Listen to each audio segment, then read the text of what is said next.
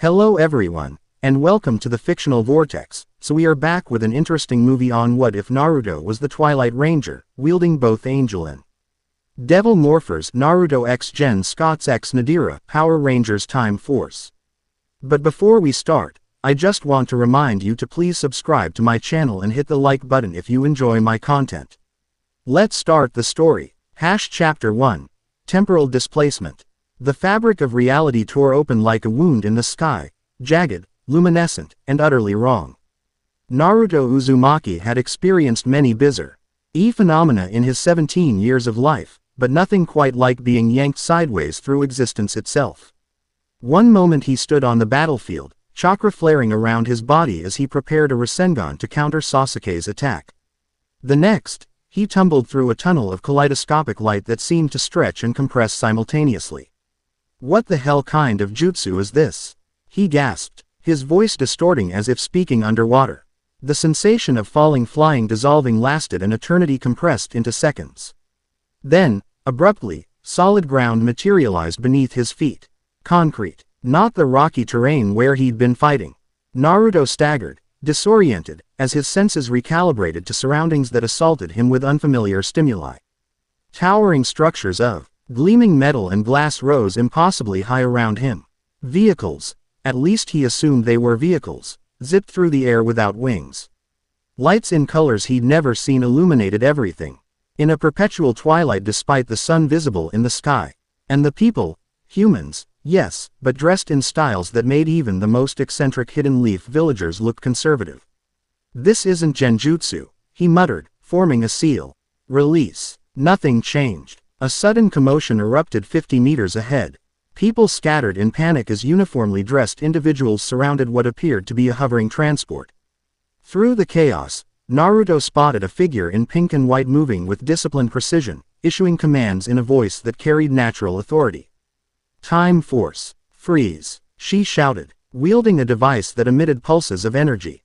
The word, freeze, manifested literally as the beam struck one of the black-clad attackers, temporarily crystallizing them in position. Naruto instinctively shrank back against a wall, years of shinobi training kicking in as he assessed the situation.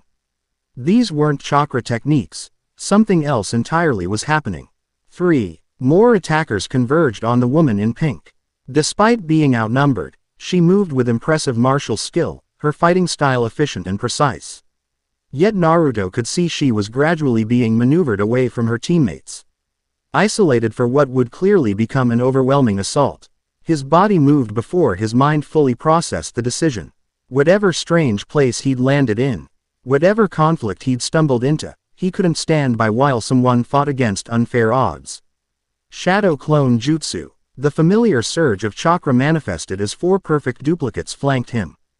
In this world of technological marvels, the sudden appearance of identical copies seemed to momentarily stun both sides of the conflict. Naruto used that hesitation to his advantage, launching G into the fray with his clones spreading outward in practiced formation. Behind you, he called to the woman in pink, as one of his clones intercepted a blast meant for her back. The woman spun, yes, widening behind her visor as she registered both the attack she'd nearly missed and the identical figures now engaging her opponents. To her credit, she adapted instantly, adjusting her strategy to complement rather than clash with Naruto's assistance. Who are you? She demanded between precise strikes, her voice steady despite the exertion. Naruto Uzumaki, he answered, ducking under an energy weapon and countering with a sweep that took his attacker's legs out. I'd explain more, but, he gestured at the ongoing battle, kind of busy at the moment. A ghost of a smile flickered across her face. Gen Scots. Time Force Pink Ranger. She tapped her morpher. Trip, we've got unexpected assistance at my position. Can you run identity verification?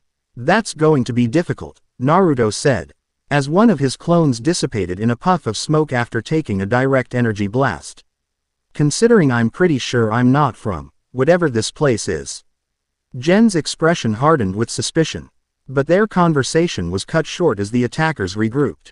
One of them, clearly the leader, pulled out a spherical device that began emitting a high-pitched whine. Everyone down, Gen shouted, recognizing the threat. Naruto's hands flashed through seals. Earth style. Mud wall. The ground before them erupted upward, forming a protective barrier just as the device detonated. The explosion sent shrapnel and energy waves in all directions, but the earthen shield absorbed the worst of it. Crouching behind the wall, Jen stared at Naruto with undisguised astonishment. How did you? Where I'm from. We call it ninjutsu, he explained, wincing as his barrier began to crack under the strain. Look, I don't know what's happening, but those guys are after something important, right? Jen nodded tersely. Temporal artifacts. If they get them back to their employer, then we stop them here, Naruto finished. He glanced around the barrier, quickly assessing. 3 on the left, 2 circling right. Leader hanging back. Your friends are pinned down over there. Assessment accurate, Jen confirmed, impressed despite herself. My team can handle the 3, but the leader is mine, Naruto said with quiet confidence. Ready. Instead of answering, Jen vaulted over the crumbling mud wall, firing precisely as she rolled into position. Naruto created 3 more Ado clones that sprinted toward the pinned Time Force officers, providing them covering fire, or in this case, covering shuriken and kunai pulled from his equipment pouch. The leader of the attackers, seeing Naruto heading directly for him, pulled out a secondary weapon, a blade that hummed with energy. Whoever you are, you've chosen the wrong side, he snarled. Heard that before, Naruto replied, circling cautiously. Never seems to be true. They clashed in a blur of movement. The energy blade sliced through the air where Naruto had been a split second earlier, leaving a trail of ionized particles. Unlike many opponents who relied on overpowering attacks, Naruto fought with economical movements, each action flowing into the next as he probed for weaknesses. The leader was good, trained in both ranged and close combat. But Naruto had spent his life fighting opponents who could level mountains with a gesture. He feinted left, allowing the blade to pass within millimeters of his jacket. Then struck with a chakra-enhanced palm to the attacker's sternum. The man flew backward, crashing into a decorative fountain. Before he could recover, Naruto was upon him, a Rasengan forming in his palm, smaller than usual. Carefully controlled. That device in your hand, Naruto said calmly. Drop it. The leader glanced at the artifact he'd been protecting, a crystalline object that pulsed with internal light, then at the swirling sphere of energy inches from his face. This isn't over, he hissed, but released the artifact. With his free hand, he pressed something on his belt and appeared in a flash of light that left Naruto blinking spots from his vision. Teleportation, he muttered, carefully retrieving the artifact. The crystal felt unexpectedly warm against his palm, and for a moment, it pulsed in rhythm with his heartbeat. Don't touch that. Jen approached rapidly, her weapon trained on him despite the fact they'd just fought together. Behind her, the remaining Ime Force officers had subdued the other attackers. Whoa, easy, Naruto said, slowly raising his hands. Just making sure it didn't get damaged. That artifact is Class 5 temporal technology. Handling it without proper containment could cause chronological fractures. Her voice was professionally detached, but her eyes betrayed confusion as she studied him. You just manifested abilities that aren't in any Time Force database. Naruto sighed, suddenly aware of how exhausted he felt. The disorientation of his arrival, followed immediately by combat, was catching up with him. Look, I'm as confused as you are. 1 minute I was fighting in my world, the next time, wherever this is. When is this, actually? You're in New Silver Hills, year 3000, Jen answered, watching his reaction carefully. Naruto's face went blank with shock. 3000, he repeated. His legs suddenly felt unsteady. That's not possible. My world doesn't even. Jen. A voice called from nearby as a green-haired officer jogged toward them. Readings are stabilizing, but you need to see this. He stopped short upon seeing Naruto. As this, our unexpected ally, Jen confirmed. Trip, I need identity verification and capability assessment. Trip pulled out a device and scanned Naruto, frowning at the results. That's odd. According to this, he doesn't exist. Not in our database. The quantum signature is completely foreign to our dimensional parameters. Meaning he's not from our timeline at all. Not past, not future, somewhere entirely different. Trip looked up at Naruto with frank curiosity. Another reality altogether. Naruto slumped against the fountain's edge. Great. So I'm not just in the wrong place, I'm in the wrong, everything. Jen's posture softened slightly. Despite her suspicion, there was something disarmingly genuine about this stranger's reaction. We need to get the artifact secured and report to headquarters. You're coming with us. Do I have a choice? Naruto asked, though there was no hostility in his tone. Not really, Jen admitted. But we're not your enemies. Time Force exists to protect the timeline, which means figuring out how and why you're here. Naruto nodded, getting to his feet. Fair enough. Lead the way, Time Force Pink Ranger. Time Force headquarters resembled nothing Naruto had ever seen, a gleaming citadel of technology and efficiency. As Jen escorted him through security checkpoints, he absorbed details with the situational awareness drilled into him through years of missions. The building's layout was logical but included subtle defensive positions. Personnel moved with disciplined purpose. Displays showed data streams he couldn't begin to comprehend. Your security's good, he commented as they entered a lift. But the third checkpoint has a blind spot in the sensor coverage. Jen gave him a measured look. You noticed that in one pass. Naruto shrugged. I'm trained to spot weaknesses in defenses. It's kind of essential when you grow up as a ninja. A ninja, she repeated flatly. With energy projection, earth manipulation, and the ability to create duplicates of yourself. Shadow clones, he corrected. And it's not energy projection exactly, it's chakra. Life force shaped by physical and spiritual energy. He paused. I'm guessing you don't have that here. Nothing documented that matches what you demonstrated, Jen confirmed as the lift doors opened. Which is why Commander Chen is very interested in meeting you. They entered a circular chamber dominated by a holographic display showing what appeared to be a map of flowing timelines. 3 people were already present.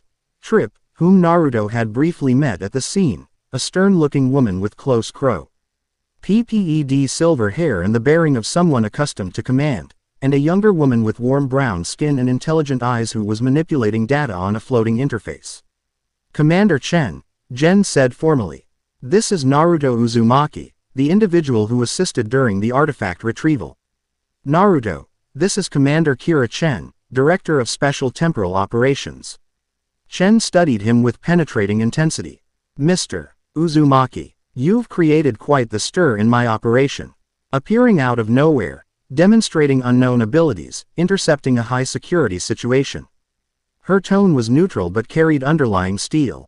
Care to explain yourself? I wish I could, Naruto answered honestly.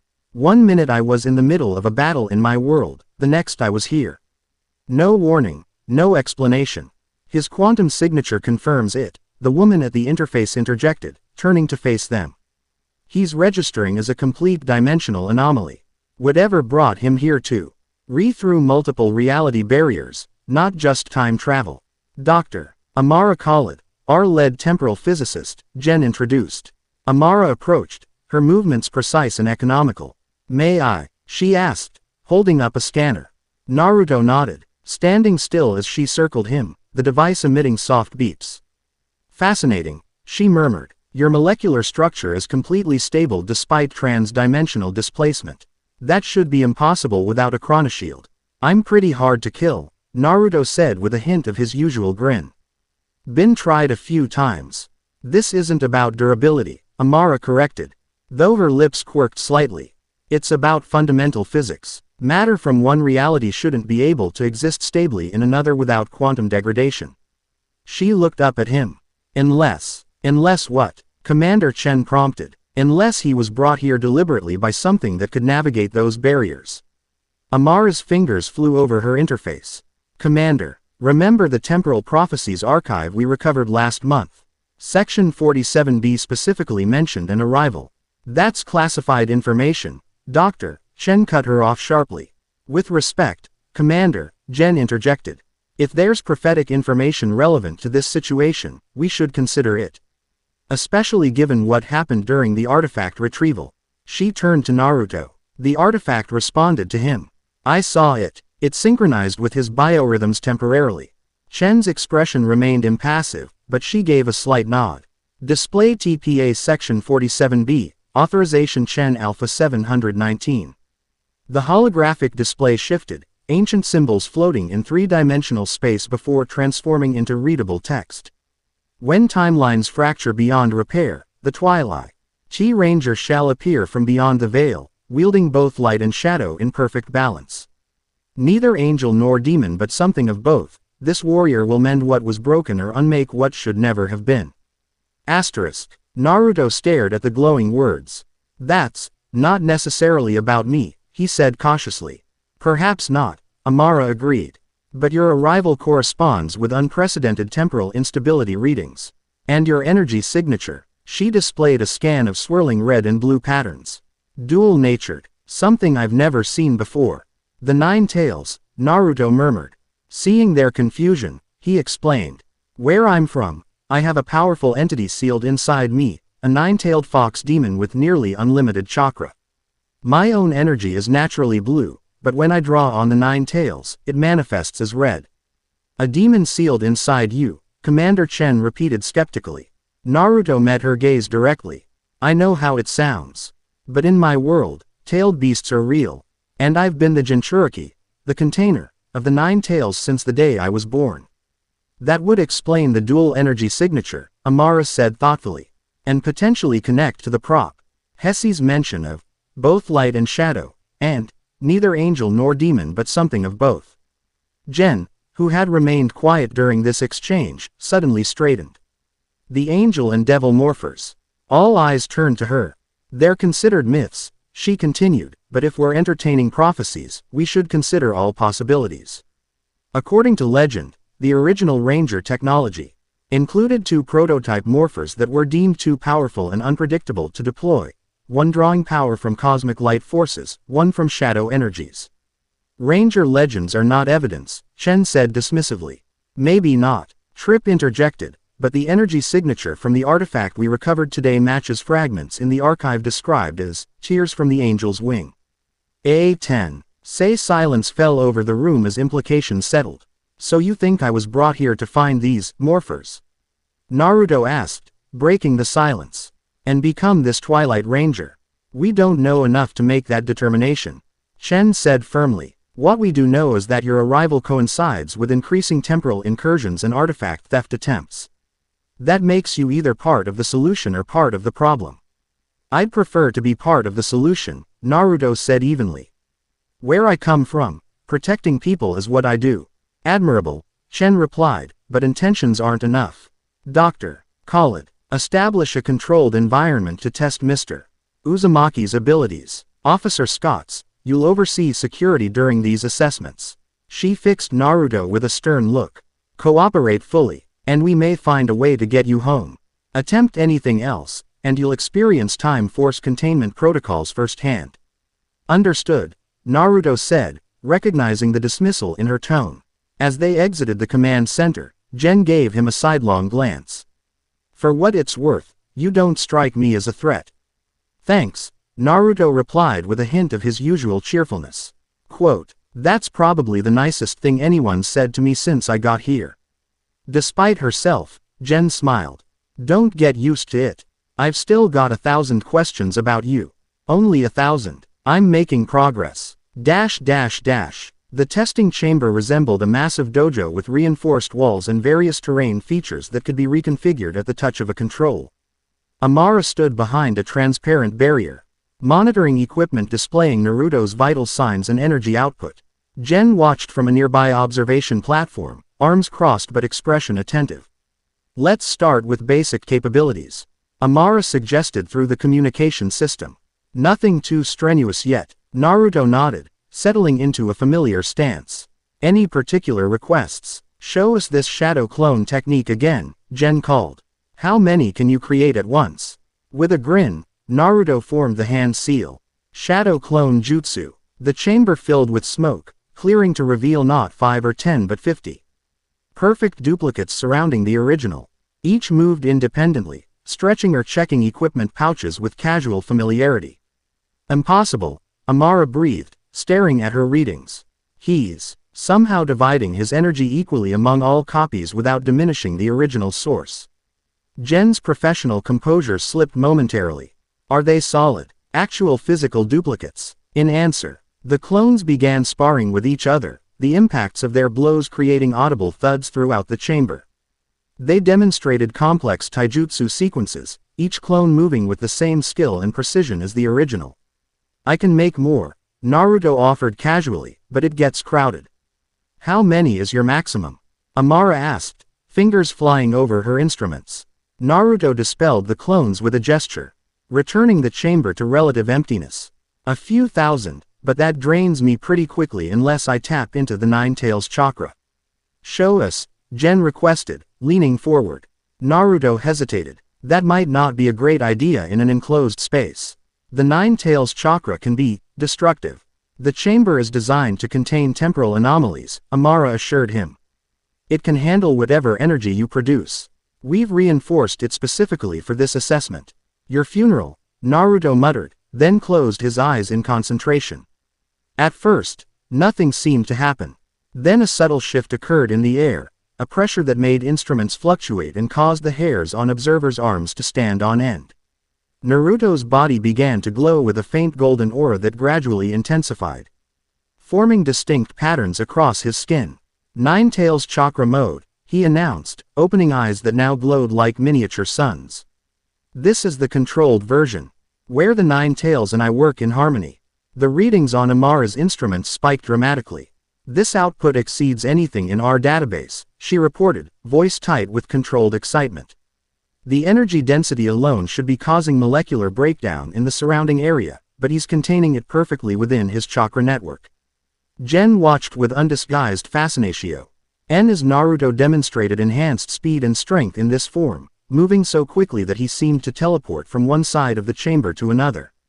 When he formed a Rasengan in this state, the SW. Whirling sphere of energy grew to massive proportions, illuminating the chamber with brilliant light. That's enough, Amara called as warning indicators flashed on her console. The sensors can't process energy at that density. Naruto immediately powered down, the golden aura fading as he returned to normal. Sorry about that, he said, not sounding particularly apologetic. Told you it might be too much. Jen descended from the observation platform to the chamber floor, approaching him with measured steps. That was impressive, she acknowledged. But it raises more questions than it answers. If you have that kind of power at your disposal, why didn't you use it against the attackers earlier? Proportional response, Naruto replied simply. You don't use a paper bomb to kill a fly. Besides, I try not to rely on the Nine Tails power unless absolutely necessary.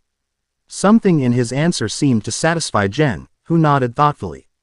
Wise approach. Excessive force complicates situations. Speaking from experience, Naruto asked perceptively. Time Force operates under strict protocols, she answered, professional mask back in place. Minimum necessary intervention to preserve timeline integrity. Jen, Amara called through the comm, I'm detecting residual energy patterns that match fragments in the prophecy archive. His chakra signature specifically resonates with references to the Twilight Ranger. Jen's expression tightened. That doesn't necessarily mean. It means we need to expand our investigation, Amara interrupted. The prophecy mentions wielding, both light and shadow. We need to determine if that refers specifically to the angel and devil morphers. Those are myths, Jen insisted. Many myths have foundations in fact, Naruto observed quietly. Where I'm from, people thought the tailed beasts were just legends until they started attacking villages. A tense silence fell, broken by the chamber door sliding open to admit Commander Chen. Her expression revealed nothing as she surveyed the scene. Dr. Khalid has shared her preliminary findings, she stated. They're concerning. Commander, Jen began. Not now, Officer Scotts. Chen focused on Naruto. Mr. Uzumaki, your capabilities exceed anything in our records. Combined with your inexplicable arrival and the timing of increased temporal incursions, this creates a security situation I cannot ignore. Naruto straightened, meeting her gaze directly. I understand your concern, Commander. In your position, I'd be suspicious too. But I'm not your enemy. Perhaps not intentionally, Chen allowed. But your presence may be catalyzing dangerous temporal events regardless of your intentions. The prophecy suggests he's meant to prevent disaster, not cause it, Amara pointed out. joining them in the chamber.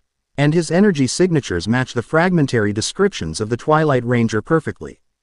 Prophecies are ambiguous by nature, Doctor, Chen replied coolly.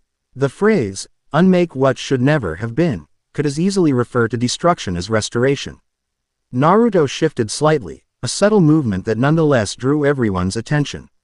Years of diplomatic missions had taught him to recognize when situations were deteriorating toward conflict. Commander, he said calmly, where I'm from, I'm what's called a Jinchuriki, a human Sakri. Vice chosen to contain a destructive force. My entire life, people feared what was inside me more than they knew who I was. His blue eyes held steady. I've spent years proving them wrong, showing at containing darkness doesn't make you dark. If this prophecy is about me, then I believe it's because I've already learned the lesson of balancing opposing forces. The simple dignity in his words seemed to register with Chen, whose rigid posture relaxed fractionally. A compelling argument, she acknowledged. But Time Force cannot base operational decisions on belief alone. Then let me prove it, Naruto suggested. You're facing threats, let me help counter them. Judge me by my actions, not just theories about why I'm here. Chen considered him for a long moment before turning to Jen. Officer Scotts, you've observed him in combat and testing. Your assessment. Jen straightened, choosing her words carefully. His combat skills are exceptional. His tactical awareness is strong. Most importantly, during the artifact retrieval, he prioritized civilian safety and team support over individual glory. She paused. Whatever brought him here, he demonstrated the core values Time Force upholds. High praise from you, officer, Chen noted with a raised eyebrow. I call situations as I see them, Commander. Chen nodded once, decision made. Very well, Mr. Uzumaki will be assigned to a Provisional Special Operations Unit under your direct supervision, Officer Scotts. Dr. Khalid will continue analysis of his capabilities and potential connection to the prophecy. Her eyes narrowed, but he will be monitored at all times, and at the first sign of temporal destabilization connected to his presence, containment protocols will be implemented. Understood, Commander, Jen acknowledged.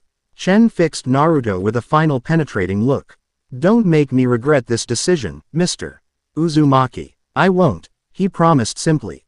After Chen departed, Naruto let out a breath he hadn't realized he was holding. She reminds me of Tsunade on a bad day. Who? Jen asked. The fifth Hokage. Leader of my village. Incredibly powerful, terrifyingly smart, and absolutely not someone you want to disappoint. A fond smile crossed his face.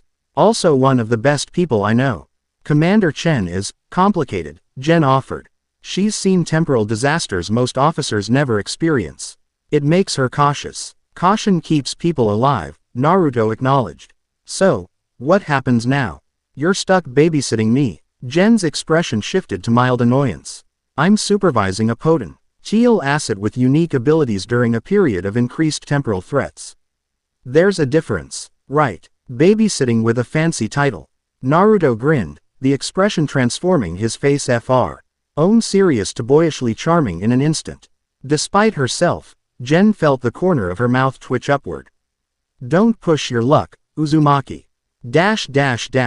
Temporary quarters had been assigned to Naruto within the Time Force complex, a Spartan but comfortable room with amenities that still occasionally bewildered him. After demonstrating to Jen that he could, in fact, operate the atmospheric controls ND food synthesizer without destroying either, she had left him to rest with a warning not to wander unescorted. Sleep eluded him, however. The events of the day circled in his mind like restless birds. Had only hours passed since he'd been fighting Sasuke? What had happened after he disappeared? Was everyone searching for him, or had time moved differently between worlds? And this prophecy, the Twilight Ranger. Naruto had never been comfortable with predetermined destinies.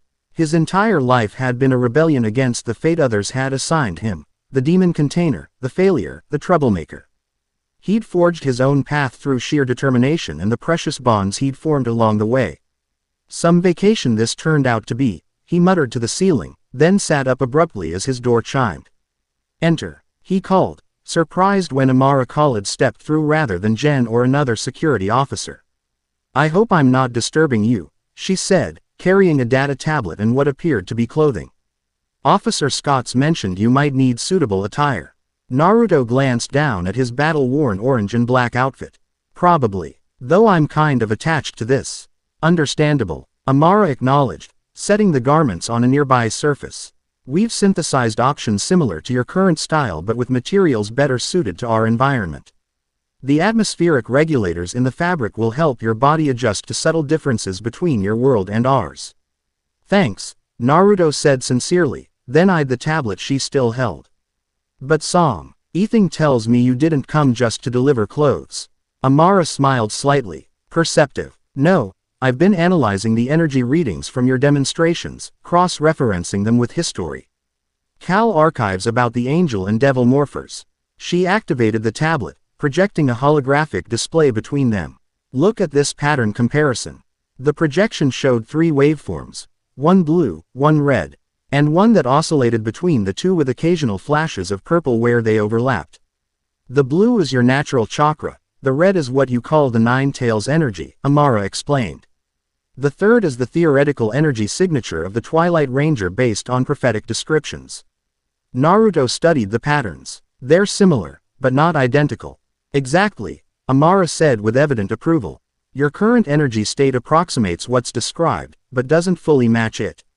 However, she manipulated the display, adding 2 new elements that altered the waveform until it perfectly matched the theoretical model, if your existing dual energies were channeled through both morphers simultaneously. Perfect harmony, Naruto finished, understanding immediately. The angel morpher would resonate with my chakra, the devil morpher with the 9 tails. Creating perfect balance, the Twilight Ranger. Amara's eyes shone with intellectual excitement. The prophecy isn't just about you arriving here, it's about what you could become with the right tools. Naruto sat back, processing this. These morphers, I take it Time Force doesn't have them. No one does, officially. Amara replied. They're considered legends, separated and hidden millennia ago because of their potential power. She hesitated, but there have always been rumors. Whispers, of artifacts that could lead to their locations. Like the one we recovered today, Naruto guessed. Amara nodded. The crystal you saved appears to be a key fragment related to the angel morpher. The energy patterns are unmistakable. And let me guess, whoever was trying to steal it is collecting these fragments for a reason. A disturbing possibility, Amara agreed. Especially considering recent temporal disturbances. Something is destabilizing the timeline at critical junctures, surgical strikes that individually seem minor but collectively could unravel reality as we know it. Naruto's expression grew serious. In my experience, people who go after legendary powers usually don't have good intentions for them. A universal constant, it seems, Amara said with a wry smile. Offie, Cer Scotts has requested permission to investigate the crystal's connection to the angel morpher. Given your resonance with the artifact, you'll likely be included in that mission. If Chen approves it, Naruto pointed out. The commander is cautious, not obstinate, Amara replied. The evidence is becoming difficult to dismiss, especially after today's readings. She gathered her tablet, preparing to leave, then paused. May I ask you something personal, Naruto? Surprised by the shift, he nodded. You mentioned being a Jinchuriki, a human sacrifice. Yet you don't seem bitter about the burden placed on you without your consent. Naruto's expression softened. I was, for a long time. Growing up isolated, feared, not understanding why. He looked down at his hands. But eventually, I learned that what makes us strong isn't avoiding burdens, it's how we carry them, and who we carry them for. A profound perspective, Amara observed quietly. Just lived experience, Naruto shrugged. The 9 tails, Kurama, isn't just a power source to me anymore. We're partners. Grudging ones sometimes, but partners nonetheless. Amara studied him with renewed interest. That ability to forge a connection even with what others fear may be exactly why you're here, Naruto Uzumaki. She moved toward the door. Rest well. I suspect tomorrow will bring new challenges. After she departed, Naru, to examine the clothes she'd left, similar to his usual style but subtly different in material and detail. As he set them aside, a flicker of movement caught his eye. There, reflected in the room's viewing panel, stood a translucent figure unlike anything he'd seen before, humanoid but clearly not human, with luminescent patterns coursing across its form. Before Naruto could react, it spoke directly into his mind. Twilight child. The barrier's thin. What was separated must be rejoined. Find the light before shadow consumes all. Asterisk. Then it vanished, leaving Naruto alone with a chill running down his spine and the certainty that whatever had brought him to this world was only the beginning of something much larger. Morning in the year 3000 arrived with artificial precision, lighting gradually increasing to simulate dawn despite the actual position of the sun. Naruto, who had finally managed a few hours of restless sleep, woke instantly at the first change in illumination, shinobi habits that transcended dimensional boundaries. He dressed in the new clothing Amara had provided, appreciating the familiar style with enhanced functionality. The material adjusted to his body temperature perfectly, and the reinforced panels provided protection without restricting movement. Experimentally, he channeled a small amount of chakra through the fabric and was pleased to see it conducted the energy efficiently without damage. A chime at his door announced Jen's arrival. She entered briskly, already fully uniformed and alert despite the early hour. Good, you're ready, she noted approvingly. Commander Chen has called an emergency briefing. There's been another temporal incursion. Naruto fell into step beside her as they navigated the corridors. Related to yesterday's attack, possibly. The target was another historical repository, this time in what used to be Kyoto. Jen glanced at him. Sleep well. Not really, Naruto admitted. Had a visitor. Jen stopped abruptly. What kind of visitor? Your quarters are secured and monitored. Not the physical kind, Naruto explained. More like a projection. Non-human, glowing patterns, spoke directly into my mind about barriers thinning and finding. The light before shadow consumes all. Jen's expression shifted from alarm to concentrated focus. Did you report this? To who? I'm already the weird dimensional anomaly everyone's suspicious of. Naruto pointed out reasonably. Saying I'm seeing glowing beings and hearing voices seemed like a bad move. Fair point, Jen conceded, resuming their walk. That information could be relevant to our situation. We should inform Commander Chen. Your funeral, Naruto muttered, unconsciously echoing his words from the testing chamber. The briefing room was already occupied when they arrived. Commander Chen stood at the head of a circular table, with Amara, Trip, and several other Time Force officers Naruto hadn't met arranged around it. A holography. C display showed what appeared to be damage to a building of traditional Japanese architecture. Officer Scots, Mr. Uzumaki, Chen acknowledged. Join us. We were just reviewing the attack on the Kyoto Historical Archive. Naruto studied the imagery as he took a seat. The damage pattern is controlled, targeted destruction rather than general mayhem. One of the unfamiliar officers, a broad-shouldered man with a scar across his left cheek, raised an eyebrow. And you determined that how? The support structures are intact, Naruto explained, pointing. They were after something specific, not trying to bring down the building. Entry point suggests knowledge of security systems. The burn patterns indicate the same energy weapons as yesterday's attackers. A moment of surprised silence followed his assessment. He's correct, Trip confirmed, adjusting the display. The attack targeted a single vault containing artifacts from the pre-Ranger era. Only one item was taken, a scroll describing the Tears of the Angel. The same reference as yesterday's crystal, Amara noted. Before we continue, Jen interjected, Naruto has additional information that may be relevant. She nodded for him to share. Somewhat reluctantly, Naruto described his spectral visitor and its cryptic message. Rather than the skepticism he expected, the revelation was met with tense silence. You've encountered an ethereal, Commander Chen said finally, her voice unnaturally tight. They rarely manifest in our dimension. You know what it was? Naruto asked, surprised. They're interdimensional NGS said to exist outside normal space-time, Amara explained. Most scientific authorities consider them theoretical, but Time Force has documented rare interactions. And they typically appear only during significant temporal events. Chen added, their manifestation now, combined with these targeted attacks, confirms my worst fears. She straightened. We're facing a coordinated attempt to locate and activate the angel and devil morphers. For what purpose? Jen asked. Control, Chen answered grimly. According to legend, whoever wields both morphers could theoretically manipulate the fundamental forces of reality, rewriting history not just in our timeline, but across dimensional boundaries. That's bad, Naruto summarized unnecessarily.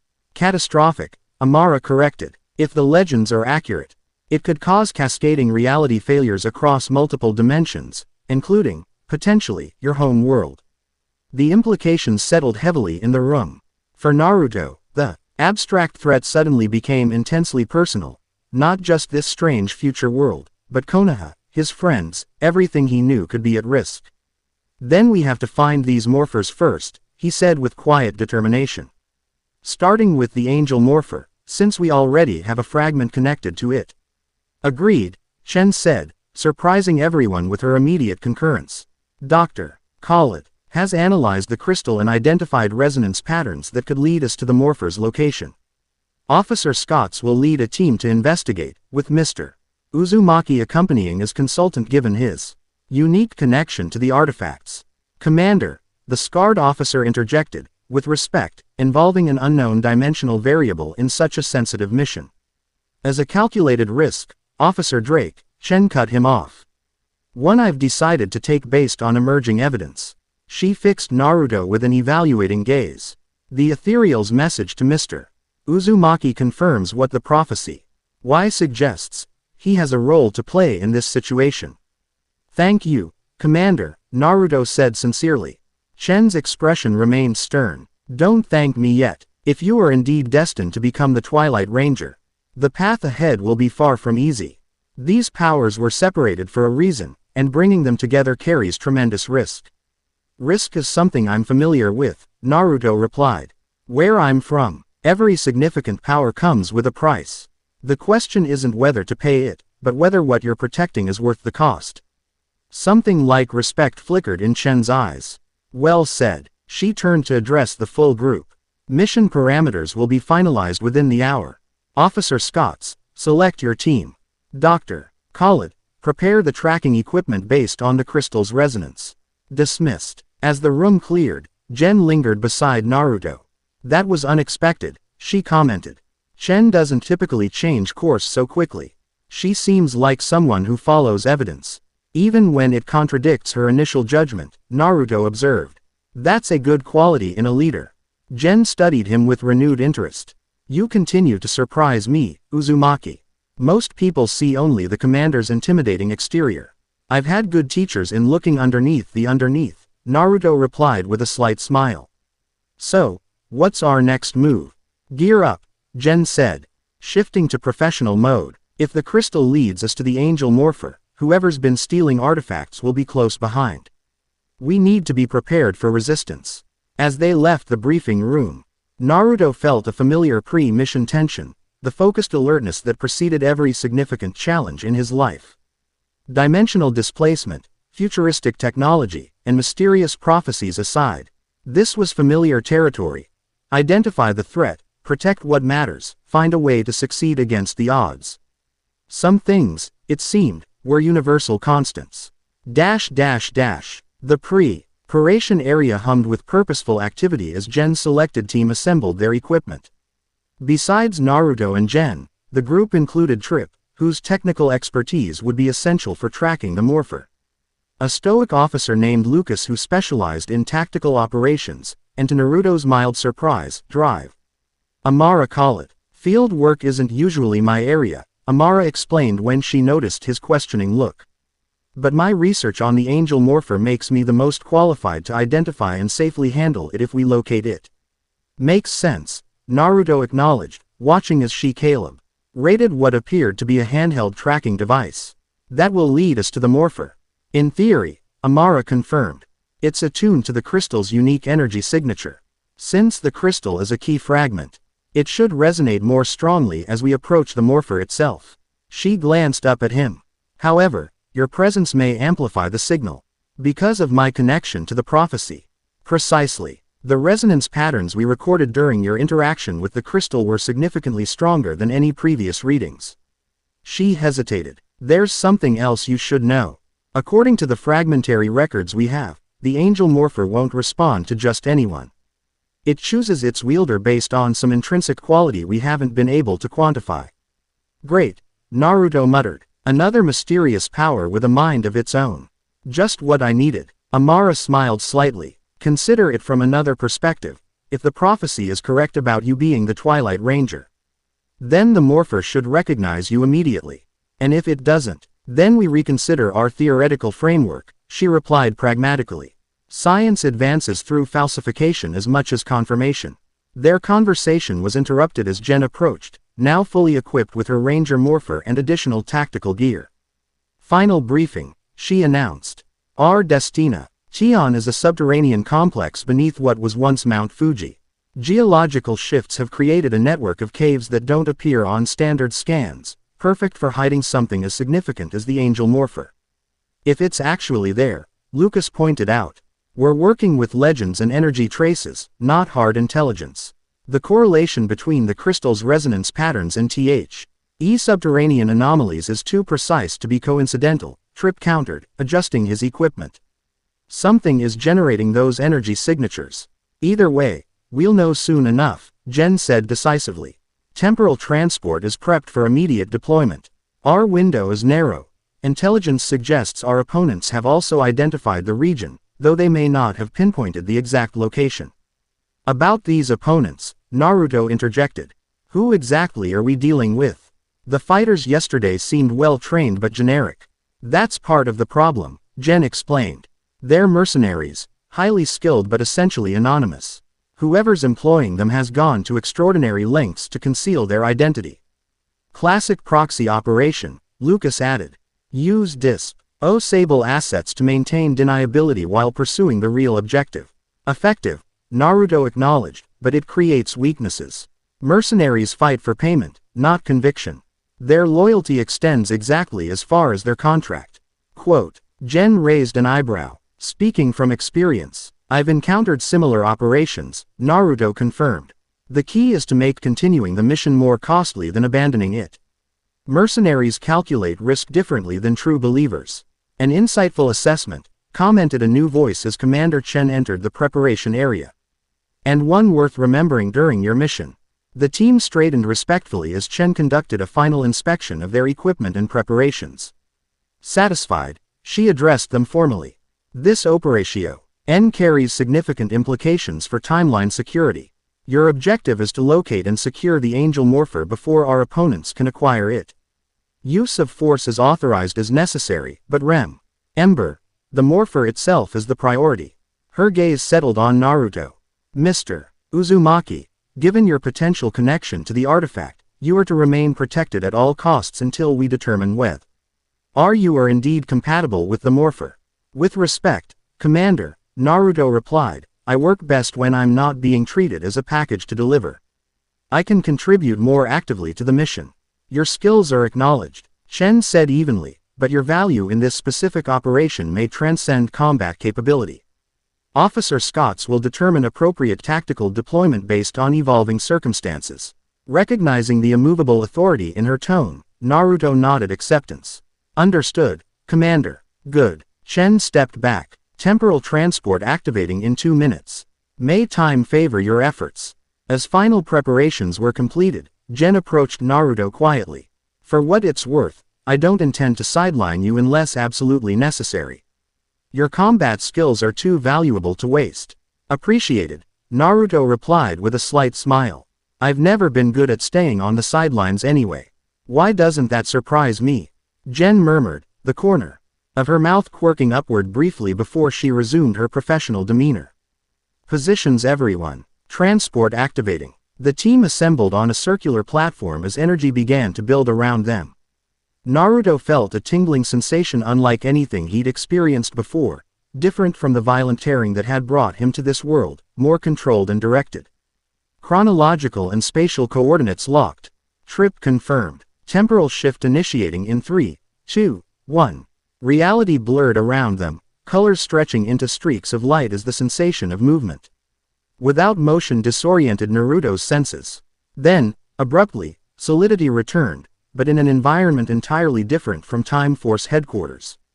They stood at the mouth of a vast cave system, air flowing outward in gentle currents. Beyond the cave entrance stretched a forested landscape that Naruto recognized with a pang of nostalgia, distinctly Japanese in its vegetation and terrain, how subtly altered from what he remembered. Mount Fuji region, secure arrival, Lucas reported, scanning their surroundings. No immediate threats detected. Amara activated her tracking device, which emitted a soft pulsing tone. Energy signature confirmed. The resonance is stronger than anticipated. We're definitely in the right location. Formation Alpha, Gen ordered. Trip and Amara center, Lucas rear guard.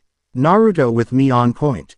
They moved into the cave system with practiced efficiency, light sources activating to illuminate their path. The tunnels descended steadily, transitioning from natural formations to sections that showed signs of ancient construction, smooth walls carved with symbols that seemed to shift slightly when viewed directly. These markings predate any known civilization in this region, Amara noted, recording images as they progressed. Yet they incorporate elements from multiple cultures that shouldn't have had contact during this period. Time travelers leaving their mark, Naruto suggested. Possible, Amara conceded, or evidence that the morphers themselves influenced human development across multiple regions simultaneously. As they ventured deeper, the tracking device's pulse quickened, its tone shifting higher. Simultaneously, Naruto felt an odd sensation, a warmth spreading through his chakra network, as if responding to something calling from ahead.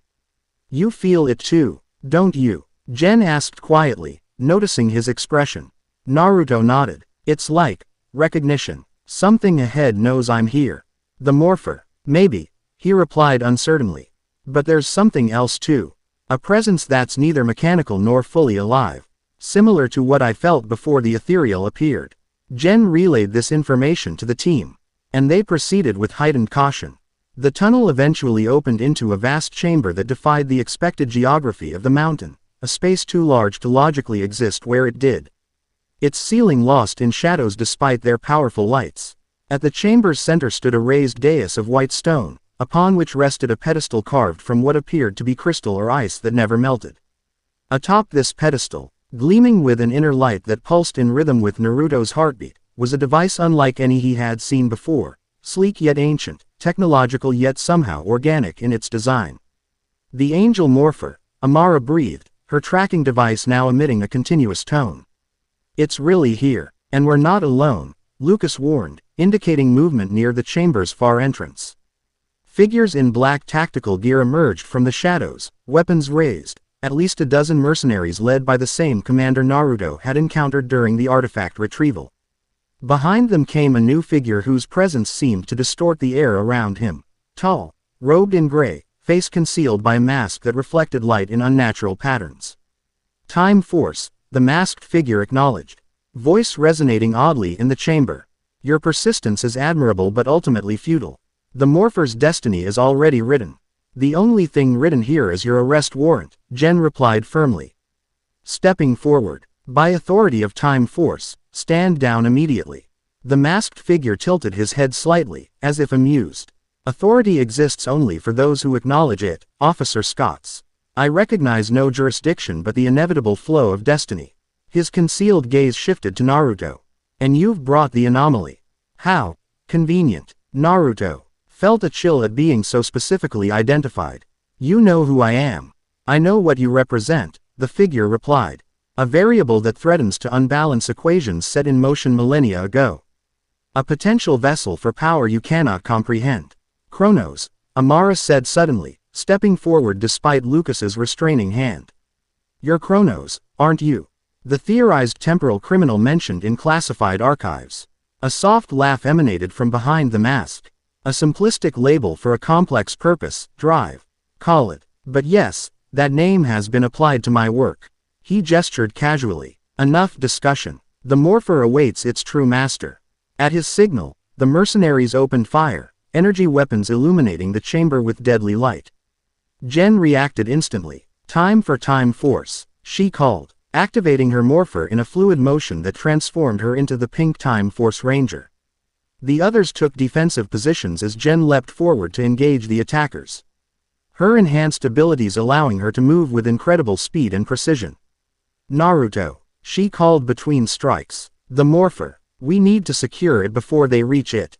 Understanding the priority, Naruto formed his familiar hand seal. Shadow Clone Jutsu. A dozen clones materialized, immediately engaging mercenaries to clear a path toward the dais.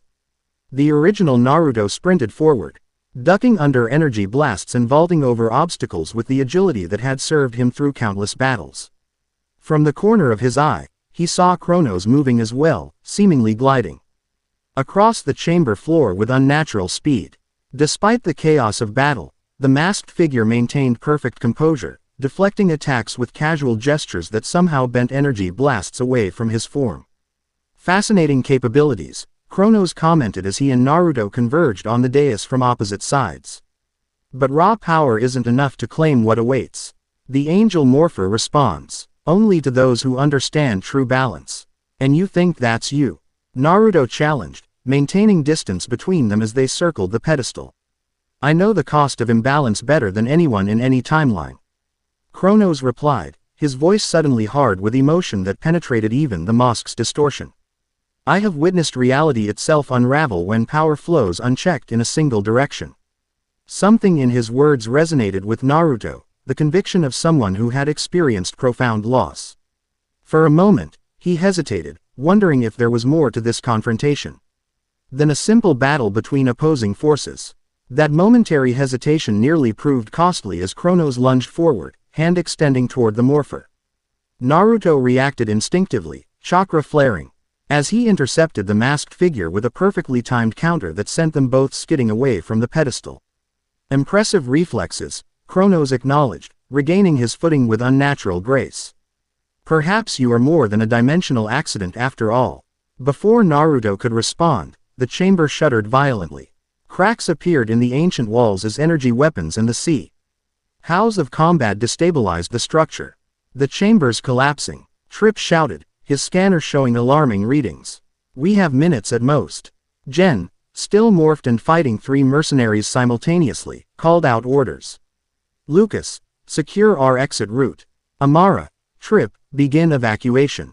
Naruto, I know, he called back, eyes fixed on the morpher that seemed to pulse more intensely as the chamber deteriorated around it. Kronos stood between him and the pedestal, mask betraying no emotion but posture revealing grim determination. It seems fate forces our hand. One of us must claim the morpher now, or it will be lost in the collapse. Why do you want it so badly? Naruto demanded, circling cautiously. What's your real goal? Restoration, Kronos answered simply. A Ritu. RN to what should have been before interference shattered the proper path of time. He studied Naruto for a moment. You don't belong here, Naruto Uzumaki. Your presence is itself a symptom of the fracturing I seek to repair. Another violent tremor shook the chamber, larger chunks of ceiling beginning to fall around them. The mercenaries were retreating, recognizing the imminent danger. Gen had demorphed and was helping Trip evacuate as Lucas maintained their escape route. Naruto, Amara called, clutching her equipment as she prepared to retreat. The resonance patterns are becoming unstable. The morphers responding to the structural collapse. Indeed, the angel morpher now shone with blinding intensity, its light-forming patterns that spread across the chamber's walls like living circuitry. The pedestal itself had begun to rise further from the dais, as if the device sought to escape the destruction around it. It's now or never, Kronos said, and for the first time, urgency colored his tone. Choose, Uzumaki. Attempt to claim what may reject you, or retreat with your allies and allow me to preserve what you don't understand. The chamber gave another sickening lurch, the floor beneath them cracking as ancient support structures failed. Naruto made his decision in that instant of crisis, not with careful calculation, but with the instinct and heart that had guided him through his most critical moments. He launched forward, not toward Kronos but directly at the pedestal, channeling chakra to his feet to propel himself in a leap that carried him above the crumbling floor. As his hand extended toward the morpher, time seemed to slow around him, not from any external force, but from that peculiar clarity that comes in moments of absolute focus. The angel morpher pulsed once, twice, 3 times in perfect synchronization with his heartbeat. Then, as his fingers closed around it, light exploded outward in a blinding flash that engulfed the entire chamber. Narut felt something connect. Not physically, but on a deeper level, as if the morpher were interfacing directly with his chakra network. Images flooded his mind. Ancient battles, fallen civilizations, cosmic forces beyond human comprehension. And throughout it all, a single constant theme: balance. The eternal dance between opposing forces that created harmony when properly aligned and destruction when skewed too far in either direction.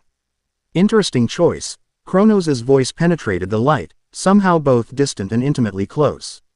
But incomplete. Remember, Twilight Ranger, light alone is as dangerous as shadow unchecked. Find the counterpart, or what you've gained will become your undoing.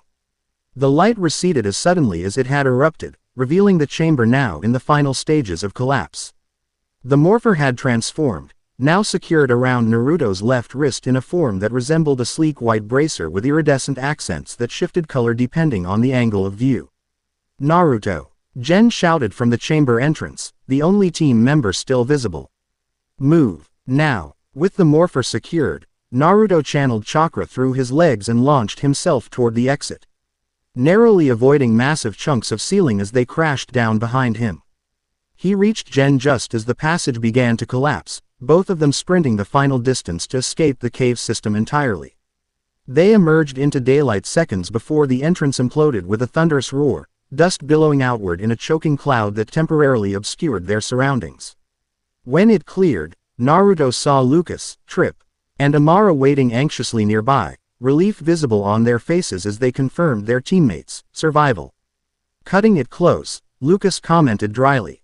But successful, Amara added, eyes fixed on the device now attached to Naruto's wrist. You claimed the angel morpher. Naruto looked down at the morpher, which had settled into a quiescent state while remaining securely bonded to him. It responded to me, he confirmed, but Kronos said it was an incomplete choice. That I need to find its counterpart. The devil morpher, Jen said grimly. This was only half the equation. And Kronos? Trip asked. Naruto shook his head, no sign of him after the flash of light. Either buried in the collapse or he had his own extraction method, Jen finished. Given his demonstrated abilities, I'm betting on the latter. Amara approached cautiously, scanning the morpher with her device. The energy patterns are stabilizing, integrating with your natural signature. It's accepting you as its wielder. What does that mean practically? Naruto asked, flexing his wrist experimentally. In theory, it means you can access the angel morpher's powers, enhanced physical abilities, energy manipulation, possibly unique capabilities related to your specific chakra nature. She looked up at him with undisguised scientific curiosity. But there's only one way to find out for certain. Naruto met her gaze, then looked to Jen, who nodded permission. Here goes nothing, he murmured, instinctively knowing the activation phrase as if it had been planted directly in his consciousness. Angel force, illuminate. Energy surged through him, brilliant white light enveloping his form. The transformation was unlike anything he'd experienced, not the raw power of the Nine Tails chakra, but something more refined, more focused. When the light faded, Naruto stood transformed, clad in a ranger suit predominantly white with iridescent silver accents. That seemed to capture and reflect light in impossible ways. His helmet featured sleek lines that evoked the impression of graceful wings extending backward from the temples. The Angel Ranger, Amara breathed, recording everything with her equipment. The legends were real. Naruto examined his transformed state with wonder. He felt lighter, faster, his senses heightened beyond even his shinobi training. Chakra flowed through pathways that seemed expanded, purified, its potential multiplied exponentially. This is incredible, he said, voice slightly altered by the helmet's systems. I can feel the power. But it's not complete. There's space for something more, a counterbalance. The devil morpher, Jen confirmed. Kronos was right about one thing. You need both to achieve the Twilight Ranger state mentioned in the prophecy. And Kronos will be pursuing it as well, Lucas added pragmatically.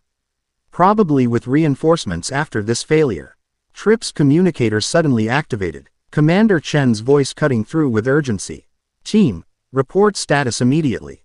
We're detecting massive temporal fluctuations in your region. Mission partially successful, Commander, Jen reported. Naruto has secured the angel morpher and successfully transformed. Kronos intervened but was unable to acquire the artifact. Kronos was there personally. Chen's voice sharpened. This confirms our worst fears. Return to headquarters immediately for debriefing and security measures. The acquisition of one morpher will accelerate the timeline for locating its counterpart. Understood, Commander. Preparing for temporal transport. As Trip coordinated their return coordinates, Naruto deactivated the morpher with an instinctive mental command, the ranger form dissolving. In motes of light that left him in his normal appearance once more. The morpher remained secured to his wrist, now appearing as an elegant white bracelet that could easily be mistaken for decorative jewelry. Phase 1 complete, Jen said quietly, coming to stand beside him as preparations for transport finalized. But something tells me the real challenges are just beginning. Naruto nodded, EY's fixed on the horizon where Mount Fuji's distinctive peak was visible through the trees. Kronos knows more than he's revealing. This isn't just about power, it's personal for him somehow. We'll figure it out, Jen assured him. And Naruto noted with interest that her usual professional distance had softened slightly. One step at a time. As the temporal transport energy began to build around them, Naruto felt the angel morpher pulse once in response to his thoughts, a silent acknowledgement of the path ahead and the greater journey still to come. Whatever destiny had brought him to this world, he was now irrevocably part of its unfolding story. The light of transport enveloped them, sweeping the team back toward Time Force headquarters and the next phase of a quest that had suddenly become far more complex than a simple way home. Chapter 1 End Chapter 2, Shadows of the Future. Naruto stood at the viewport of his temporary quarters, staring at the impossible cityscape of New Silver Hills. 3 days had passed since the mission to Mount Fuji, 3 days of debriefings, tests, and adjustments to a world that still felt more dream than reality. The angel morpher remained secured to his wrist, its weight negligible yet impossible to ignore, a constant reminder of the path he'd begun to walk.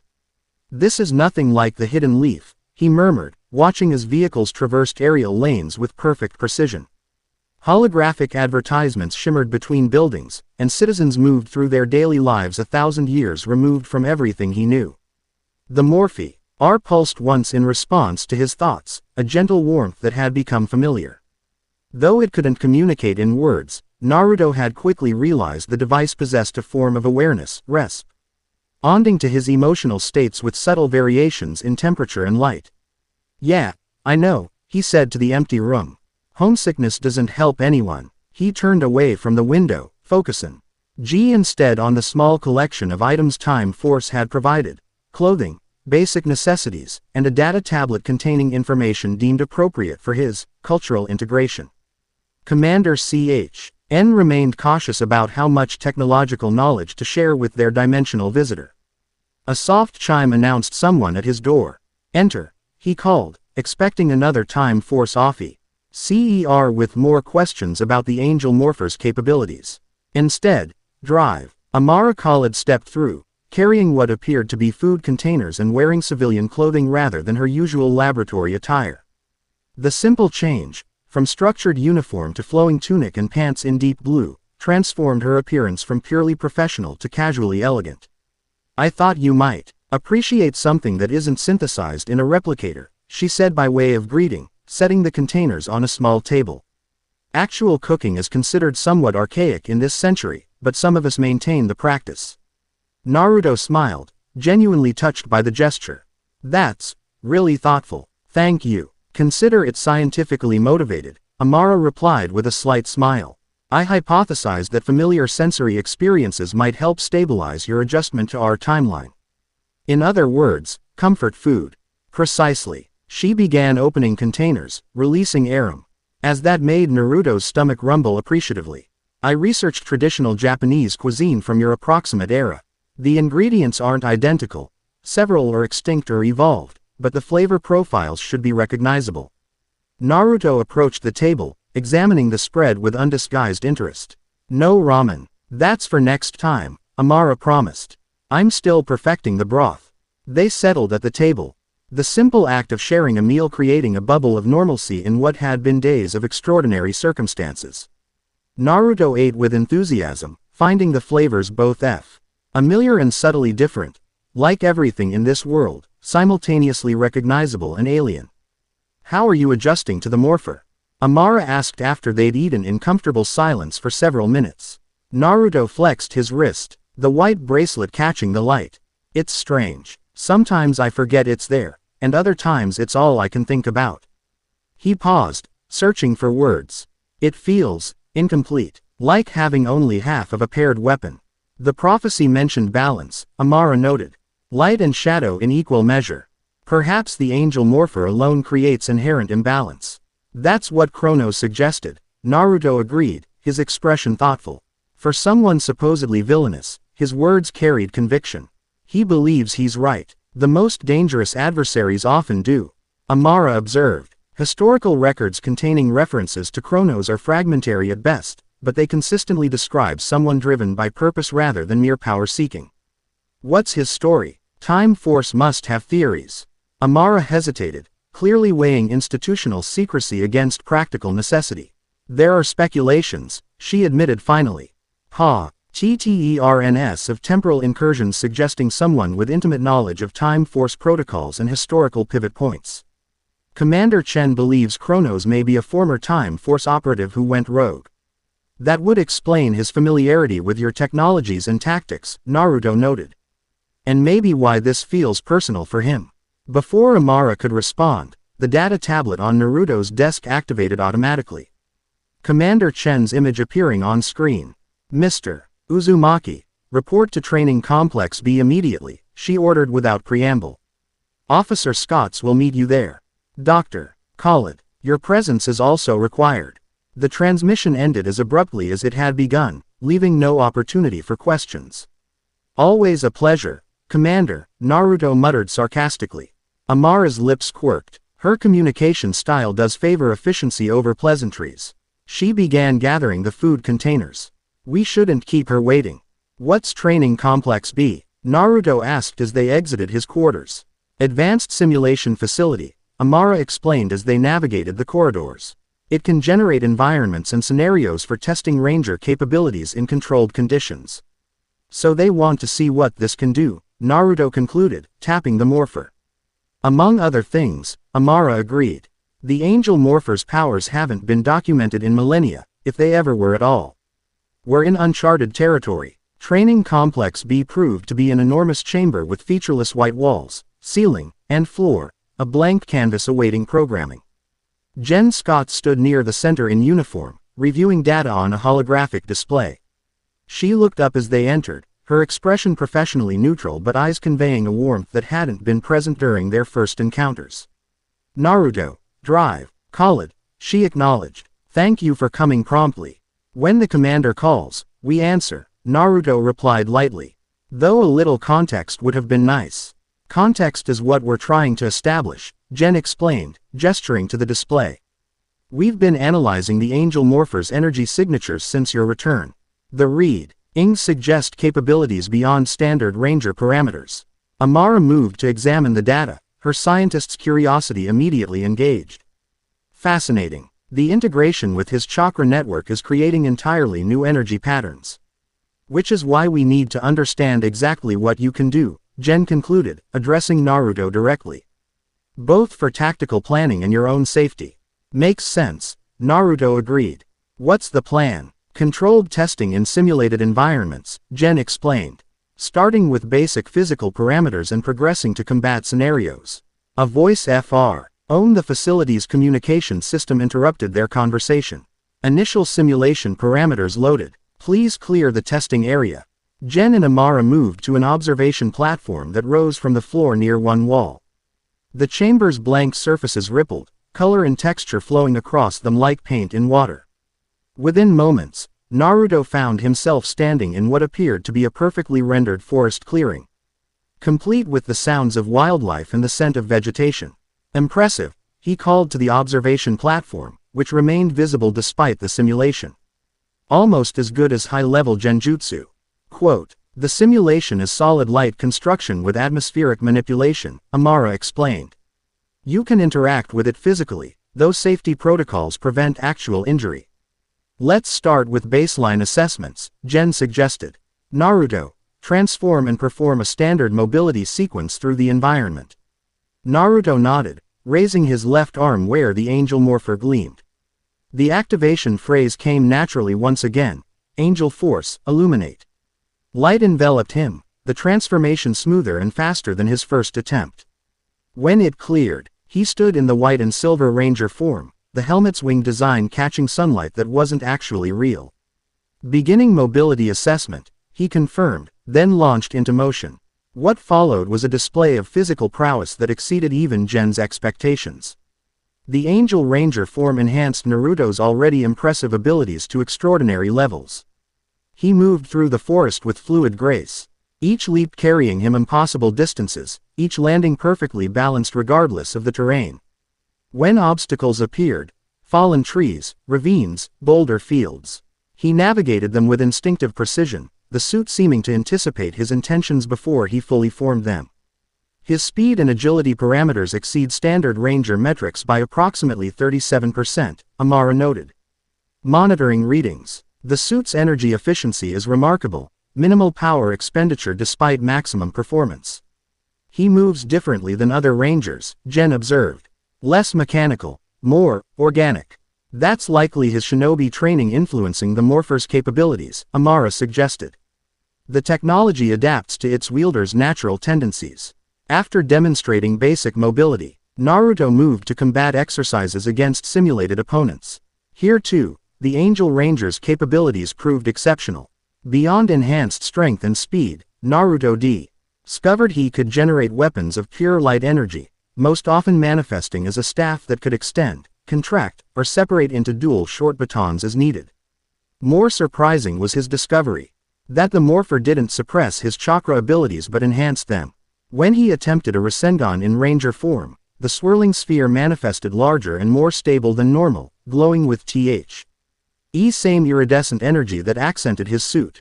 Extraordinary, Amara breathed, capturing every moment with her instruments. He's integrating his native energy system with the morpher's power source. Gen watched with growing appreciation for what this meant tactically. Commander Chen needs to see this. If Kronos obtains the Devil Morpher and grants similar capabilities to his forces. Let's not borrow trouble, Amara cautioned. We should focus on understanding what we have rather than fearing what we don't. After nearly an hour of increasingly complex exercises, Gen called a halt to the testing. Naruto powered down, the ranger form dissolving to reveal him breathing heavily but grinning with undisguised satisfaction. That was incredible, he admitted as he approached the observation platform. It's like the suit knows what I want to do before I do. Neural interface technology, Amara explained. The morpher reads electrical patterns in your nervous system and transl Atesh intent to action with minimal delay. The combat applications are significant, Gen noted professionally, though Naruto detected a hint of impressed approval in her tone. Your fighting style integrates seamlessly with the ranger capabilities. Years of training does come in handy, Naruto agreed modestly. Though I'm still learning what this thing can really do. Before their conversation could continue, the simulation abruptly dissolved, returning the chamber to its blank white state. Commander Chen entered through a door that had been camouflaged within the wall design, accompanied by Trip and a security detail. Impressive demonstration, Mr. Uzumaki, Chen acknowledged with characteristic economy. The Angel Morpher's capabilities exceed our projections. Thank you, Commander, Naruto replied, noting the security personnel with a raised eyebrow. Is there a problem? Not a problem, Chen corrected. A development. We've detected energy signatures matching those of the Devil Morpher. This announcement brought immediate attention from everyone present. Gen stepped forward. Where? That's the complicated part, Chen replied. The signature isn't fixed to a single location. It's moving through the city, specifically, the historical entertainment district. Someone's carrying it openly, Gen asked incredulously. More likely they're unaware of what they possess, Trip interjected. Consulting his data pad, the signature is muted, suggesting the morpher may be in dormant state or partially shielded. Naruto felt the Angel Morpher warm against his wrist, pulsing with increased frequency. It's reacting to this news, he reported. Like it can sense its counterpart. That confirms our theory about resonance between the paired devices, Amara noted with scientific satisfaction. We may be able to use the angel morpher as a tracking mechanism to pinpoint the devil morpher's exact location. Precisely our intention, Chen confirmed. Mr. Uzumaki, you will accompany a small team to investigate this signature. Your connection to the angel morpher makes you uniquely qualified to identify its counterpart.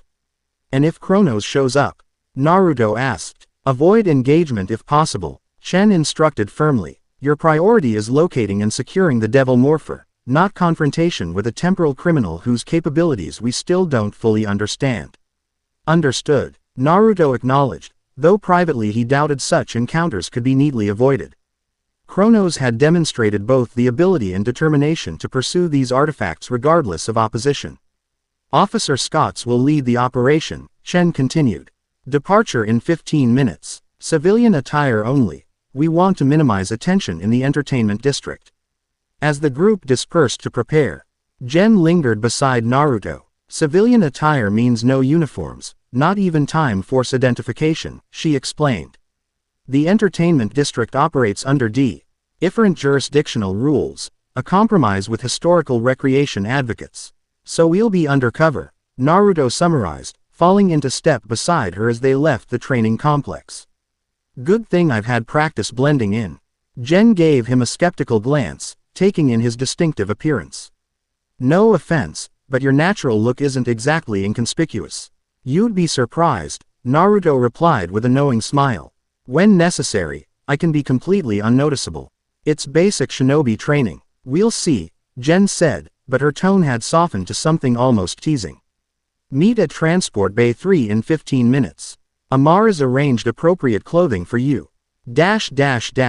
New Silver Hills Historical Entertainment District was a fascinating contradiction, deliberately designed to evoke earlier eras while incorporating enough modern amenities to satisfy contemporary expectations. Buildings featured architectural styles spanning multiple centuries, streets alternated between pedestrian pathways and automated transport lanes, and businesses ranged from replicated 20th century diners to immersive historical experience centers. Naruto, dressed in what Amara had described as casual contemporary fashion, dark pants and a fitted white shirt under a light jacket designed to conceal the angel morpher, found the environment chaotically vibrant compared to Time Force's ordered efficiency. People moved in unpredictable patterns, music spilled from various establishments, and conversations blended into a constant background hum that reminded him oddly of festival days in Konoha. Stay close, Jen instructed quietly. She wore civilian clothing as well, fitted dark pants and a pink accented jacket that managed to look both casual and elegant. With her hair down and Time Force insignia absent, she appeared remarkably different from the stern officer Naruto had first encountered. The morphers reacting, he reported, feeling the device warm against his skin. But it's inconsistent, pulsing rather than steady. That matches our readings, Tripp confirmed, consulting a disguised scanner. Unlike his usual uniform, he wore what appeared to be technical industry clothing. His green hair partially concealed under a cap. The signature is moving, possibly carried by someone unaware of what they have. Split formation, Jen decided. Tripp, take the eastern quadrant. I'll go north with Naruto. Maintain communication but keep it discreet.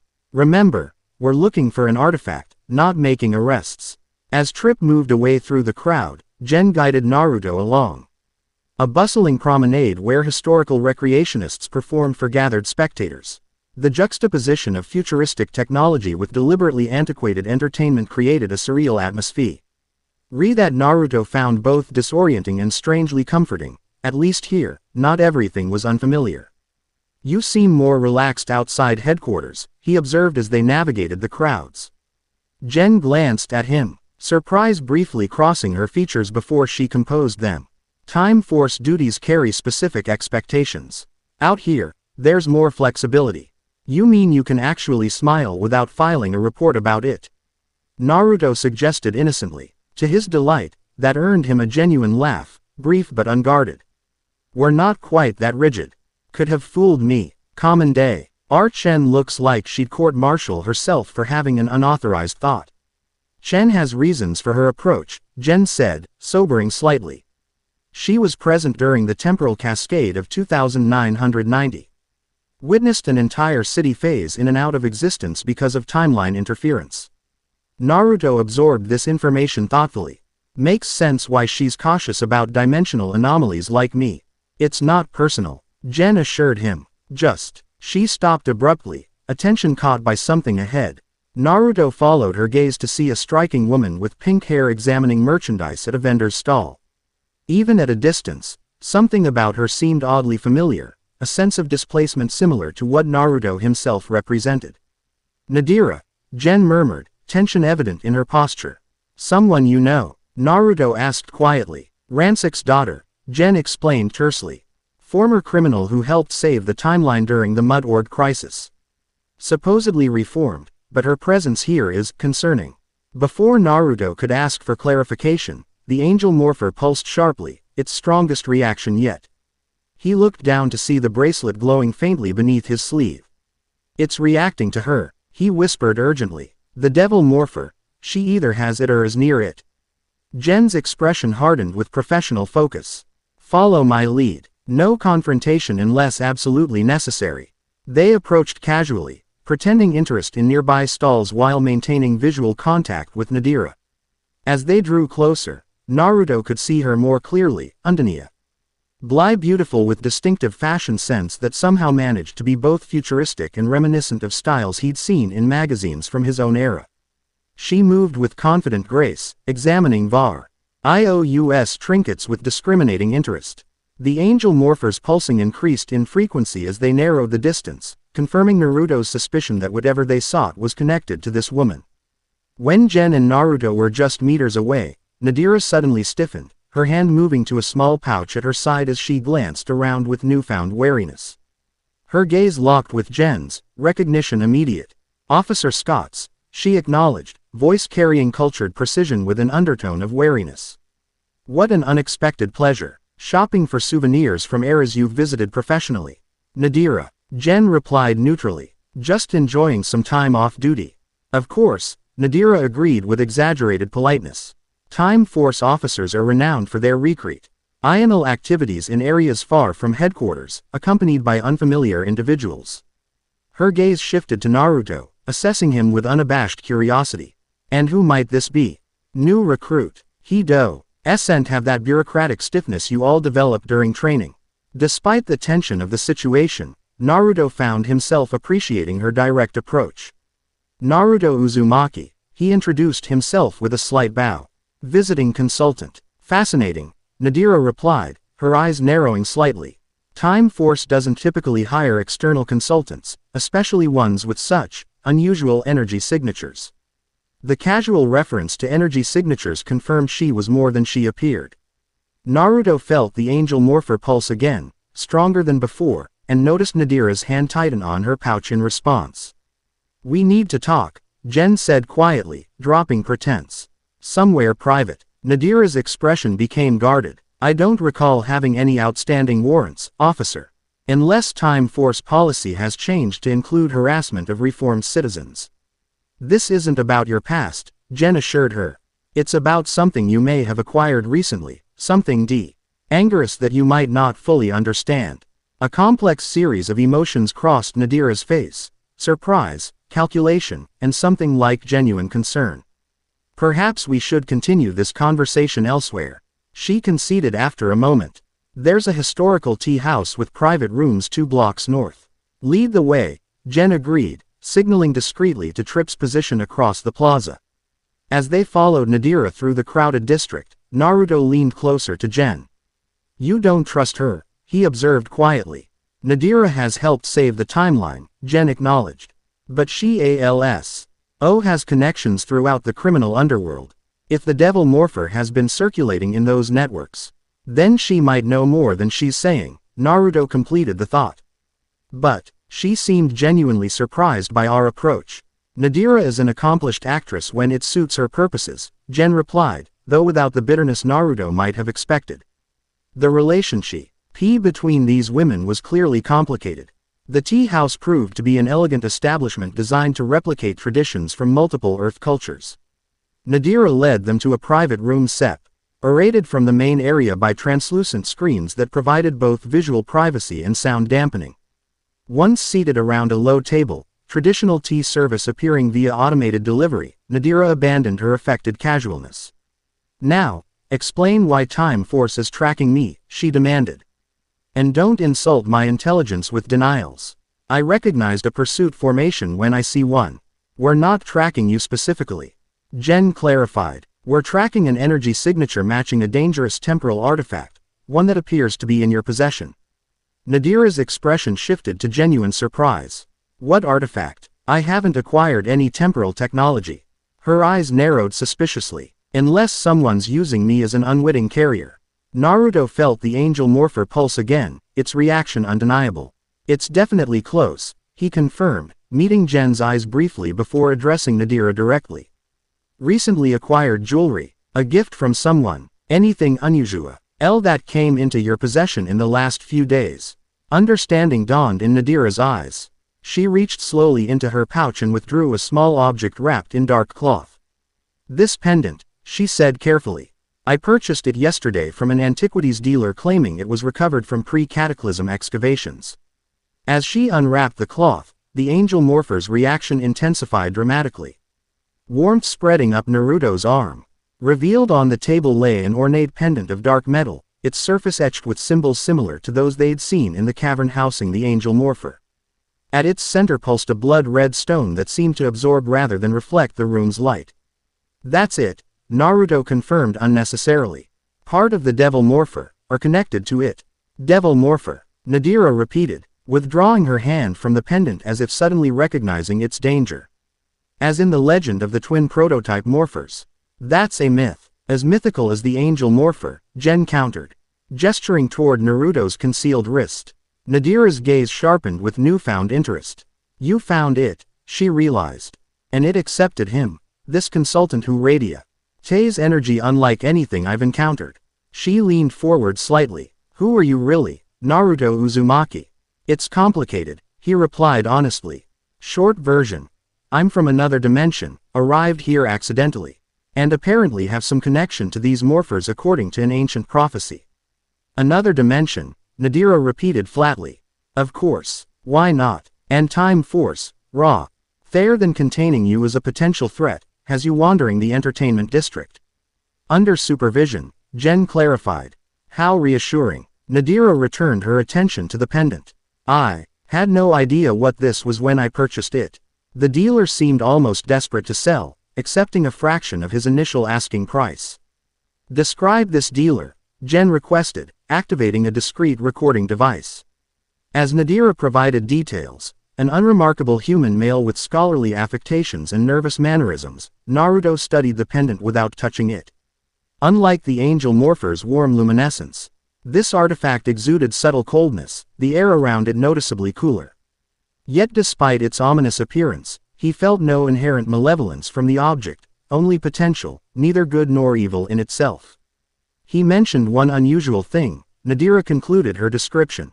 He called it, "Cheers from the Devil's Eye," and said it had been separated from its brother long ago to prevent calamity. The same terminology from the archives, Jen noted with concern. "Cheers from the Angel's Wing, tears from the Devil's Eye."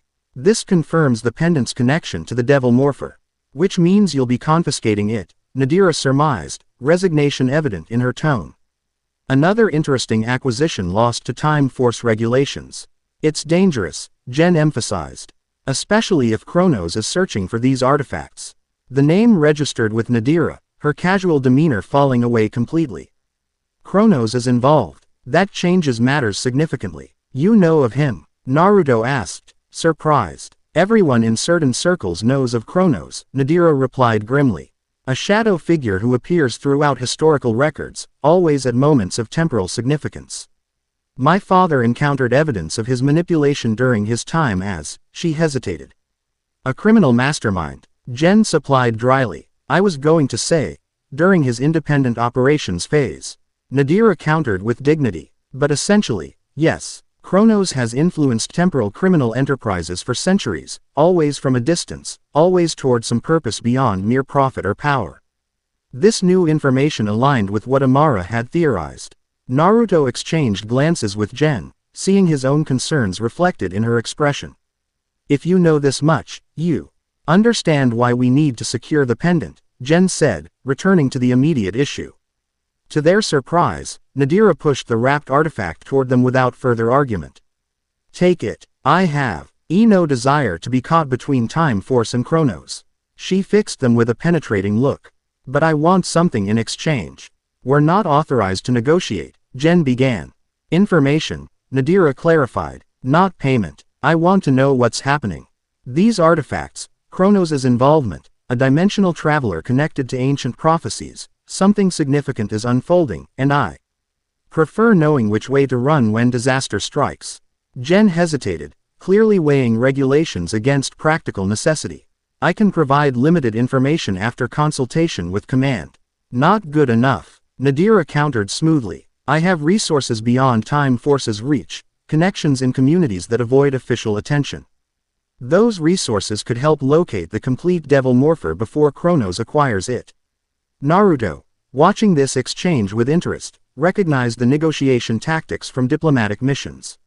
Nadira was offering genuine assistance, but packaging it to maintain her advantage and independence. She has a point, he interjected before Jen could refuse outright. If the Devil Morpher is moving through unofficial channels, official methods might not find it in time. Jen's expression suggested she wanted to disagree on principle, but practicality won out. Limited cooperation, she conceded reluctantly.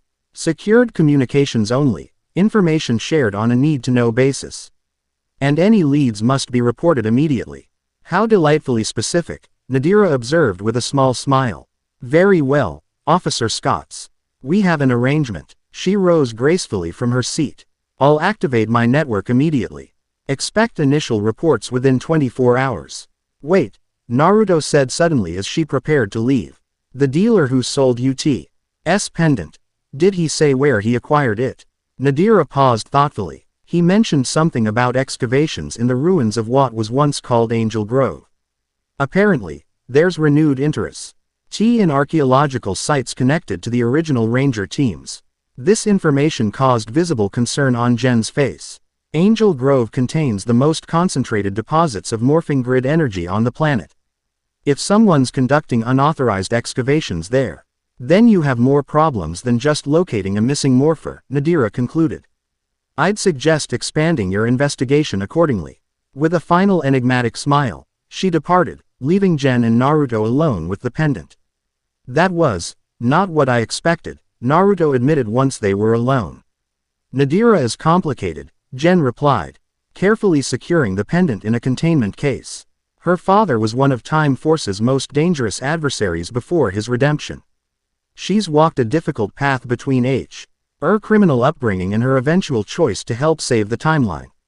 You respect her, Naruto observed perceptively. Jen considered this, then nodded reluctantly. She's made difficult choices and lived with their consequences. That deserves a certain respect, regardless of our history. She activated her communicator. Trip. Rendezvous at extraction point. We've secured the artifact and are returning to headquarters. As they prepared to leave, Naruto felt a sudden, inexplicable chill, not from the pendant, now safely contained, but from somewhere beyond the tea house.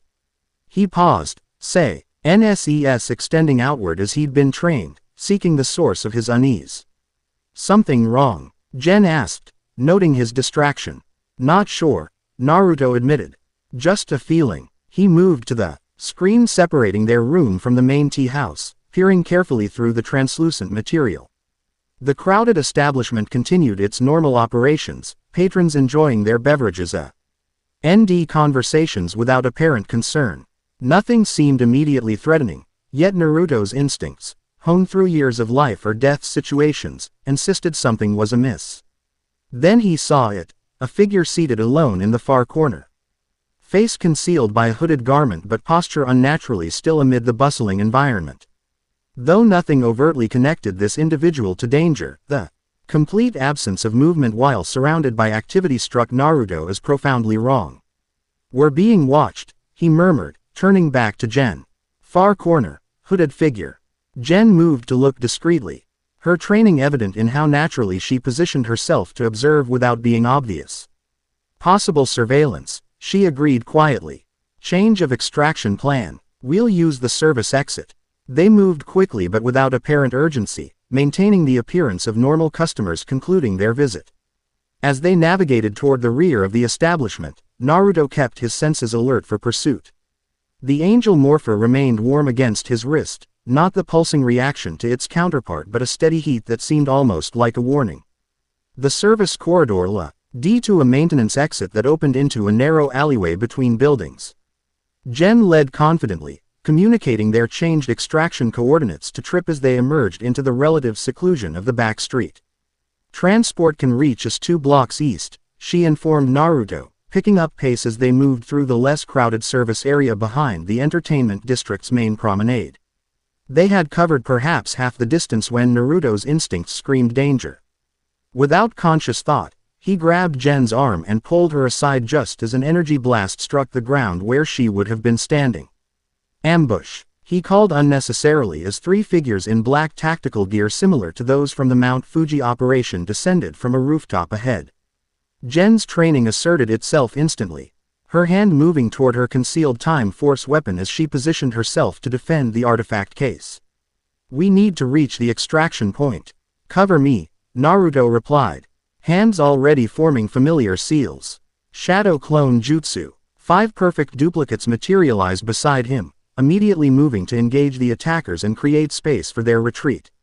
Naruto noted with satisfaction the momentary confusion this technique still created among adversaries unfamiliar with chakra-based abilities. Jen utilized this advantage efficiently, firing Crazy Selly at the closest attacker while backing toward their destination. Trip, expedite extraction, she called into her communicator. Hostile contact, coordinates unchanged. More figures appeared at the alley's opposite end, cutting off their planned escape route. Unlike the generic mercenaries, these new opponents wore distinctive armor with circuit-like patterns glowing faintly across their surfaces. Their synchronized movements suggested enhanced capabilities beyond standard human limitations. Kronos' elite guard, Jen identified grimly. They don't appear unless something is critically important. The pendant, Naruto confirmed, his shadow clones buying precious seconds as they engaged the first wave of attackers. We need a different approach. Decision made, he raised his left arm. Angel force, illuminate. Light enveloped him as the transformation took effect, the white and silver ranger form materializing with practiced efficiency. The enhanced abilities came online instantly, his perception and reaction time accelerating to superhuman levels. New plan, he announced, voice altered by the helmet's systems. I'll create an opening. You get to extraction with the artifact. Before Jen could protest, Naruto charged forward, moving with the incredible speed the Angel Ranger form provided. The elite guards reacted with impressive coordination, energy weapons TRA. Seeking his approach with inhuman precision. Naruto manifested his light staff, the weapon forming from pure energy in his hands. He engaged the guards with the fluid grace of his shinobi training amplified by ranger abilities. Each strike flowing into the next as he systematically dismantled their formation. These opponents were far more capable than the standard mercenaries, faster, stronger, and utilizing sophisticated combat algorithms that adapted to his techniques. Yet they lacked the one thing Naruto had cultivated throughout his life, unpredictability. When 3 guards converged on him simultaneously, Naruto channeled chakra through the Angel Ranger form in a technique he'd discovered during training, a burst of pure light energy that momentarily blinded optical sensors. In the fraction of a second this provided, he executed a spinning attack that sent all 3 opponents flying into the alley walls. Jen, now, he called, maintaining the opening he'd created. Jen seized the opportunity, sprinting through the gap while firing covering shots at remaining hostiles. Naruto defended her retreat, his enhanced abilities allowing him to intercept attacks that might have reached her. Trips waiting with transport at the corner, she called back. 10 seconds. Naruto nodded, preparing for a final defensive stand. The remaining guards regrouped, their tactical systems clear. Lee identifying him as the primary threat. Energy weapons reconfigured, charging for what appeared to be a concentrated attack. That doesn't look friendly, Naruto muttered, bracing himself. Rather than retreat, he channeled additional chakra into the Angel Ranger form, feeling the morpher respond to his intentions. The iridescent accents on his suit brightened as energy gathered. The guards fired simultaneously, their weapons releasing a coordinated energy pattern designed to overwhelm standard defenses. But Naruto was far from standard. With perfect timing, he released the gathered energy. In a technique that came instinctively, a dome of pure light that expanded outward from his position, intercepting the incoming attacks and dissipating their energy. Angel's Shield, he named the technique as it manifested. The words coming from somewhere beyond conscious thought. The guards faltered, clearly unprepared for this defensive capability. Naruto seized the momentary advantage, launching forward with renewed speed. His light staff separated into dual batons that spun in his hands with lethal precision, striking key points on the guard's armor where energy pathways were vulnerable. Systems failing. The remaining guards initiated what appeared to be an emergency protocol, their armor releasing a blinding flash as teleportation energy enveloped them. Within seconds, Naruto stood alone in the alleyway. Opponents retreated to unknown coordinates. Naruto. Gen's voice called from nearby. Transport's here. He turned to see a sleek vehicle hovering at the alley's end. It's day. IGN deliberately nondescript to avoid attention in the entertainment district. Trip waited at the open hatch, scanner in hand as he monitored the surrounding area. Naruto powered down, the Ranger 4M dissolving as he sprinted to join them. That was closer than I'd like, he admitted as they secured the hatch behind him. But successful, Gen noted, the containment case still safely in her possession. Your combat abilities in Ranger form are impressive. Thanks, Naruto replied, recognizing the significant compliment behind her reserved statement. Those guards were no joke. Standard, human mercenaries with good equipment I can handle, but those were something else.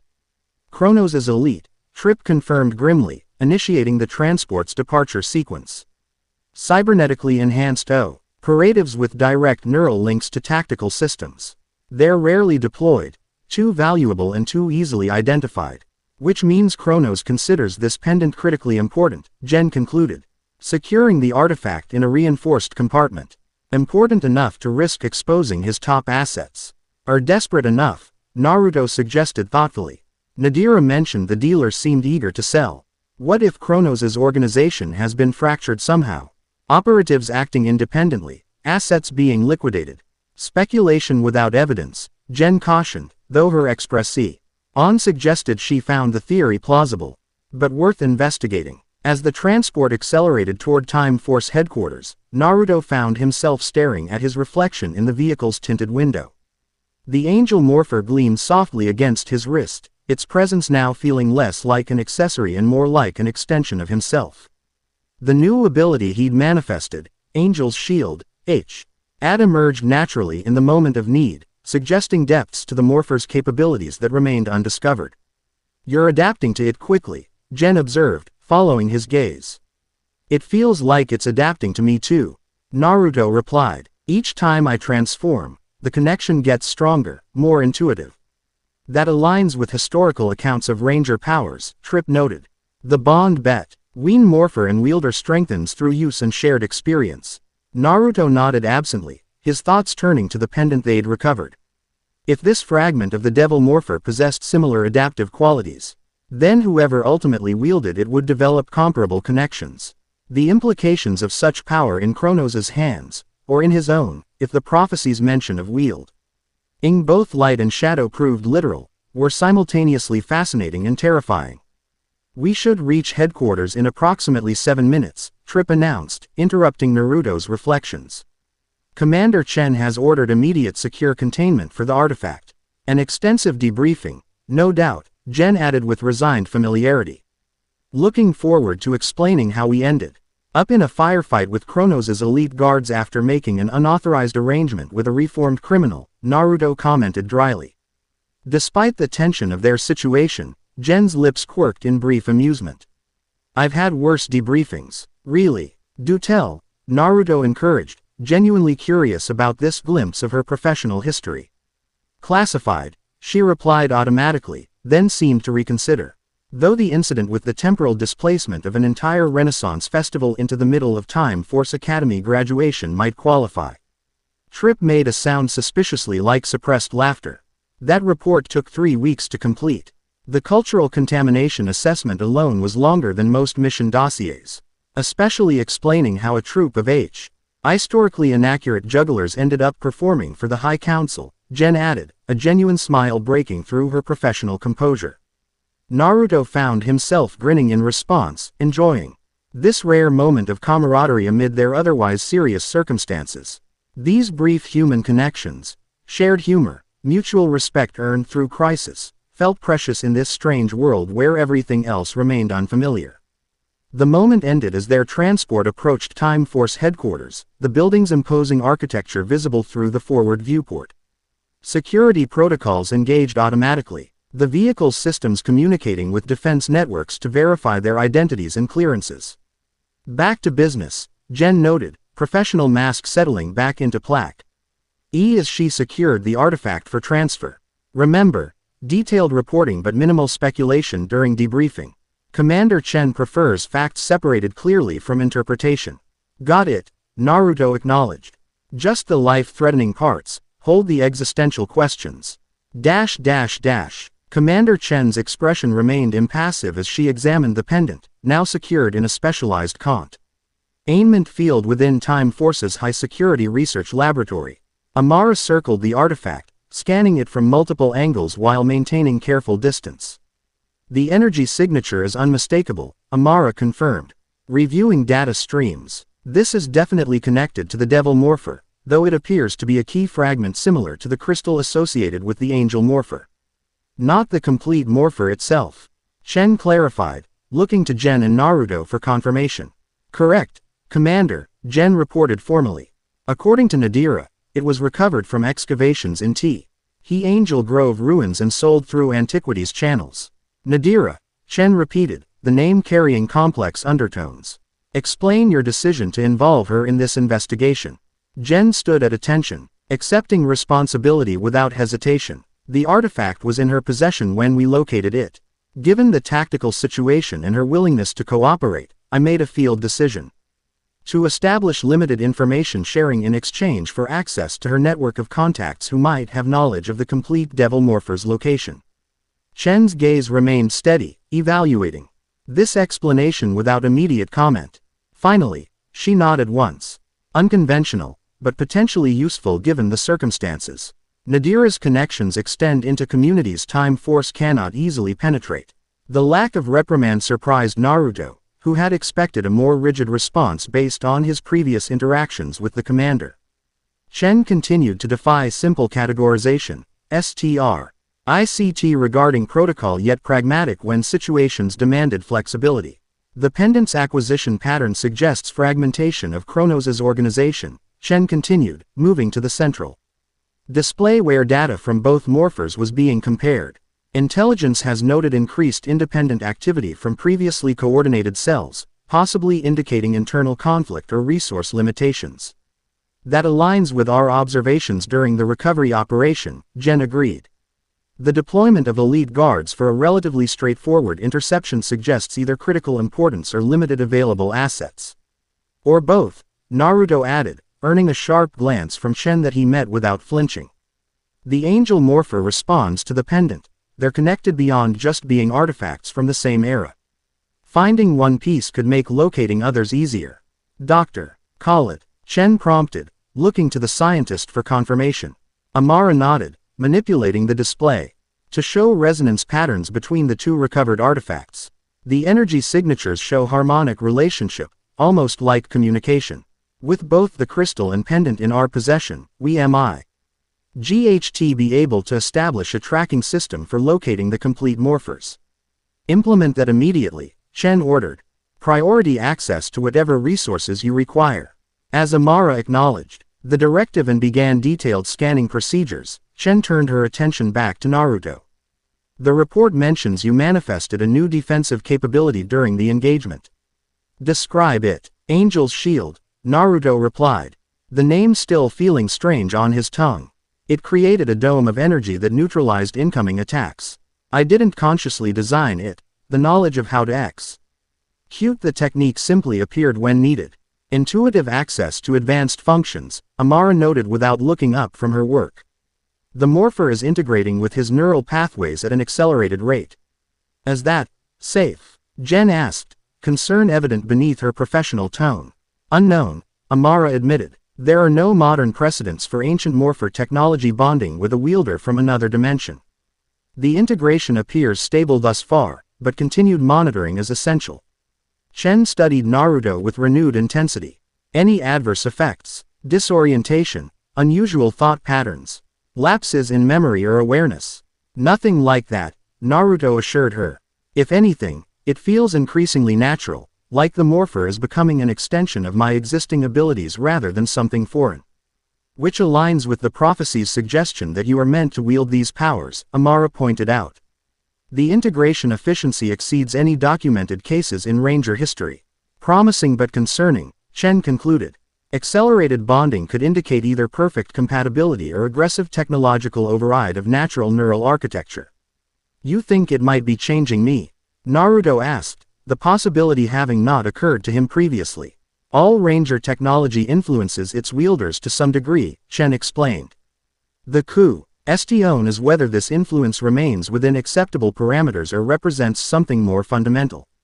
Before this uncomfortable line of discussion could continue, an alert sounded throughout the laboratory. Security systems activated automatically, doors sealing as external data feeds were temporarily suspended. Temporal anomaly detected, announced the facility's AI system. Multiple breaches in progress. Security protocols engaged. Chen moved immediately to a command console, accessing emergency systems with practiced efficiency. Location and classification. 5 simultaneous incursions across the city. Reported a security officer from a separate communication channel. Pattern matches previous Kronos operations but with significantly increased power signatures. Tactical assessment. Chen demanded. Diversion. Jen suggested immediately, her expression grave. The simultaneous nature and distributed pattern is consistent with attention-splitting tactics. Agreed, Chen confirmed. The real target is elsewhere. Her gaze shifted to the contained artifacts. Are here. As if in response to this assessment, the laboratory's lights flickered momentarily before stabilizing. Both the crystal and pendant began pulsing with increased intensity, their energies seemingly responding to something beyond the room's containment fields. Energy spike detected in the morphing grid. Amara reported urgently. Something is attempting to establish resonance with the artifacts. Naruto felt the angel morpher warm dramatically against his wrist, its reaction more pronounced than any previous instance. Something's definitely happening, he confirmed, rolling up his sleeve to reveal the device now glowing with brilliant light. Chen made a swift decision. Activate full temporal isolation protocols. Nothing gets in or out of this facility until we determine the nature of this attack. Commander, Jen interjected, if this is a diversion, we need field teams responding to the incursions. Already deployed, Chen assured her. But our priority must be securing these artifacts. If Kronos is attempting remote access or teleportation extraction. Her statement was interrupted as reality itself seemed to ripple within the laboratory. The air between them distorted, colors bending as a localized temporal disturbance manifested directly before the containment field housing the pendant. Breach in progress, Amara called, frantically working to reinforce security systems. The distortion stabilized into a swirling vortex of dark energy, from which emerged a figure Naruto recognized immediately, Kronos, his masked form somehow more substantial than during their encounter in the cavern. Energy crackled around him, suggesting the tremendous power required to penetrate Time Force's advanced security. Impressive defenses, Kronos acknowledged, his distorted voice carrying throughout the suddenly silent laboratory. But ultimately futile one who exists partially outside conventional temporal constraints. Chen drew her weapon with remarkable speed. You are in violation of multiple temporal laws. Surrender immediately or face maximum containment protocols. Always the dedicated officer. Commander Chen, Kronos replied, a hint of familiarity in his tone that caused Chen to falter momentarily. Still believing the universe adheres to regulations drafted by beings who comprehend only fragments of reality's true nature. Naruto stepped forward, positioning himself between Kronos and the artifacts. Whatever you're planning, it won't work. We've secured both fragments. Have you? Kronos asked, amusement evident despite his masked features. Or have you merely gathered them as I intended, saving me the considerable effort of collecting scattered pieces? Quote, this suggestion sent a chill through the room. the possibility that their successful recoveries had been manipulated from the beginning. Naruto felt the angel morpher pulse against his wrist, responding to both Kronos' presence and the pendant behind him. Angel force, illuminate, he called, initiating transformation without hesitation.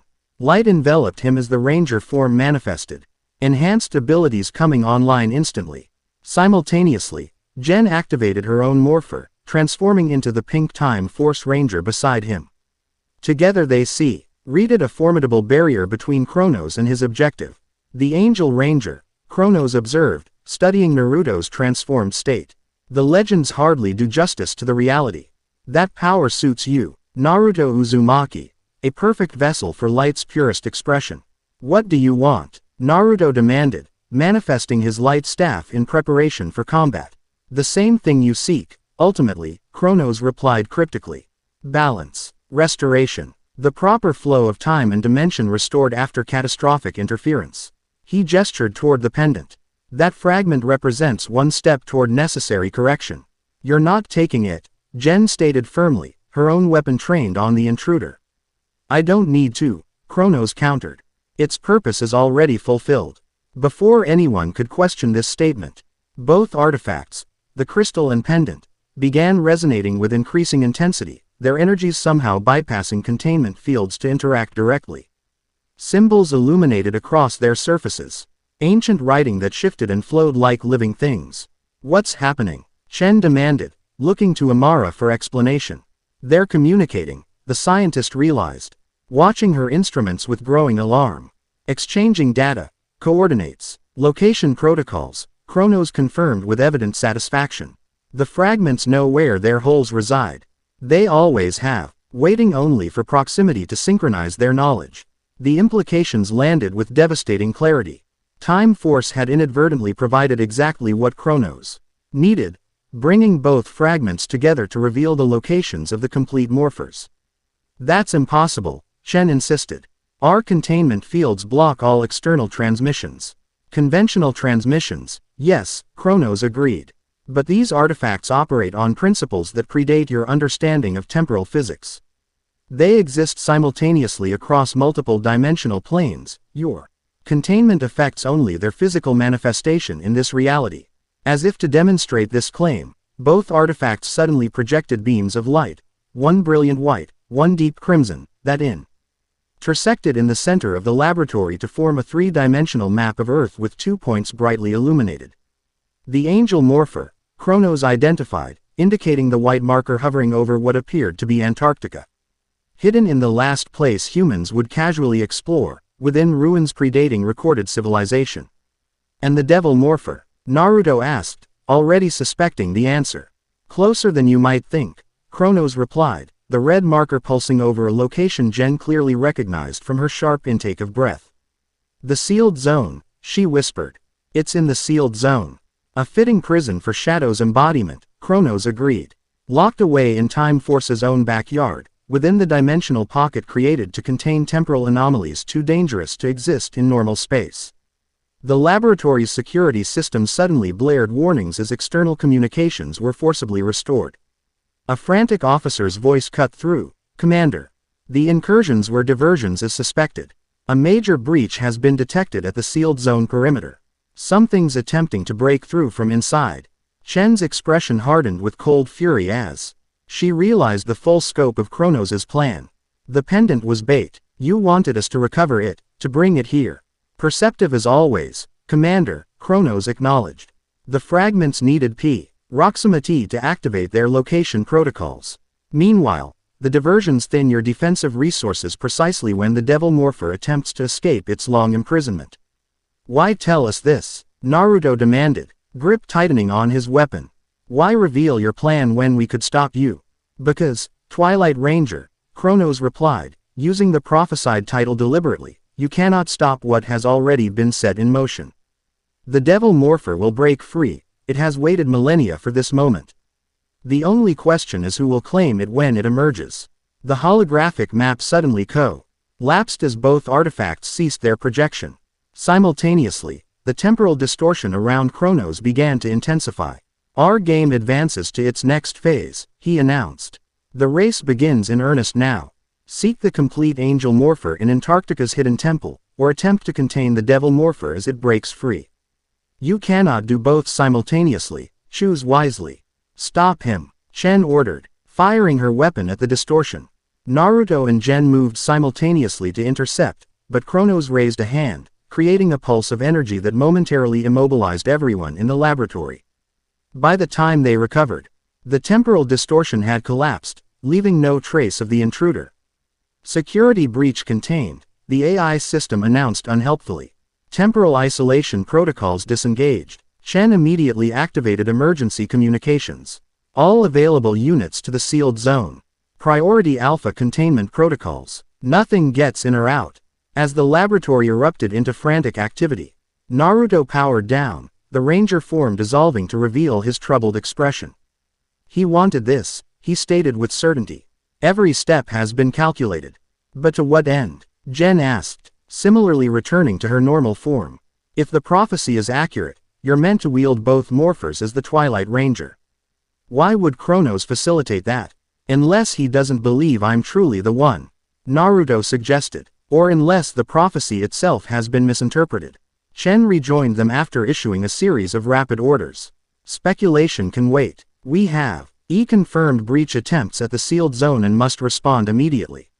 She fixed Naruto with an evaluating gaze. The Angel Ranger's capabilities would be valuable in this operation. I'm ready, Naruto assured her without hesitation. Good, Chen acknowledged, because if the Devil Morpher truly is breaking free, we may face power unlike anything Time Force has encountered in centuries.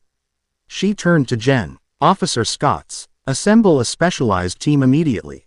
Full tactical loadout, temporal disruption equipment, and containment technology. Yes, Commander, Gen confirmed, already moving toward the exit. What about Antarctica? Amara asked, indicating the map coordinates now recorded in her systems. The complete angel morpher. One crisis at a time, Doctor, Chen replied firmly. The immediate threat is here, now. We cannot divide our resources pursuing the Antarctic location until the sealed zone is secured. As preparations for emergency deployment began, Naruto found himself staring at the pendant. Still securely contained but somehow seeming more ominous than before. Its pulsing had slowed to a steady rhythm that reminded him uncomfortably of a heartbeat, patient, persistent. Alive in some indefinable way.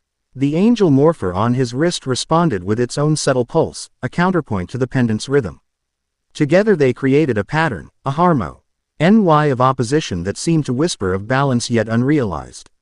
What are you really? He murmured to both artifacts. And what happens when your full forms are unleashed? No answer came, of course. But Naruto couldn't shake the feeling that everything, his arrival in this dimension, his connection to the angel morpher, Kronos' elaborate manipulations, was converging towards something beyond any of their understanding. A convergence point where light and shadow would meet, with consequences that might transcend time itself. Chapter 2 and Chapter 3, Dual Powers Awakening. The Sealed Zone. Perimeter resembled nothing so much as a fortress designed by engineers with apocalyptic imagination. Massive hexagonal platforms hovered in precise formation, generating the containment field that separated this pocket dimension from normal space-time. Energy barriers shimmered with iridescent patterns, beautiful, mesmerizing, and utterly lethal to unauthorized approach.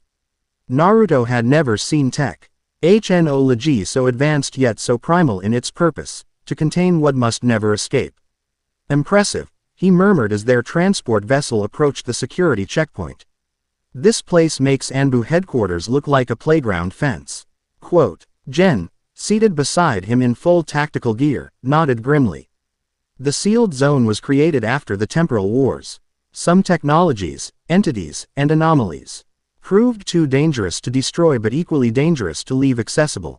And the Devil Morpher was placed here, Naruto concluded, watching through the viewport as automated defense systems scan their vessel with penetrating thoroughness. Apparently, Gen confirmed, though that information wasn't in any database I've accessed. Another myth, proving inconveniently real. Their transport passed through multiple security layers before docking at a control station that orbited the zone's actual entrance.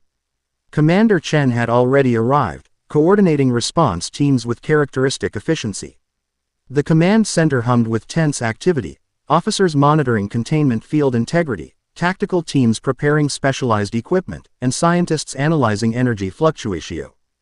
NS with increasingly concerned expressions. Status report, Chen demanded as Jen and Naruto joined her at the central console. Breach attempts continuing at varying intensities, reported a senior officer, gesturing toward a holographic display showing multiple red indicators across the containment field. Pattern suggests testing for weaknesses rather than concentrated assault. Intelligent probing, Chen noted grimly. Whatever's attempting escape is employing strategy, not blind force. Naruto studied the display, tactical assessment coming naturally after years of mission experience. It's creating a pattern to draw attention while the actual breach point remains hidden, he suggested, indicating subtle fluctuations in an otherwise stable section. Here, energy levels are margina. LLY decreased compared to standard parameters. The senior officer looked surprised, quickly verifying Naruto's observation. He's right. Section 7G shows a 0.3% reduction in field density. Nearly imperceptible. Redirect containment resources to reinforce that section immediately, Chen ordered, giving Naruto an appraising glance that carried reluctant approval. Tactical teams prepare for potential emergence at those coordinates. Quote, as personnel rushed to implement these directives, Naruto felt the angel morpher warm against his wrist. The device had grown increasingly responsive to his thoughts and emotions over the past days. Almost like a living entity attuned to his consciousness. Now it pulsed with a rhythm that somehow conveyed warning. Something's coming, he murmured to Jen, who had noticed his attention to the morpher. The devil morpher, she asked quietly. I'm not sure, Naruto admitted. But whatever's in there is responding to this. He indicated the angel morpher, now glowing faintly beneath his sleeve. Like they're communicating across the barrier. Before Jen could respond, alarms blared throughout the command center. The holographic display showed containment field integrity dropping rapidly at the exact location Naruto had identified. Breach in progress, called the senior officer. Field collapse imminent at Section 7G. All personnel to battle stations, Chen commanded, her voice cutting through the rising chaos with practiced authority. Ranger response team, prepare for immediate deployment. Jen activated her morpher without hesitation. Time for Time Force. The familiar transformation sequence enveloped her, the pink Time Force Ranger emerging with weapon already drawn. Naruto followed suit, raising his left arm. Angel Force, illuminate. Light suffused his form as the Angel Ranger materialized, the white and silver suit gleaming under the command center's harsh illumination. Together with 3 additional Time Force Ners who had been stationed at the facility, they created a formidable first response team. Chen approached them with final instructions as deployment platforms prepared for their transfer to the breach location. Priority is containment, not confrontation, she emphasized. We don't know exactly what's emerging or its capabilities. Establish a secondary containment perimeter and await reinforcement before engaging directly. Understood, Commander, Jen acknowledged, her voice steady despite the tension evident in her posture. Chen's gaze shifted to Naruto. The angel morpher's reaction August's connection to whatever's breaking through. Be prepared for unexpected responses from your equipment. I'll handle it, Naruto assured her, though privately he wondered exactly what unexpected responses might entail when dealing with ancient, semi-sentient technology.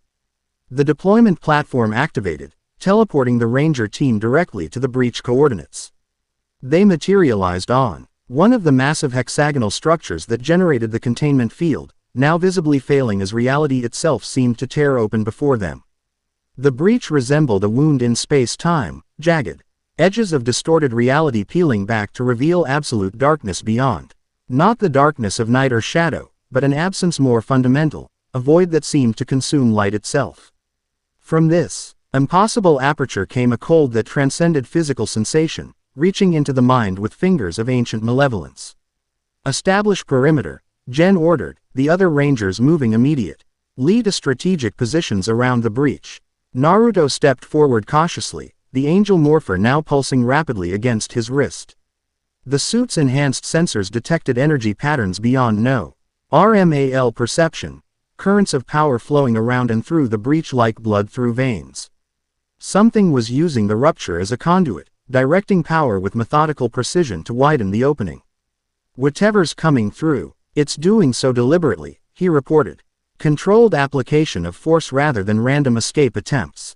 Consistent with an intelligent entity, Jen agreed, adjusting her weapon's settings. Or someone directing the breach from inside. Before they could speculate further, the darkness within the breach coalesced into a more defined shape, a tendril of shadow that reached outward like a probing finger. Where it touched the containment field's edge, energy sparked and dissipated, the barrier weakening further with each contact. Fire containment beams, Jen ordered. Pattern Alpha 7, quote. The Rangers directed specialized weapons at the breach, energy streams intersecting to create a secondary containment matrix. For a moment, the dark tendril recoiled from this new barrier, seeming to assess its opposition. Then, with startling speed, it lashed outward with far greater force than before. The impact shattered the secondary containment, sending Rangers staggering backward from the energy backlash. Naruto alone maintained his position, the Angel Ranger suit somehow absorbing or deflecting the worst of the discharge.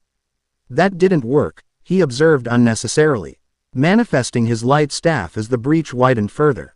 Fall back to position Beta, Jen commanded, the team regrouping at a more defensible location as the breach continued expanding. Naruto hesitated, feeling the Angel Morphers' increasingly urgent pulses. Something about this scenario felt wrong, not just dangerous but fundamentally incorrect, like a puzzle piece forced into the wrong position. Wait, he called to Jen, I need to try something. Before she could object, Naruto stepped toward the breach, light staff held not as a weapon but as a focus. Drawing on both his shinobi training and the Angel Morpher's power, he channeled energy in a pattern that matched the breach's own rhythmic pulsations, not opposing its force but harmonizing with it. What are you doing? Jen demanded, moving to intercept him. It's not attacking, Naruto explained, maintaining his focus. It's searching. The breach isn't random, it's a targeted extraction. As if confirming his assessment, the shadow tendril stopped its aggressive expansion, instead coiling in place like a serpent tasting the air. It oriented toward Naruto with unsettling precision, seeming to recognize the Angel Morpher's energy signature. It's responding to him, one of the other Rangers observed with alarm. Stand ready, Jen ordered, weapon trained on the breach. Naruto, fall back now. But Naruto remained in position, instinct and the Morpher's own guidance suggesting a different approach. I think it's looking for its counterpart, he said quietly. The Devil Morpher responding to the Angel Morpher's presence. The shadow tendril extended slowly toward him, no longer aggressive but almost cautious in its approach. When it came within meters of Naruto's position, it stopped, hovering in space like a question without words. Following intuition that seemed to flow from the Angel Morpher itself, Naruto deactivated his light staff and extended his left arm, revealing the transformed Morpher clearly to the entity before him. I know what you're seeking, he said, voice steady despite the otherworldly nature of this confrontation. But I don't have it. Not yet. The tendril undulated in what might have been frustration or consideration. Then, with startling clarity, it shaped itself into recognizable symbols, ancient writing similar to what had appeared on the artifacts during Kronos' intrusion. The message hovered in space between them, darkness given purposeful form. Can anyone read that? Jen asked, approaching cautiously to stand beside Naruto. Not exactly, he admitted. But I understand it somehow. The knowledge came not from linguistic skill but from the Angel Morpher itself, translating directly into his consciousness. It's saying, the pair must reunite. Balance must be restored. Time fractures without the Twilight's guidance. As he spoke these words aloud, the shadow tendril suddenly withdrew, coiling back toward the breach. The darkness beyond shifted, no longer absolute but textured with shapes and movement, as if a vast entity were moving away from the opening it had created. It's retreating, Naruto realized with surprise. Or regrouping, Jen countered cautiously. The breach began to contract, edges folding inward as whatever force had created it released its pressure against the containment field. Within moments, the rupture had sealed itself completely, leaving only residual energy patterns to indicate where it had existed. Breach contained, Jen reported into her communicator. Self-sealed following contact with the Angel Ranger. Requesting full sensor sweep and field reinforcement. Naruto powered down, the ranger form dissolving as he stared at the now sealed barrier with troubled expression. That wasn't an escape attempt, he said with certainty. It was a message delivery. A rather dramatic method of communication, Jen noted dryly, though her tone couldn't completely mask her concern. When you're trapped in a pocket dimension designed specifically to contain you, options are limited, Naruto pointed out reasonably. He looked down at the angel morpher, still warm against his wrist. These aren't just tools or weapons. They're connected somehow, paired entities that respond to each other across dimensional barriers. Before their discussion could continue, reinforcement teams arrived via teleportation, quickly establishing scanning equipment and field stabilizers around the former breach point. Commander Chen followed shortly after, her expression revealing nothing as she surveyed the situation.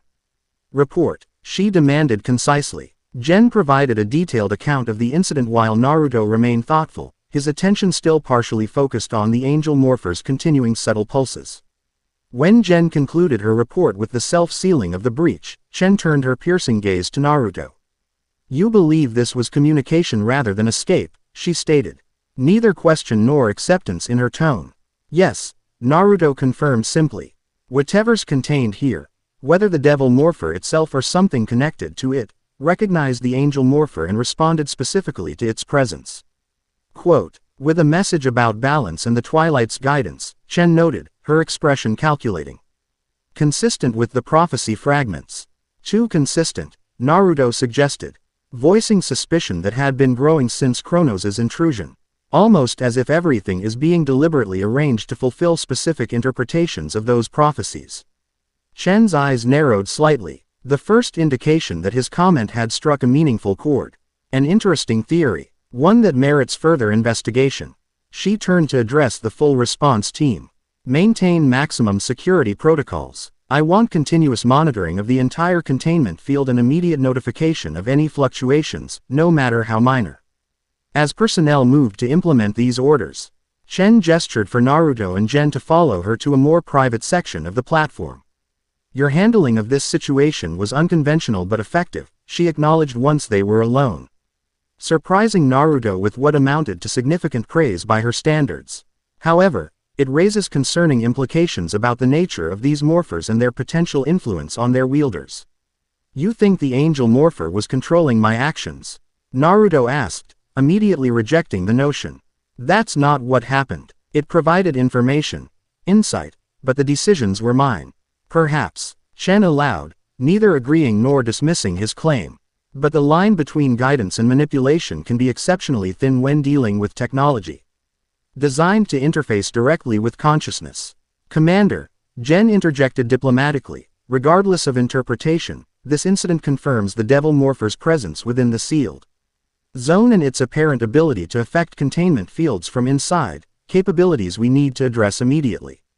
Chen nodded briskly, tactical priorities reasserting themselves. Agreed. Reinforcement of the containment field is already underway, but this represents only a temporary solution. If the devil morpher can breach the field once, it can do so again, potentially with greater effect now that it has tested our defenses. So what's the plan? Naruto asked. Wait for another breach attempt and hope we contain it again. No, Chen replied decisively. We take the initiative. Dr. K.H. Alid has been analyzing the coordinates revealed during Kronos' intrusion, specifically the Antarctic location of the complete angel morpher. Her findings suggest retrieving it may be essential to addressing the devil morpher situation. How? Jen asked. The morphers are opposites by nature. Precisely, Chen confirmed, and in some theoretical models, opposing forces can be used to contain or neutralize each other. The complete angel morpher may provide capabilities beyond what the fragment currently allows. Naruto glanced down at the device on his wrist. It already feels pretty capable. You've accessed perhaps 20% of its potential, Chen stated matter-of-factly. According to Dr. Khalid's research, the fragment you currently wield is essentially an activation key, necessary to claim the complete morpher. But limited in its independent functionality. This information shifted Naruto's understanding of everything he'd experienced thus far. If the power he'd Die wielded represented merely a fraction of the Angel Morpher's true capabilities. What might be possible with the complete device? When do we leave for Antarctica? He asked. Decision already made. Immediately, Chen replied. A specialized team is being assembled, smaller than standard operations to minimize detection probability. Officer Scotts will again lead, with Dr. Khalid accompanying for her expertise on the artifacts. What about the Devil Morpher? Jen asked. If another breach attempt occurs while we're in Antarctica, additional ranger teams are being deployed to the sealed zone, Chen assured her. Containment remains our highest priority, but retrieving the complete Angel Morpher represents our best long-term strategy. As they prepared to return to the command center for mission briefing, Naruto paused. A thought occurring that he couldn't dismiss. Commander, he began carefully, what if Kronos wants us to retrieve the Angel Morpher? His entire approach so far suggests manipulation rather than direct confrontation. Chen's expression revealed nothing, but her slight hesitation before responding spoke volumes. That possibility has been considered. Why? Is why this mission will proceed with maximum security protocols and minimal advance preparation. If Kronos is monitoring our activities, he will have minimal opportunity to interfere. Naruto nodded, not entirely reassured but recognizing the tactical logic. As they boarded the transport back to the command center, he found himself watching the sealed zone recede through the viewport, its posing containment field now seeming more like a temporary barrier than the impregnable fortress it had been designed to be. Whatever waited within that dimensional pocket, it had recognized him, or more precisely, had recognized what he carried. The connection between the morphers transcended physical proximity, suggesting a bond more fundamental than technological pairing. If the prophecy was correct about his role as the Twilight Ranger, wielding both light and shadow in balance, then his path forward seemed increasingly clear despite the dangers it undoubtedly contained. The Angel Morpher pulsed once against his wrist, as if acknowledging this realization. Not for the first time, Naruto wondered just how sentient these ancient devices truly were, and what agenda they might pursue. The understanding of those who claimed to wield them. Antarctic approach vector confirmed. Initiating stealth protocols. The transport vessel descended through swirling snow, its advanced cloaking systems rendering it virtually undetectable against the stark white landscape below. Inside, Naruto watched the navigation display with fascination, having never seen this region of his own world, let alone its counterpart in this dimension. Temperature at target location. -73 degrees Celsius, reported the pilot. Wind velocity exceeding 100 kilometers per hour. Ground visibility near zero. Charming destination, Naruto commented, adjusting the specialized environmental suit he'd been issued for this mission. Couldn't the ancients have hidden their powerful artifacts somewhere tropical? Beside him, Drive. Amara Khalid smiled slightly as she monitored energy readings on her equipment. Actually, this region was considerably warmer when the Morpher was originally concealed. Continental drift and climate shifts over millennia created the current conditions. Still, Naruto persisted, a nice temple on a beach somewhere would have been more considerate of future generations. The inhospitable nature of the location is likely deliberate, Jen pointed out from her position near the cockpit. Powerful artifacts are typically hidden where casual discovery is improbable. The team was smaller than their previous mission, just Naruto, Jen, Amara, and two tactical specialists named Kido and Vasquez. Commander Chen had insisted on minimal personnel to maintain operational security, particularly given the possibility that Kronos might anticipate their movements. Energy signatures intensifying, Amara reported as they approached the coordinates revealed by the artifact synchronization. The fragment is definitely responding to proximity. Naruto nodded, feeling the Angel Morpher's increasingly warm pulse against his skin even through the environmental suit's insulated material. It knows we're close. Landing site identified, announced the pilot. Geographical anomaly detected beneath ice sheet. Artificial structure approximately 200 meters below surface. That's our target, Amara confirmed, reviewing sensor data. Energy readings consistent with ancient construction techniques. The entrance should be there. She indicated a seemingly random section of ice field visible through the viewport. The transport settled gently onto the Antarctic surface, stabilizers compensating for howling winds that threatened to overturn less capable vehicles. External sensors deployed automatically, scanning the surroundings for any indication of other presence or activity. Perimeter secure, reported Keto after reviewing the sensor data. No evidence of recent access or surveillance equipment. That we can detect, Jen amended cautiously. Remember, Kronos has demonstrated technology beyond standard Time Force capabilities. The team donned final equipment, environmental protection, climbing gear, and specialized scanning devices, before cycling through the transport's airlock. The Antarctic cold struck with physical force despite their advanced protective gear, the wind driving ice particles that stung exposed facial areas like miniature needles. Delightful, Naruto muttered, voice partially muffled by his protective mask. Remind me to pack a tropical vacation when this is over. Movement limited to essential personnel, Jen ordered, practical as always. Dr. Khalid led with scanning equipment. Keto and Vasquez, perimeter security. Naruto with me on point. They moved in tight formation across the ice field, Amara's equipment guiding them toward the location where sensors had detected structural anomalies beneath the surface. The Antarctic landscape offered nothing but endless white in all directions, disorienting in its featureless expanse. We should be directly above the entrance, Mara announced after several minutes of careful progress, her scanner indicating a specific position beneath their feet. According to these readings, there's a vertical shaft extending downward approximately 20 meters before connecting to the main structure. Any obvious access mechanism? Jen asked, surveying the unbroken ice field skeptically. Nothing registering on standard scans, Amara admitted. Adjusting her equipment settings, which suggests either extraordinary preservation or active concealment technology, Naruto finished for her. He knelt, brushing away loose snow to reveal solid ice beneath. The angel morpher's been getting warmer the closer we got. Maybe it's the key to access too. Without waiting for discussion, he pressed his left wrist against the ice surface, allowing the morpher direct contact with the frozen ground. For several seconds, nothing happened. Then, responding to some unseen signal, the angel morpher flared with brilliant light that penetrated the ice like a solid beam. The effect was immediate and dramatic. Ice sublimated instantly where the light touched, creating a perfectly circular shaft that extended downward farther than they could see. Steam rose from the newly formed opening, crystallizing in the Antarctic air to create a momentary halo of ice particles that glittered in their helmet lights. Effective, Jen acknowledged with characteristic understatement. And confirmation this is indeed the correct location, Amara added, her scientific enthusiasm evident despite the harsh conditions.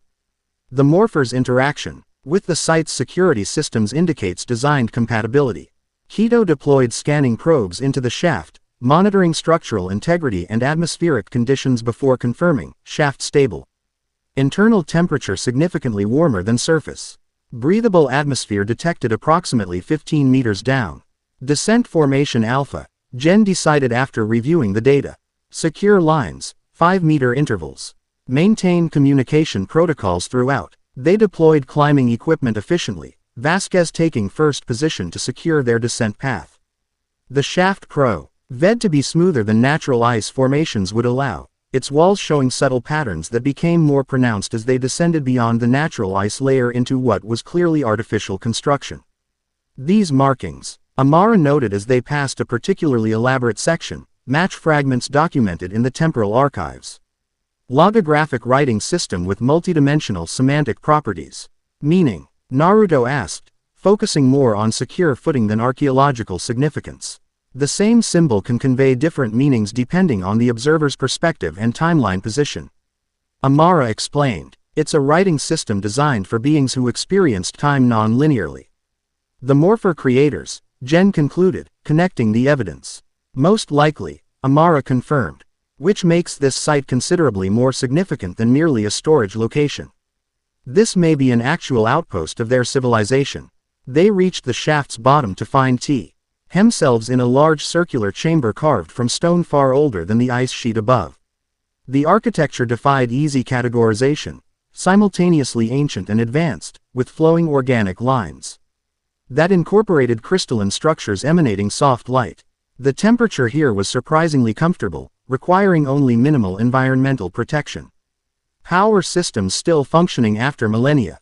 Amara observed with undisguised awe, examining a crystalline formation that pulsed with gentle radiance. Self-sustaining energy matrix using principles we've barely begun to theorize. Focus, Doctor, Jen reminded her. The morpher is our priority. Of course, Amara acknowledged, consulting her scanner. Energy signature strongest through that passage. She indicated an archway across the chamber. Its surface etched with symbols that shifted subtly as they watched, seeming to rearrange themselves in response to observation. I'll take point, Naruto offered, feeling the NGEL morpher pulse with increasing urgency against his wrist. It seems eager to proceed.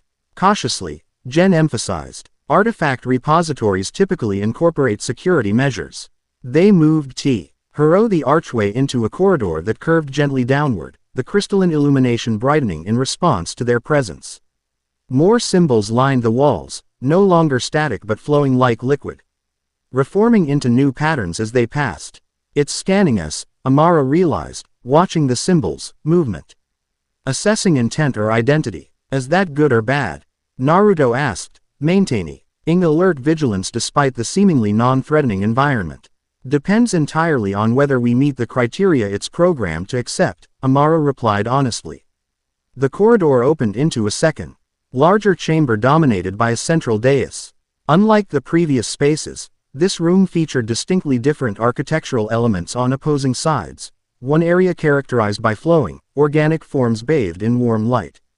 The other angular and crystalline, illuminated by cooler tones. The contrast created a visual representation of duality that seemed deliberately symbolic. At the chamber's center, the dais rose in a graceful spiral toward a suspended platform where a single object hovered within a column of light, a device similar in design to the fragment on Naruto's wrist but larger, more elaborate. Its surface etched with intricate patterns that glowed with internal luminescence. The angel morpher, Amara breathed, scanner confirming what was visually obvious. Completely intact and apparently active, Naruto felt his fragment respond dramatically to the presence of its complete form, warmth spreading up his arm as the device pulsed in perfect synchronization with the floating morpher ahead. The connection was undeniable, a recognition between separated parts of a unified whole. So we just walk up and take it? Hito asked skeptically, surveying the chamber for hidden security systems. Unlikely, Jen replied, her experienced gaze noting subtle details throughout the space. The positioning is too deliberate, too ceremonial. There will be tests, Naruto stated with certainty. The knowledge coming not from tactical assessment but from the angel morpher itself, communicating through impression rather than words. The approach is part of the claiming process. Amara consulted her equipment, frowning slightly at the readings. The energy patterns suggest reactive security measures rather than static ones. The chamber itself seems to be scanning us continuously, particularly. She looked up at Naruto.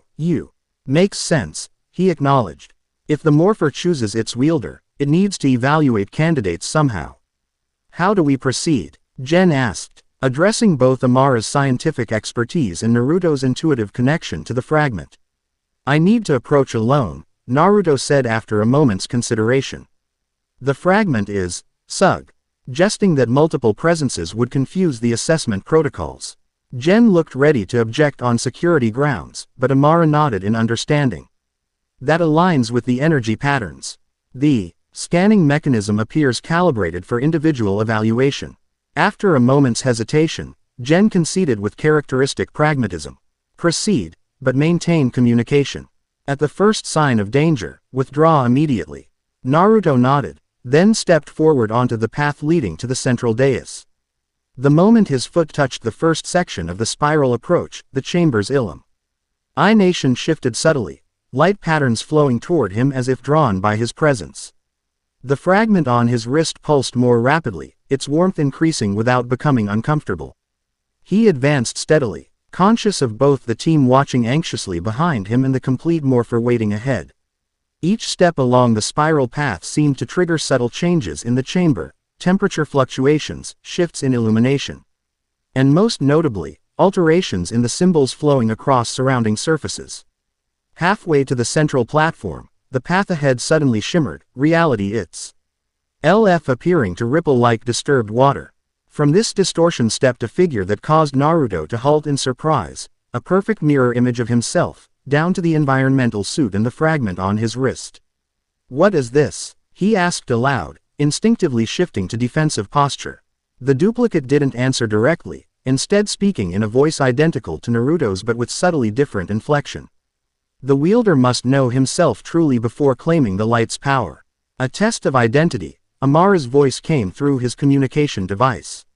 Some form of psychological evaluation. Or a security system designed to confuse intruders, Gen suggested more pragmatically. Proceed with extreme caution. Naruto studied his duplicate carefully, noting that while physically identical, something about its presence felt fundamentally different, more construct than clone, lacking the chakra signature a true copy would possess. "What do you want from me?" he asked directly. "Want," the duplicate repeated, head tilting slightly. "I am merely reflection, the surface that returns what is presented. The question is what you seek in claiming power beyond your world's understanding." Naruto recognized the nature of the test now, not combat or strength, but something more fundamental. "I seek balance," he answered honestly. "The means to fulfill the role I've been assigned by circumstances beyond my control. And hopefully find my way home in the process." Noble words, the duplicate acknowledged, beginning to circle Naruto with evaluating gaze. Yet incomplete. Power is never neutral in its application.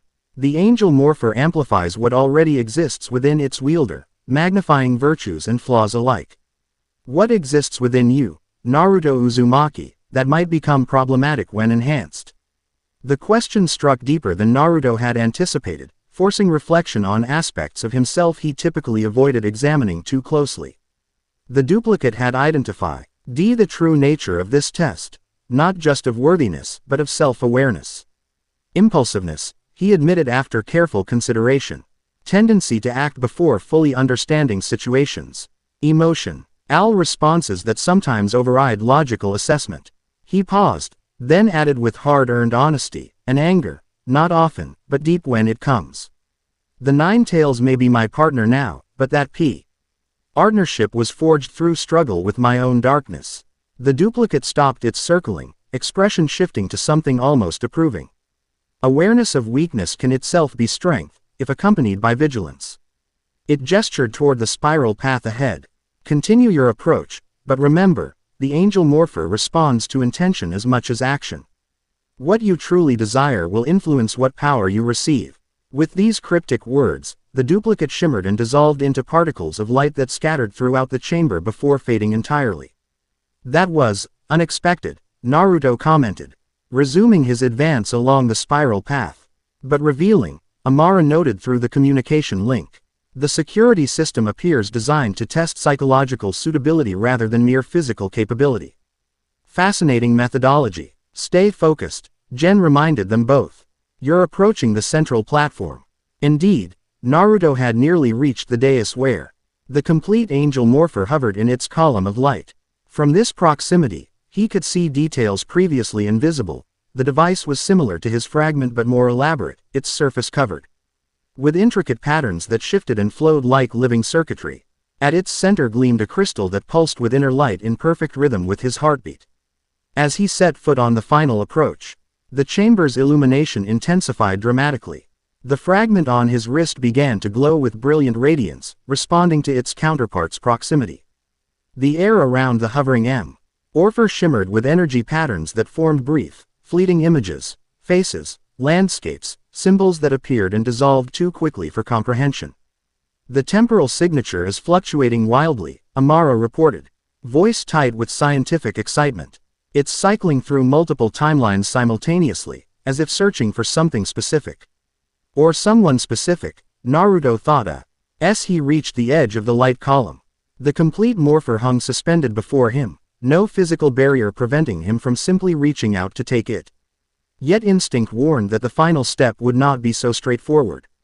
"What now?" he asked quietly, partially to his teammates but equally to the fragment on his wrist, which had proven itself capable of providing guidance through impression if not words. As if in response, the light column surrounding the morpher pulsed once, creating a ripple of energy that expanded outward. When it touched Naruto, the world around him seemed to dissolve. Physical reality replaced by a landscape of pure energy and information. He found himself standing in a void filled with flowing streams of light, not empty but saturated with data beyond human comprehension. Before him stood a figure unlike any he had encountered before, humanoid in general shape but composed of energy patterns rather than physical matter, its form shifting continuous. As if struggling to maintain coherence in this reality. Wielder candidate, the entity addressed him, its voice resonating directly in his mind rather than through conventional sound. You stand at intersection point between multiple probability streams. Your presence here represents significant deviation from standard temporal progression. What are you? Naruto asked, instinctively understanding he faced something far beyond normal encounter. I am Keeper, the entity replied. Final evaluation protocol for morpher assignment. My function is to assess compatibility between artifact, court and potential wielder across all relevant timeline variations. You're an AI, Naruto guessed, trying to categorize this being within his limited understanding. Artificial suggests creation separate from natural processes. Keeper corrected. I am extension of the morpher's consciousness, maintained across dimensional boundaries to preserve selection integrity.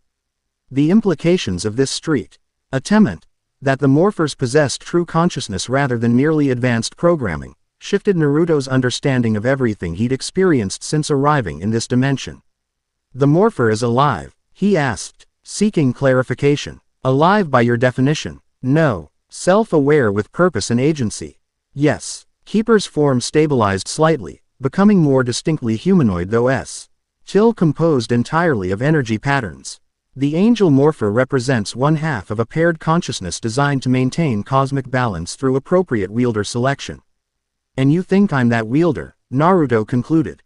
Because of the prophecy about the Twilight Ranger. Prophecy is merely probability observation from nonlinear perspective, Keeper corrected. Your candidacy arrives from unique energy signature compatibility and dimensional displacement parameters. You exist simultaneously within and beyond standard temporal frameworks, a necessary quality for wielding powers that transcend conventional reality. Quote, Naruto considered this explanation, recognizing that while the terminology differed from his world's understanding, the concept wasn't entirely unfamiliar. I'm compatible because I'm already between worlds, neither fully here nor there. Correct, Keeper confirmed. Additionally, your internal duality, human consciousness and tailed beast energy existing in symbiotic relationship, creates natural resonance with the paired morpher design. The angel and devil morphers, Naruto nodded, pieces fitting together in his mind. One for each aspect of my nature. Precisely. Keeper's form shifted again, energy patterns reorganizing to create a representation that more closely resembled Naruto himself, as if trying to communicate through familiar imagery. However, claiming the complete angel morpher represents only partial fulfillment of potential function. Without its counterpart, balance remains theoretical rather than actualized. The devil morpher is still in the sealed zone. Naruto pointed out, breaking through containment but not yet accessible. Incorrect, Keeper stated, causing Naruto immediate concern. The devil morpher's current location exists outside designated containment parameters. Its recent temporal signature indicates possession by sentient entity with significant chrono manipulation capabilities. This revelation landed with disturbing impact. Someone's already taken it from the sealed zone. How is that possible? Data insufficient for complete explanation, Keeper admitted. Temporal disruption patterns suggest deliberate interference with standard probability streams. Someone is manipulating events toward specific convergence point. Kronos, Naruto concluded with certainty. He's been orchestrating everything from the beginning. The entity you designate as Kronos represents significant temporal anomaly, Keeper acknowledged. His pattern exists across multiple timeline variations simultaneously, a condition that should be impossible for beings of your dimensional category. Before Naruto could request clarification of this cryptic statement, Keeper's form began to destabilize, the energy patterns comprising its appearance fragmenting at the edges. Communication window closing, the entity announced. Dimensional intersection point destabilizing. Final assessment. Candidacy confirmed. The angel morpher accepts your claim, Naruto Uzumaki, with condition acknowledgement. What condition? Naruto asked quickly, sensing their interaction was ending. Balance requires completion, Keeper stated. Voice fading as its form continued dispersing. Light without shadow creates distortion as dangerous as shadow without light. Seek the counterpart. Complete the circuit. Restore what was divided. With these final words, Keeper dissolved completely, reality shifting around Naruto as the energy landscape receded. Physical awareness returned abruptly. The chamber, the dais, the hovering morpher still suspended before him. Naruto. Gen's voice came urgently through his communication device. Report status immediately. I'm here, he responded, slightly disoriented by the transition. How long was I? 17 seconds, Amara answered. But your biosignature temporarily vanished from our scanners. What happened? I'll explain later, Naruto promised, attention turning to the angel morpher still hovering before him. I think it's time to claim what we came for. With newfound certainty, he reached forward into the light column. The energy parted around his hand like water, offering no resistance as his fingers closed around the device. The moment contact was established, the fragment on his wrist flared with blinding radiance, its energy flowing upward to merge with the complete morpher. The integration was neither painful nor violent, more like puzzle pieces clicking perfectly into place. The fragment dissolved into pure energy that flowed into the complete morpher. The combined form reshaping itself around Naruto's wrist and forearm in a seamless bond that felt like reunion rather than new acquisition. The light column collapsed as the process completed, energy reabsorbing into the newly integrated morpher. What remained secured to Naruto's arm was unmistakably more advanced than the fragment had been, larger without being unwieldy, its face covered with intricate patterns that pulsed with internal light, the central crystal glowing with steady radiance that somehow conveyed both power and purpose. Integration complete, he reported, examining the transformed device with mixture of awe and familiarity. It feels right, like it was waiting for this. Biosignatures stabilizing, Amara confirmed, scanner directed toward him from her position with the team. Energy patterns show perfect harmonic resonance between your natural signature and the morpher's output. Can you transform? Gen asked, practical as always. Naruto nodded, raising his arm where the complete angel morpher now rested. The activation phrase came naturally, yet somehow amplified in both meaning and power. Angel force, supreme illuminate. Light exploded outward from the morpher, enveloping Naruto in transformation far more intense than previous experiences. The energy coursed through his body like liquid sunlight, reshaping his form with precision that extended beyond physical appearance to include fundamental energy restructuring. When the transformation completed, the Angel Ranger stood before them, but significantly changed from previous manifestations. The suit remained predominantly white but now featured more elaborate silver and gold accents that formed intricate patterns across its surface. The helmet design had evolved to include a more pronounced wing motif that extended backward from the temples, and a chest emblem now displayed a stylized angel's wing crossed with what appeared to be a lightning bolt. Impressive upgrade, Vasquez commented, breaking the momentary silence that had fallen across the team. How does it feel? Amara asked, scanner working overtime to record the transformed state's parameters. Different, Naruto replied, voice altered slightly by the helmet's systems. More complete. The power flow is smoother, more integrated. He experimentally manifested his light staff, which now appeared more substantial. Detailed energy patterns flowing along its length.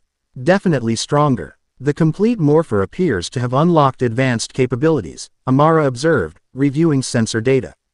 Power output exceeds previous readings by approximately 300%, yet efficiency has improved simultaneously. We should return to the surface, Gen suggested, ever mindful of mission parameters. Complete assessment can wait until we're back at headquarters. Naruto nodded, powering down to conserve energy. The Ranger form dissolved, but unlike previous transformations, the complete L morpher didn't revert to bracelet form. Instead, it remained in its advanced configuration on his forearm, a sleek, technological gauntlet that extended from wrist to mid-forearm, its surface content. UING to display flowing energy patterns that pulsed with gentle light. It's staying materialized, he noted with surprise. The fragment always reverted to bracelet form when not in use. The Lead morpher likely maintains active state continuously, Amara theorized. Its energy systems are substantially more advanced than the fragments. They began the return journey through the ancient facility, retracing their path toward the vertical shaft that would lead back to the Antarctic surface. Naruto walked slightly apart from the others, mind processing both the physical transformation the morpher and the disturbing information Keeper had provided about the devil morpher no longer being contained within the sealed zone. If Kronos had somehow already acquired the second morpher, the situation was far more dangerous than Time Force realized. Yet something about that scenario didn't align with observed events. Why orchestrate elaborate manipulations if the ultimate prize was already secured? You're troubled, Jen observed quietly, falling into step beside him as they navigated the curving corridor back toward the entrance chamber. Thinking about what I learned during the claiming process, Naruto replied. The morpher communicated through some kind of interface entity, called itself Keeper. It said the devil morpher isn't in the sealed zone anymore. Jen's expression sharpened with immediate concern. That's impossible. The containment field breach never fully materialized. Maybe it didn't need to, Naruto suggested. Maybe what we saw was aftermath rather than an attempt. Something realizing what it sought was already gone. Before Jen could respond to this disturbing theory, the facility around them shuddered violently. Crystalline illumination flickered momentarily as dust shook loose from ancient surfaces. What was that? Kido demanded, weapon immediately raised.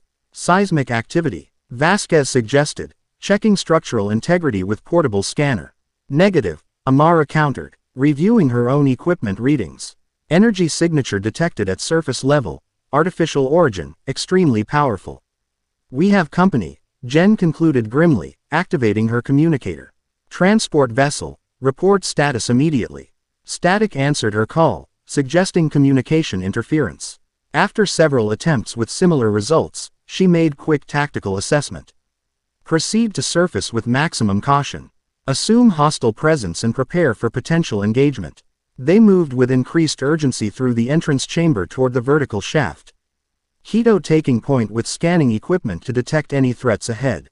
The facility continued to experience intermittent tremors, each slightly stronger than the last, suggesting whatever caused them was either increasing in intensity or moving closer to their position.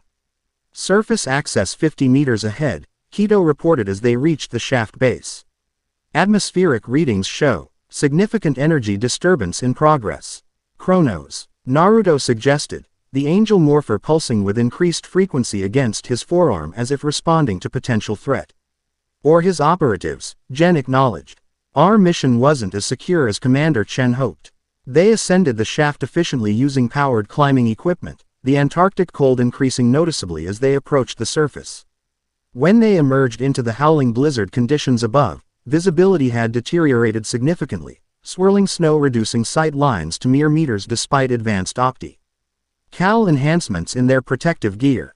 Transport vessel location, Jen demanded, the team forming defensive perimeter at the shaft exit. 200 meters northeast, Amara reported, consulting locator equipment. But I'm detecting multiple energy signatures between our position and the vessel. Confirmed, Kido added grimly. At least 7 distinct patterns consistent with powered armor or energy weapons.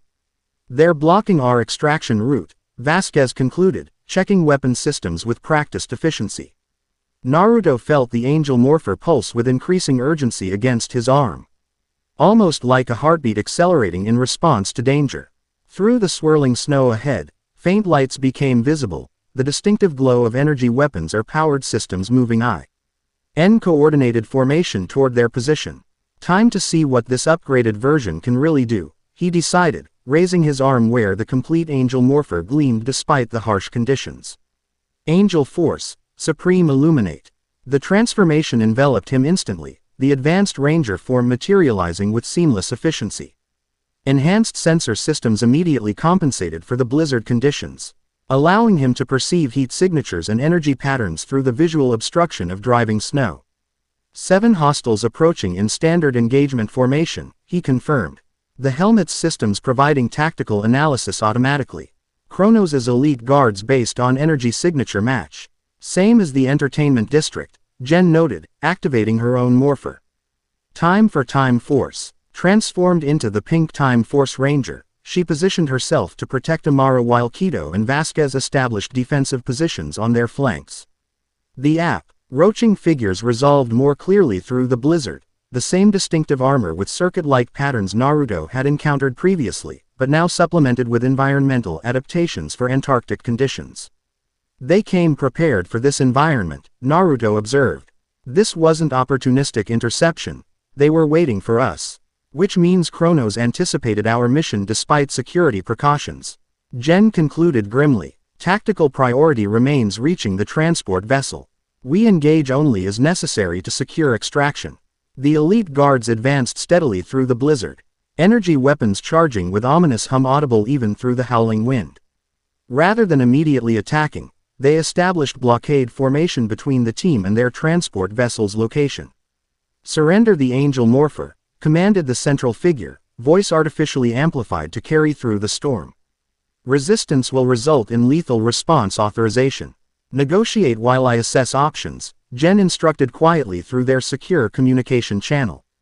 Aloud, she addressed the guards. We are Time Force officers on sanctioned recovery operation. Your interference constitutes violation of multiple temporal statutes. Time Force jurisdiction is not recognized in this matter, the guard replied without hesitation. The artifact you have recovered belongs to our employer by historical claim predating your organization's existence. While this exchange continued, Naruto utilized the Angel Ranger's enhanced perception to analyze their surroundings more thoroughly. The Antarctic surface offered minimal tactical advantages, flat, featureless terrain providing no natural cover. Their only significant asset was the vertical shaft behind them, which could serve as retreat point but would ultimately trap them within the facility below. The Angel Morpher pulsed against his arm, somehow communicating tactical possibilities through impression rather than explicit instruction. Understanding came with surprising clarity. The complete Morpher offered capabilities beyond what he had previously accessed, including environmental manipulation. And that might prove decisive in their current situation. I have an idea, he communicated to Jen through their secure channel. On my signal, be ready to move directly toward the transport. I'll create an opening. What are you planning? She asked, maintaining external dialogue with the guards to cover their private communication. Something new, Naruto replied, focusing on the sensation of energy flowing through the Angel Morpher into his awareness. Trust me. Before Jen could request elaboration, Naruto stepped forward, addressing the guards directly. You want the Morpher? Let me show you why that's a bad idea. Without waiting for response, he channeled power through the Angel Morpher in a pattern that came instinctively, drawing on both the device's inherent energy and his own chakra in harmonized combination. The effect manifested immediately as he raised both arms skyward. Angel's domain. Light exploded upward from his position, piercing the storm clouds above with brilliant intensity. For a moment, nothing seemed to happen beyond this impressive but apparently harmless display. Then, with stunning suddenness, the Antarctic environment around them transformed. Howling blizzard ceased instantaneously, snow and ice particles freezing in midair as if time itself had stopped within a 50-meter radius. The suspended particles began to glow with internal light, reorganizing themselves into crystalline structures that formed a dome-like enclosure around their position. Within this transformed space, visibility became perfect, the harsh Antarctic condita. NS replaced by serene stillness where even sound traveled with unusual clarity. Now, Naruto called, the technique having achieved exactly what he'd intended, environmental control that momentarily neutralized their opponents' tactical advantages. The elite guards, momentarily disoriented by the sudden environmental shift, struggled to recalibrate weapons and systems designed for blizzard conditions.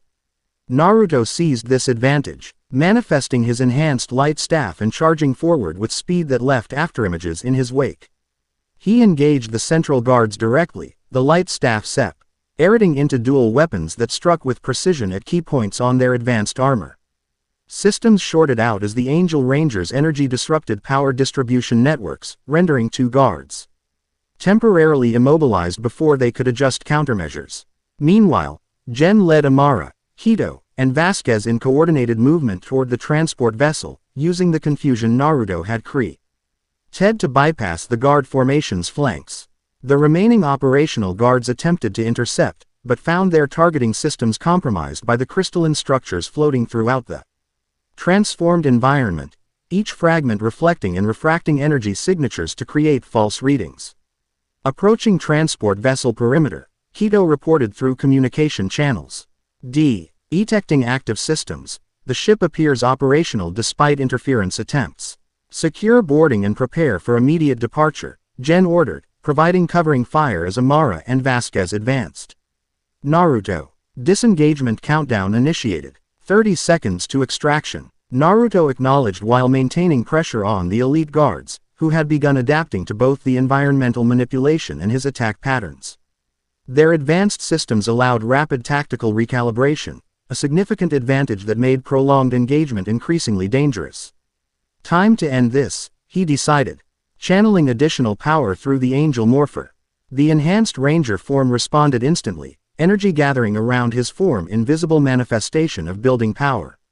The guards, recognizing imminent threat, attempted coordinated energy weapon discharge to interrupt whatever technique he prepared. Their attacks converged from multiple angles, creating interlocking coverage that would normally leave no escape route. But the Angel Ranger's capabilities now extended beyond normal physical limitations.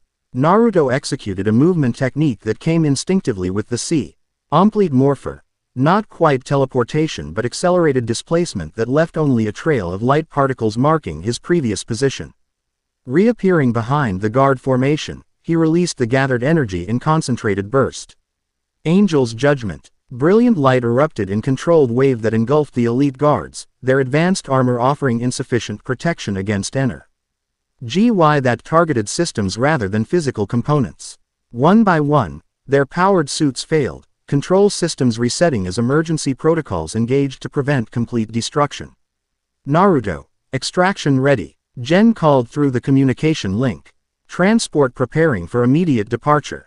With the guards temporarily neutralized, Naruto disengaged and sprinted toward the waiting vessel. The Angel's domain technique beginning to dissipate as he redirected energy to movement. The crystalline structures surrounding them gradually destabilized, Antarctic conditions returning as natural weather patterns reasserted themselves. He reached the transport as its engines engaged, leaping aboard through the open hatch that sealed immediately behind him. The vessel lifted off with urgent acceleration. Anti-gravity systems straining to achieve maximum ascent rate.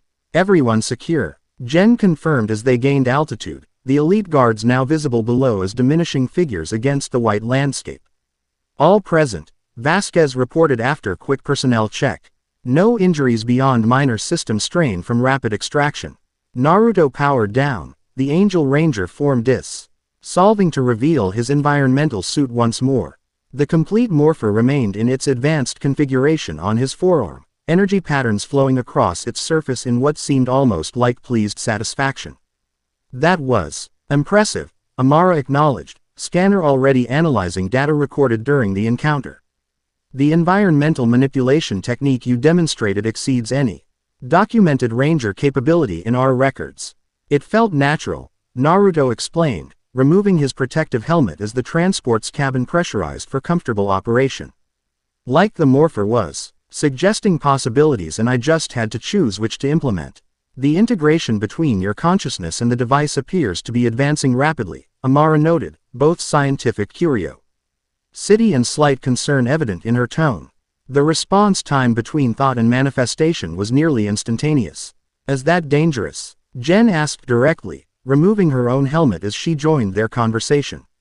Unknown, Amara admitted. We have no precedent for this specific combination, ancient morpher technology interfacing with chakra-based energy systems from another dimension.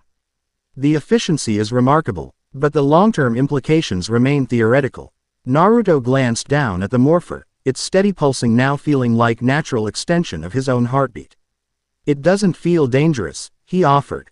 More like partnership. Similar to working with Kurama, actually. The 9 tails, Jen clarified, remembering his previous explanations about the tailed beast sealed within him. Right, initially that relationship was antagonistic, power taken rather than shared. But eventually we developed genuine cooperation. He traced the flowing patterns on the morpher's surface thoughtfully.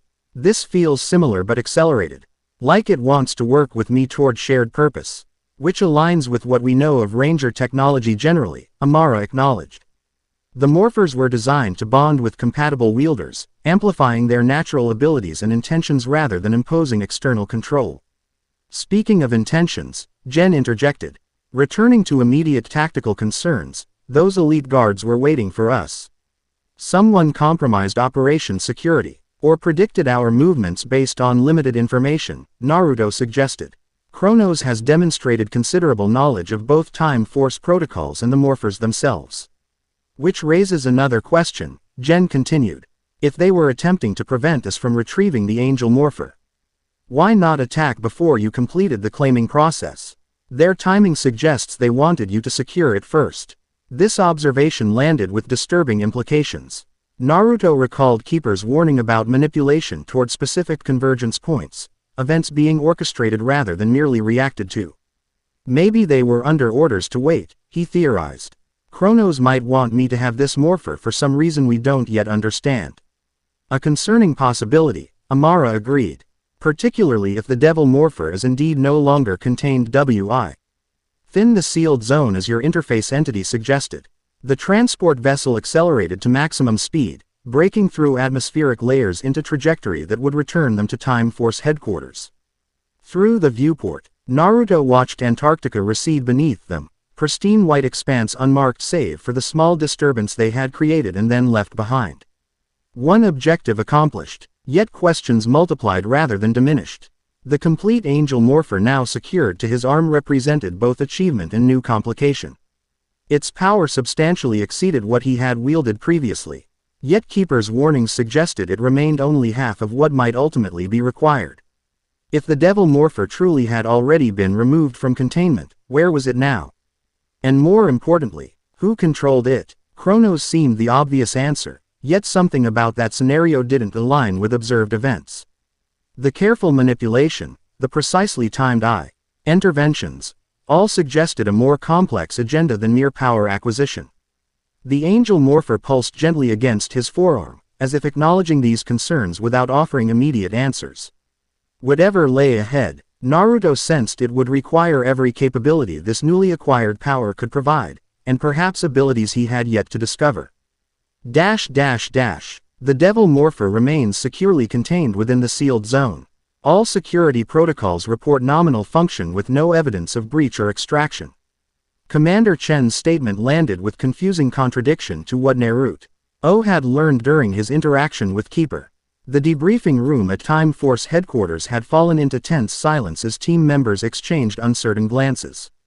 Commander, with respect, Naruto began carefully.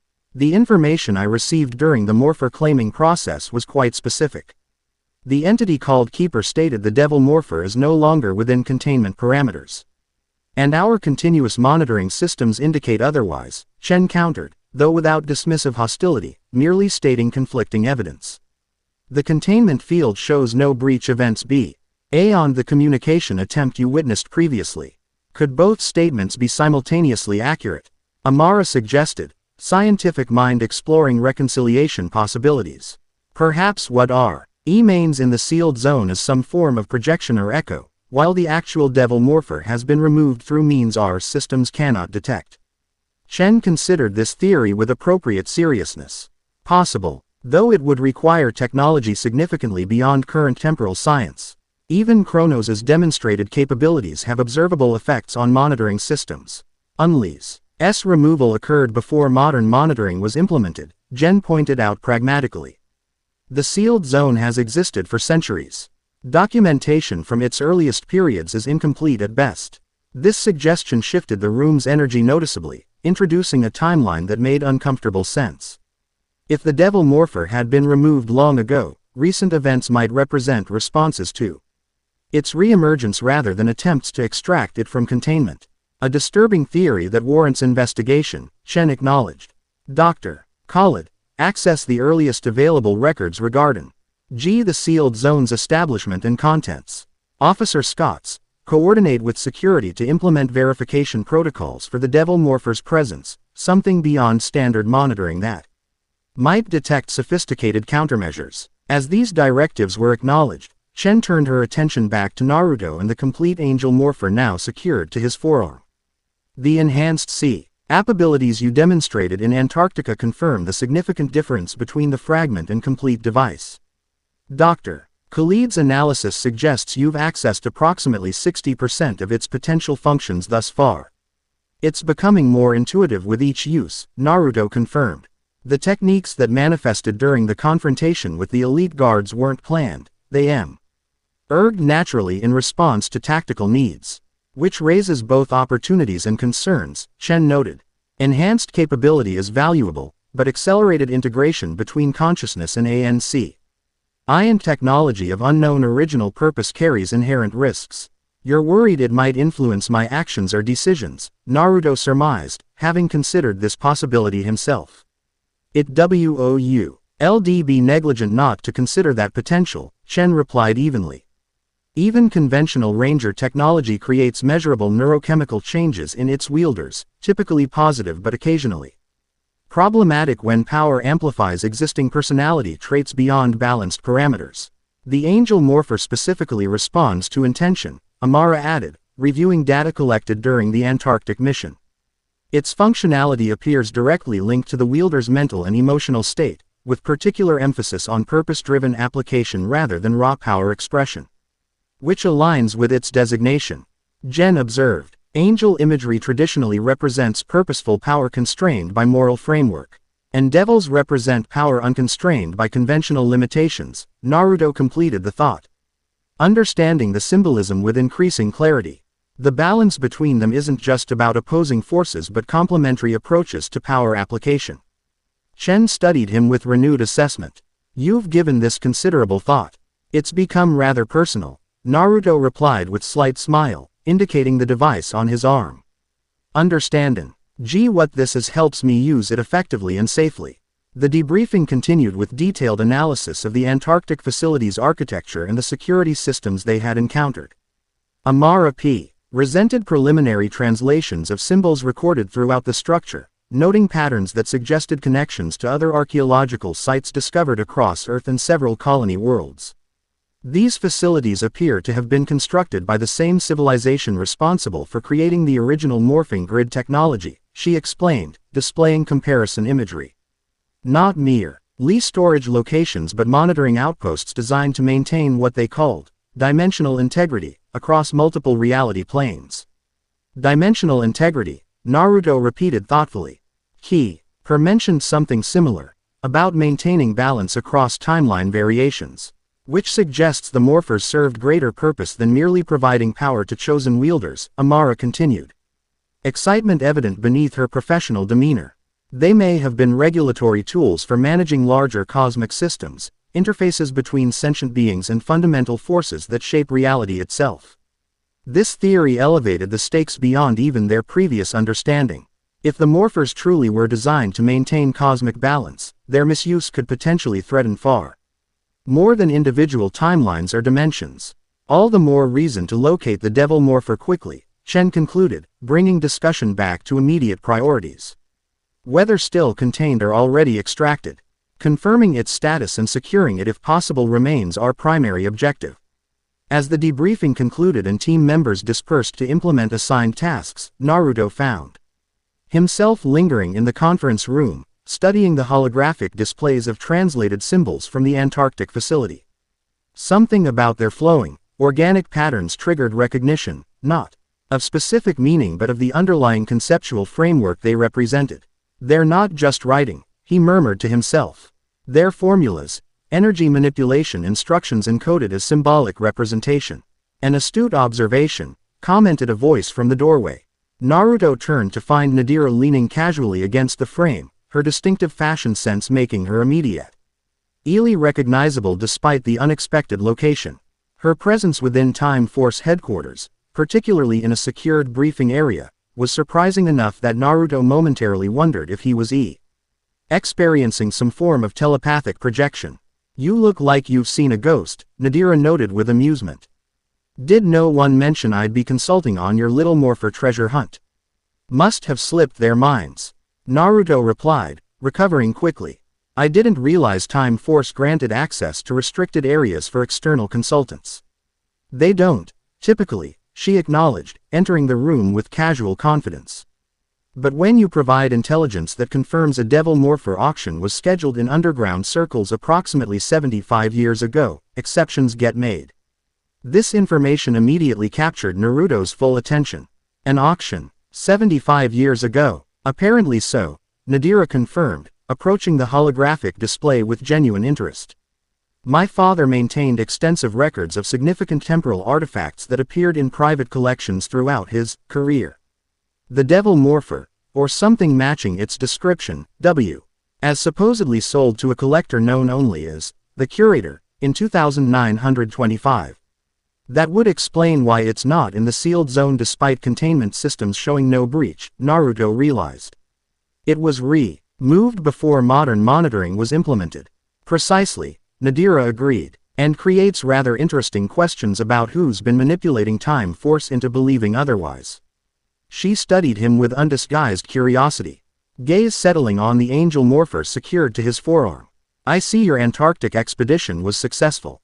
It suits you. Thanks, I think, Naruto replied, uncertain how to interpret her tone. Did your intelligence mention the curator's current location or status? Still operational, according to my sources, Nadira confirmed. Maintains a private museum of temporal artifacts somewhere in what used to be called the Mediterranean. Extremely exclusive access, invitation only, with security that would impress even Time Force. How did you learn all this? Naruto asked, genuinely curious about her information networks. Nadira smiled enigmatically. When you grow up in certain circles, you develop appreciation for information as the most valuable currency. My father may have chosen redemption, but his contacts didn't all follow the same path. I maintain relationships that prove occasionally useful. To Time Force or to yourself? Naruto asked perceptively. Both, when interests align. She admitted without pretense. I find life more interesting when walking between worlds rather than fully committing to either side of artificial moral boundaries. Something in this philosophy resonated with Naruto's current situation, himself caught between dimensions, wielding power that existed between opposing forces. Before he could explore this connection further, Commander Chen entered the room, expression revealing nothing about finding them in private conversation. Ms. Nadira has provided potentially valuable intelligence, Chen stated without preamble.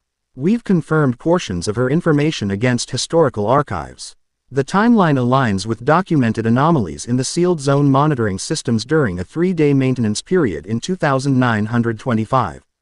Meaning someone could have removed the devil morpher during that window without detection, Naruto concluded. And replaced it with something that mimics its energy signature sufficiently to fool standard monitoring. Chen added, the implications clearly troubling her, which suggests inside knowledge of Time Force security protocols. The curator is rumored to employ former Time Force personnel. Nadira offered casually, individuals who found private collection more lucrative than public service. Chen's expression tightened fractionally, the only indication that this information struck a personal chord. We're preparing operation parameters to investigate this curator and his collection. Given the sensitivity and potential security complications, the team will be minimal, yourself, Officer Scotts. And Ms. Nadira as guide. Me, Nadira questioned with exaggerated surprise. How delightfully unexpected. And here I thought my contribution would end with information delivery. Your familiarity with underground collection networks makes you valuable beyond mere intelligence, Chen stated pragmatically. Additionally, your presence would appear less suspicious than Time Force personnel attempting to infiltrate exclusive collector circles. Always the tactical thinker, Nadira observed with knowing smile. Very well, Commander. I accept your generous invitation to continue assisting your operation. Something in their interaction suggested complex history beyond professional association.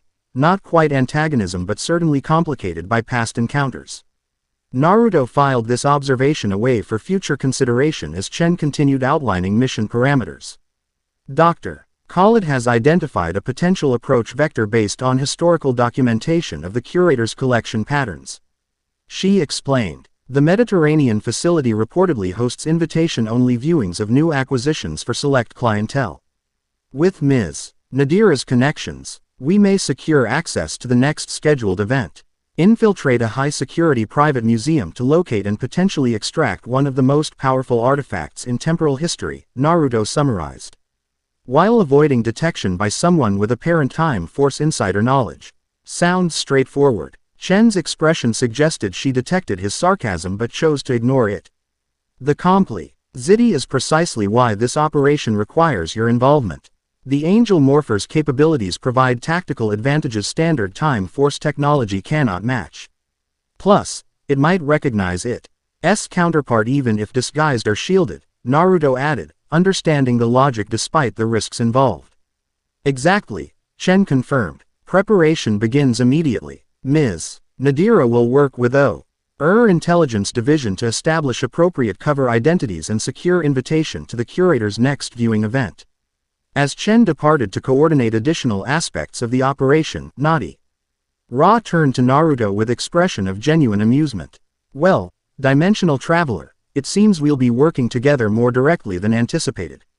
Should be entertaining, don't you think?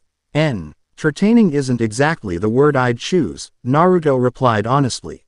But necessary, apparently. Necessity and entertainment aren't mutually exclusive, Nadira countered with smile that managed to be simultaneously charming and slightly dangerous. And infiltrating exclusive collection circles requires certain social skills that military precision doesn't typically emphasize. Meaning, quote, meaning Officer Scotts and yourself might benefit from my expertise in areas beyond mere information gathering, she explained. The curator's events are equal parts security evaluation and social theater. Appearing to belong is as important as actual credentials. The Angel Morpher pulsed once against Naruto's forearm, almost as if registering an opinion about this developing partnership. Whether our warning or encouragement remained unclear, but the response itself suggested sensitivity to interpersonal dynamics that extended beyond mere tactical assessment. I guess we'll be taking social lessons from you, then. Naruto acknowledged, recognizing the practical value despite reservations about Nadira's ultimate motivations. Consider it cultural education, she suggested with theatrical graciousness. After all, you're already managing remarkable adaptation to an entirely new dimension. What's a little high society infiltration compared to that? Despite himself, Naruto found her attitude oddly refreshing after days of Time Force's institutional seriousness. Whatever complicated history existed between Nadira and the organization, her perspective offered valuable counterbalance to their procedural approach. Just to be clear, he said, meeting her gaze directly, my priority is locating the Devil Morpher. If it's there, I need to secure it before anyone else can use it. Of course, Nadira agreed easily. Too easily perhaps. We all want the same outcome, don't we? Preventing reality-altering power from falling into the wrong hands. And what would you consider the right hands? Naruto asked, testing her perspective. Nadira's expression shifted to something more genuine, calculation temporarily replaced by thoughtful consideration. That's the interesting question, isn't it? Time Force believes they're the only appropriate custodians for such artifacts. Collectors like the curator believe private appreciation preserves what institutions might misuse or destroy. Kronos apparently has his own agenda entirely. And you, Naruto pressed, I believe power ultimately belongs with those who understand its true nature and limitations, she replied after brief hesitation. Not necessarily the most virtuous or the most controlled, but those who recognize that power itself is neither good nor evil, merely a tool whose application reflects the wielder's understanding of consequence. The answer was neither what Time Force would approve nor what a truly self-interested individual would express, occupying instead that complicated middle ground that Nadira herself seemed to prefer. Interesting philosophy, Naruto acknowledged. One I suspect Commander Chen might find concerning. The commander and I have different perspectives on many things, Nadira admitted with slight smile. But perhaps more in common than either would comfortably acknowledge.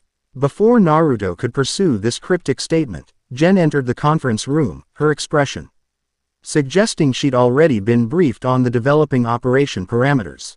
I see you've met our consultant, she observed neutrally, though Naruto detected undertones of caution in her voice.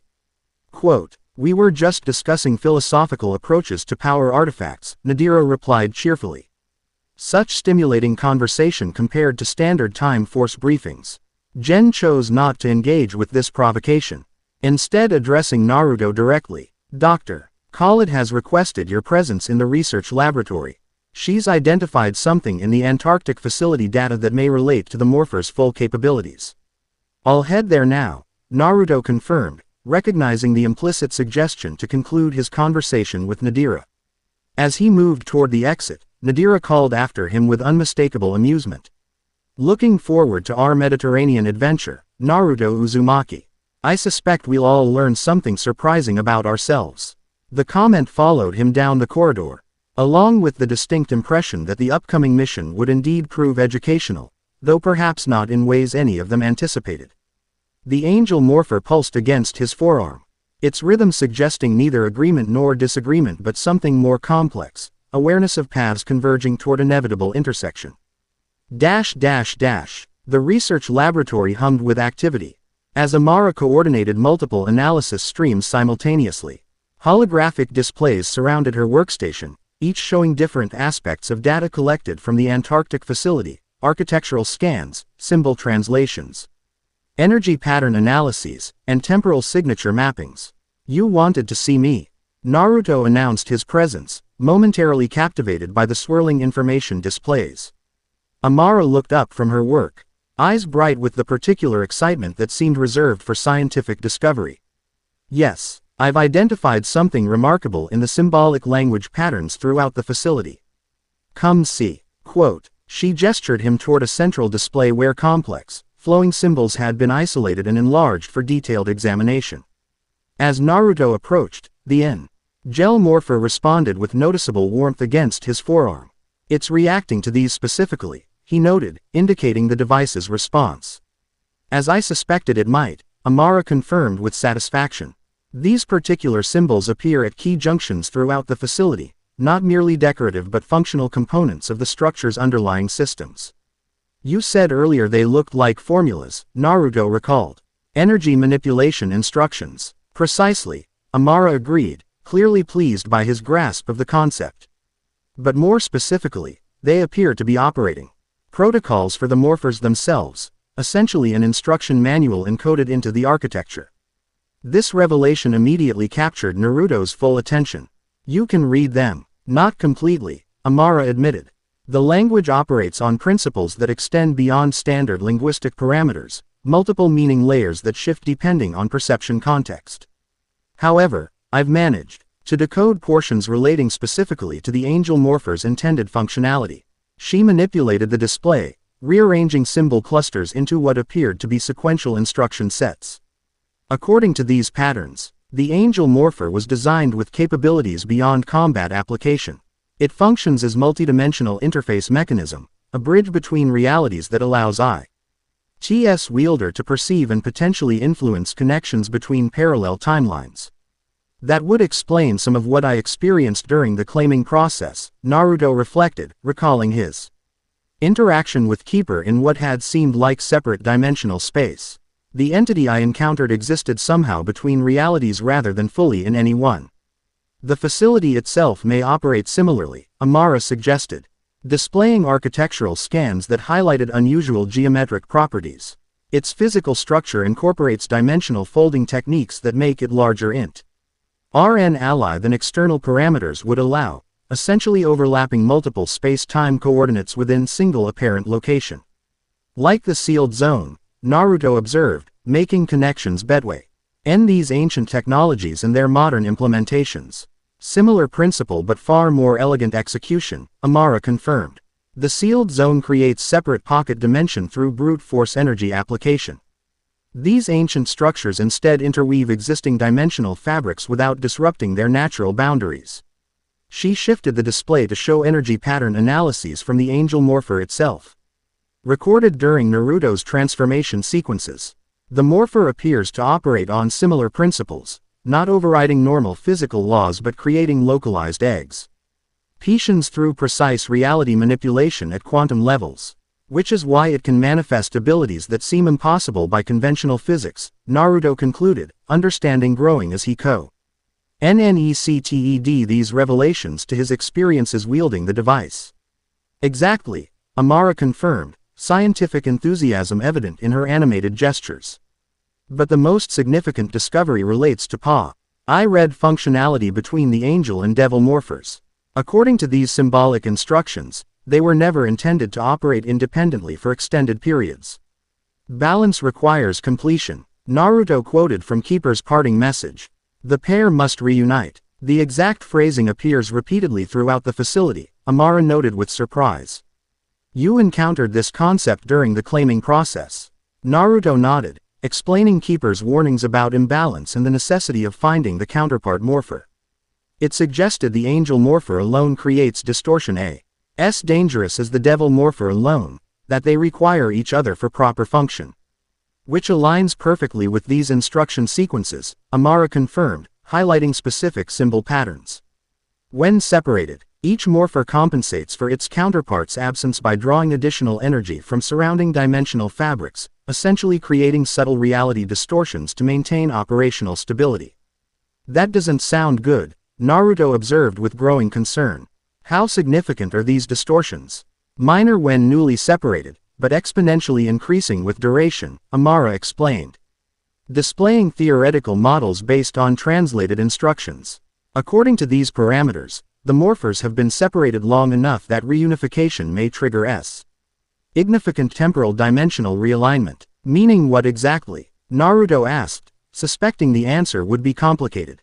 Meaning that bringing the angel and devil morphers into proximity after their extended separation could potentially cause localized reality fluctuations, temporary overlapping of timeline variations as the paired devices re-establish proper dimensional balance.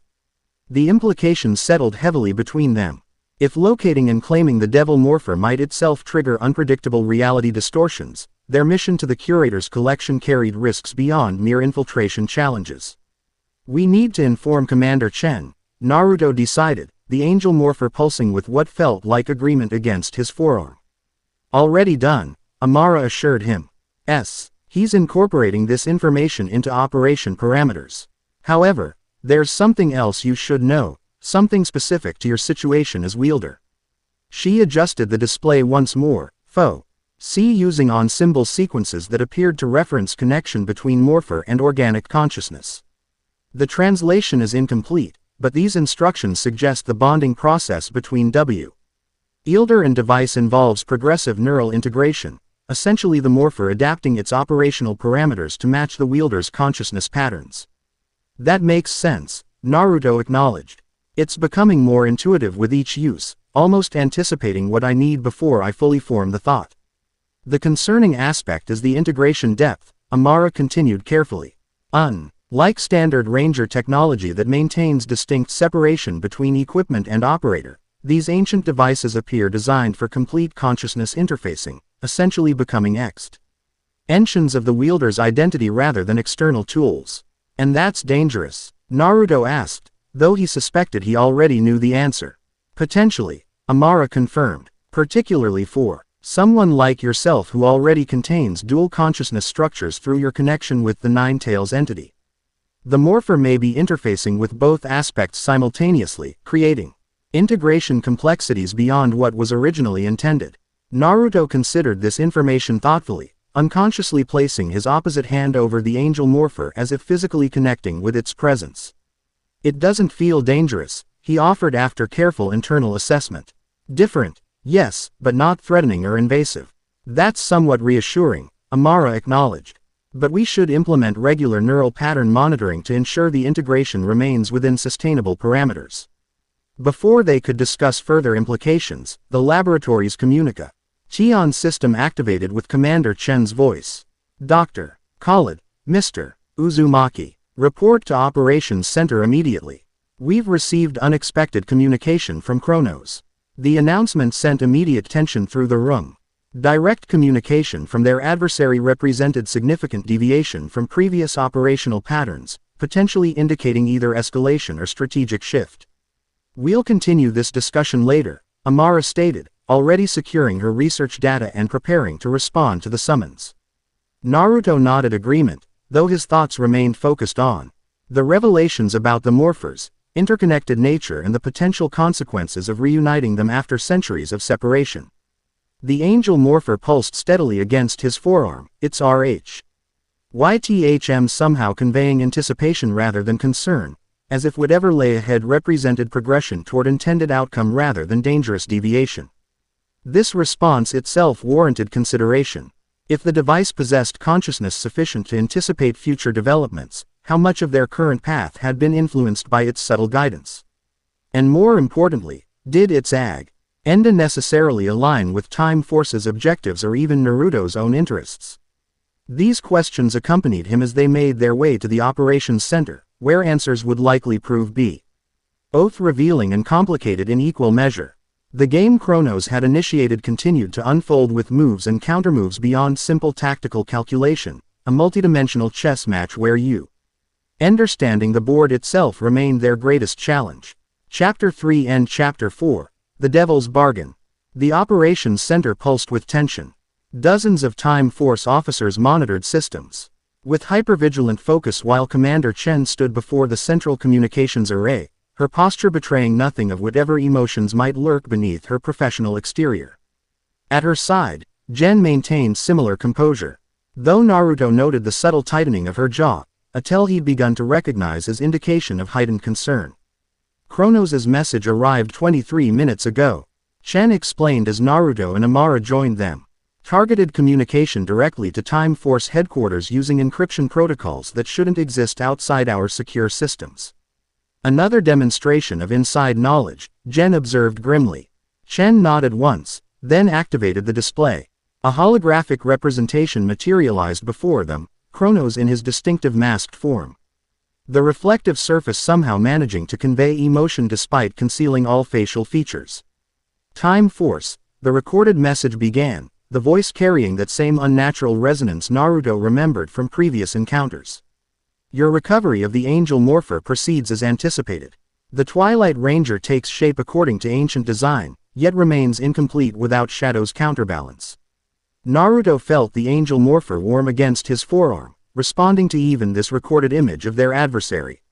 You now seek the devil morpher in the curator's collection, Kronos continued. Confirming their operation had indeed been compromised. A predictable but misguided endeavor. The curator possesses only fragments, not the complete device, breadcrumbs in a trail designed to lead elsewhere. Chen paused the recording, turning to Nadira who had entered silently during the playback. Your intelligence suggested otherwise. My intelligence confirmed a devil morpher auction 75 years ago. Nadira corrected precisely. Whether the item was genuine or fragmentary wasn't specified in the records. Chen's expression suggested skepticism, but she resumed the playback without further comment. The devil morpher's true location remains secured against premature discovery, Kronos stated. As it must until the Twilight Ranger proves worthy of claiming dual mantles. Balance requires more than mere possession of ancient tools, it demands understanding of purpose beyond institutional objectives or personal desire. The masked figure leaned slightly closer in the recording, creating unsettling intimacy despite the technological separation. Naruto Uzumaki, your path crosses dimensional boundaries for reason beyond chance or cosmic accident. The PHERS respond to you because you embody the essential duality they were designed to channel, light and shadow existing in harmonious tension rather than destructive opposition. Naruto felt all eyes shift briefly toward him before returning to the recording. Time Force believes they protect temporal integrity through rigid control and regulation, Kronos continued, tone shifting to something resembling disappointment. Yet they remain blind to fundamental fractures spreading throughout reality's foundation, cracks in the multiverse that began long before your organization's existence in ACC. Ellerate despite your most dedicated efforts. The masked figure straightened, hands clasping behind his back in posture suggesting military precision. Your operation to infiltrate the curator's collection will proceed. You will discover valuable fragments that advance understanding but not completion. This represents necessary progression rather than ultimate objective. Kronos' mask seemed to shift slightly, reflecting light differently as he delivered his final statement. The true devil morpher awaits where light and shadow first divided, a location you already know but have yet to recognize. When preparation aligns with necessity, paths will reveal themselves. Until then, fragments serve their purpose in the greater design. The recording concluded, leaving uncomfortable silence in its wake. "Well, that was helpfully cryptic," Nadira observed, breaking the tension with characteristic irreverence. "And potentially misleading," Chen cautioned, shutting down the holographic display. "Kronos has demonstrated sophisticated manipulation techniques throughout this situation. This message could easily represent another attempt to direct our actions toward his preferred outcome. Or contain genuine information mixed with misdirection," Amara suggested, scientific mind already analyzing the communication's content.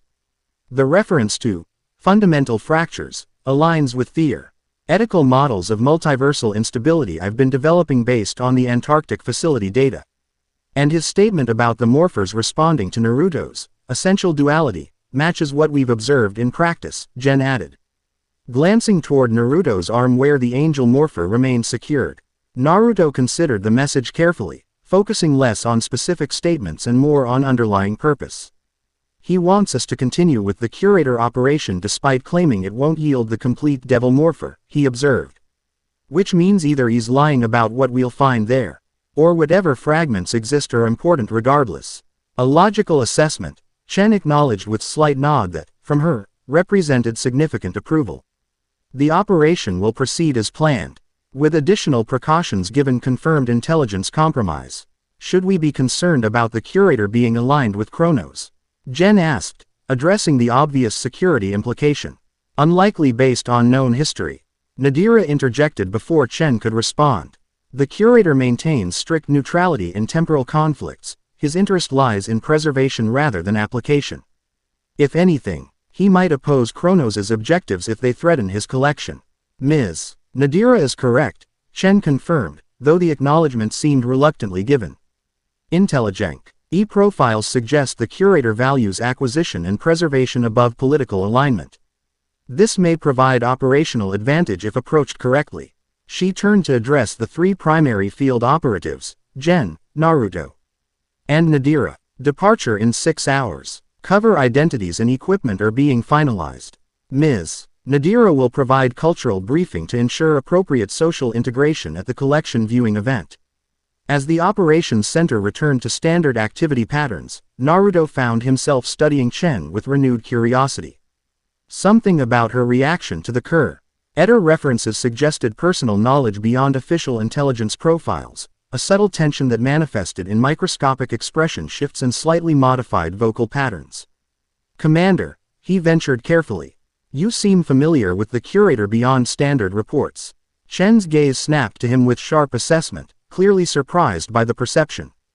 After brief internal calculation visible only in her eyes, she offered minimal confirmation. "Time Force has historical interactions with the curator predating my command.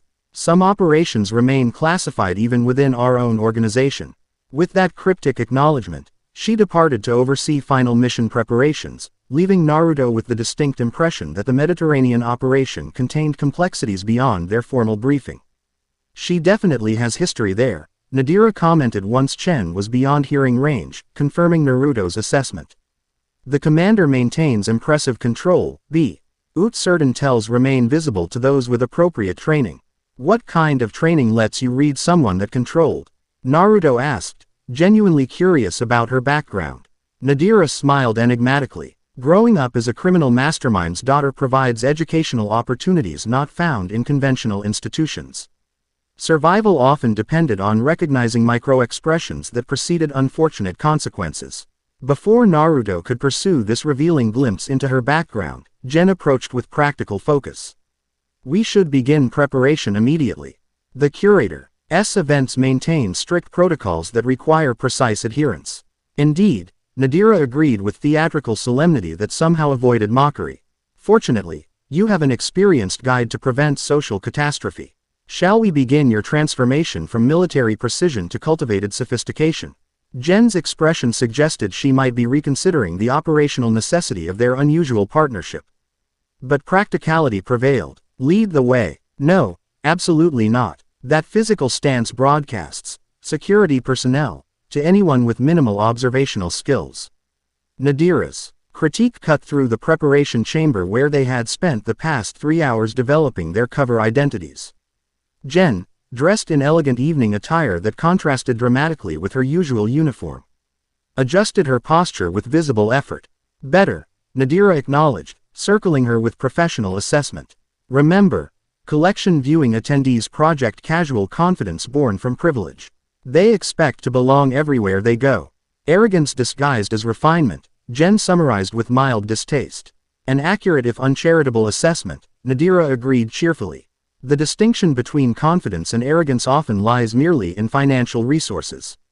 Naruto watched this exchange with fascination from his position near the chamber's edge, where he had been observing Nadira's surprisingly methodical coaching. Despite her flamboyant personality, her instruction demonstrated genuine expertise in social engineering and behavioral mimicry.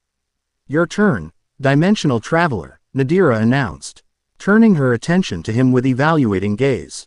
"Let's see if those shinobi observation skills translate to social performance."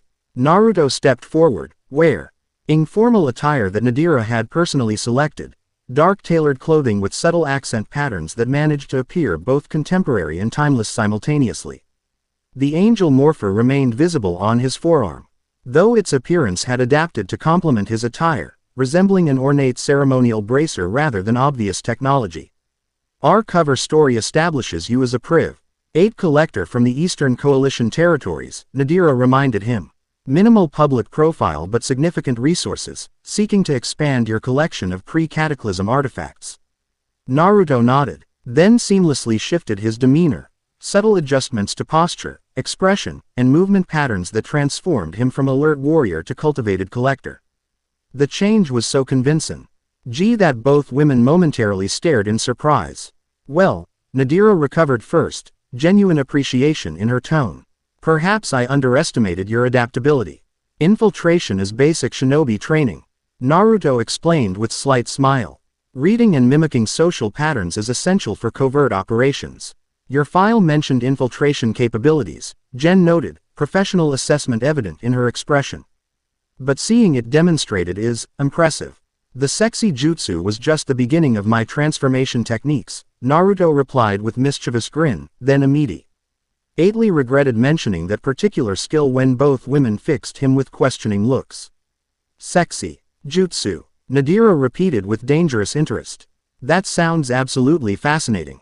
Do elaborate." "Perhaps another time," Jen interjected diplomatically, though Naruto detected genuine curiosity beneath her professional redirect. "We should focus on mission parameters." "Of course," Nadira agreed, though her expression promised future inquiry. "Our cover identifies us as a collector and his 2 acquisition specialists attending the curator's unveiling of recently obtained temporal artifacts. The invitation grants access to the main viewing galleries but not restricted collection areas, which likely contain whatever devil morpher fragments exist in the collection," Jen concluded. "Requiring additional access strategy." "Precisely," Nadira confirmed. "The curator maintains separate security systems for public and private collection areas. Transition between zones requires either direct authorization or alternative methods." "Breaking in," Naruto translated with amused directness. "Such unrefined terminology," Nadira lamented theatrically. "I prefer unauthorized access through security limitation exploitation. Much more sophisticated." Despite the serious mission parameters, Naruto found himself enjoying their interaction. Nadira's approach provided refresh, in contrast to Time Force's institutional formality, while Jen's gradual relaxation around both of them suggested developing comfort with their unusual team dynamic. "The angel morpher should help locate the fragments regardless of security barriers," Naruto noted, glancing at the device on his forearm. "It's been increasingly responsive to energetic resonance patterns. We'll maintain standard infiltration protocols regardless," Jen insisted. "Relying exclusively on the morpher's capabilities introduces unnecessary variables." Officer Scotts remains delightfully committed to procedural approaches, Nadira observed with smile that somehow conveyed both teasing and respect. "A valuable counterbalance to my more improvisational tendencies." The preparation continued with review of the curator's known security systems, personnel profiles, and collection organization. Throughout this technical briefing, Naruto noticed Nadira occasionally studying him with thoughtful expression at suggested assessment beyond immediate operational requirements. "Something on your mind?" he finally asked during a brief pause in the security review. Nadira considered him with uncharacteristic directness. Theatrical mannerisms temporarily set aside. I'm curious about your adaptation process, she admitted. Most beings experiencing dimensional displacement exhibit significant psychological distress patterns. You demonstrate remarkable stability despite extraordinary circumstances. The observation was unexpectedly perceptive, revealing analytical depth beneath her cultivated frivolity. Naruto found himself responding with matching honesty. It helps that I've faced impossible situations before, he explained, unconsciously touching the area where the nine tails resided within him. When you grow up containing a creature that could destroy your entire village, dimensional displacement becomes just another Tuesday. An interesting perspective, Nadira acknowledged. Relative threat assessment as psychological coping mechanism. Plus, Naruto added with slight smile, shinobi training emphasizes adaptation to changing circumstances. Look underneath the underneath, was one of my teacher's favorite sayings. Wise instruction, Nadira noted appreciatively. The curator maintains similar philosophy regarding his collection. Surface appearance often conceals deeper significance. Which may apply to whatever devil morpher fragments we locate, Jen interjected, bringing conversation back to operational focus. Kronos' message suggested they serve purpose beyond mere components. Everything about these morphers seems to operate on multiple levels simultaneously, Naruto agreed, the angel morpher pulsing gently against his arm as if acknowledging this assessment. Nothing is exactly what it appears to be. A trait shared by most viewing attendees, Nadira observed wryly. The curator's events attract individuals with layered motivations and carefully constructed personas. Identifying genuine collectors versus those with alternative objectives becomes its own entertainment. Including us, Naruto noted with ironic smile. Indeed, Nadira agreed cheerfully. We'll be participating in elaborate deception theater where everyone suspects everyone else while pretending complete social harmony. Delightful complexity. Jen's expression suggested she found this prospect considerably less entertaining than Nadira did, but professional commitment prevailed over personal preference. Final equipment check in 30 minutes. Transport departure in 90. Until then, continue identity reinforcement and security protocol review. As she departed to coordinate with support personnel, Nadira moved closer to Naruto, her expression shifting to Someth. More genuine than her usual theatrical presentation. A word of advice beyond operational parameters, she offered quietly. The curator values authenticity despite the deceptive nature of his gatherings.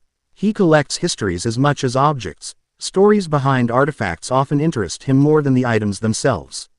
Meaning your true nature as dimensional traveler might prove advantageous in direct interaction. She suggested, not as operational cover, but as negotiation leverage if circumstances require adaptation. Naruto studied her thoughtfully, recognizing that his recommendation contradicted standard infiltration protocols. That's not in the mission briefing. Hence, beyond operational parameters, Nadira confirmed with slight smile. Sometimes institutional approaches require creative supplementation. The angel morpher pulsed once against Naruto's forearm, neither warning nor encouragement but simple acknowledgement, as if registering the conversation without judgment. This neutral response itself felt significant, suggesting the device possessed awareness beyond binary ethical frameworks. I'll keep it in mind, Naruto promised, recognizing the potential value in Nadira's perspective regardless of its deviation from formal protocols. She nodded once, apparently satisfied, then seamlessly returned to her theatrical persona as other personnel entered the preparation chamber. Now then, one final assessment of your collection knowledge background. The pre-Cataclysm Ranger artifacts originated primarily from which historical periods?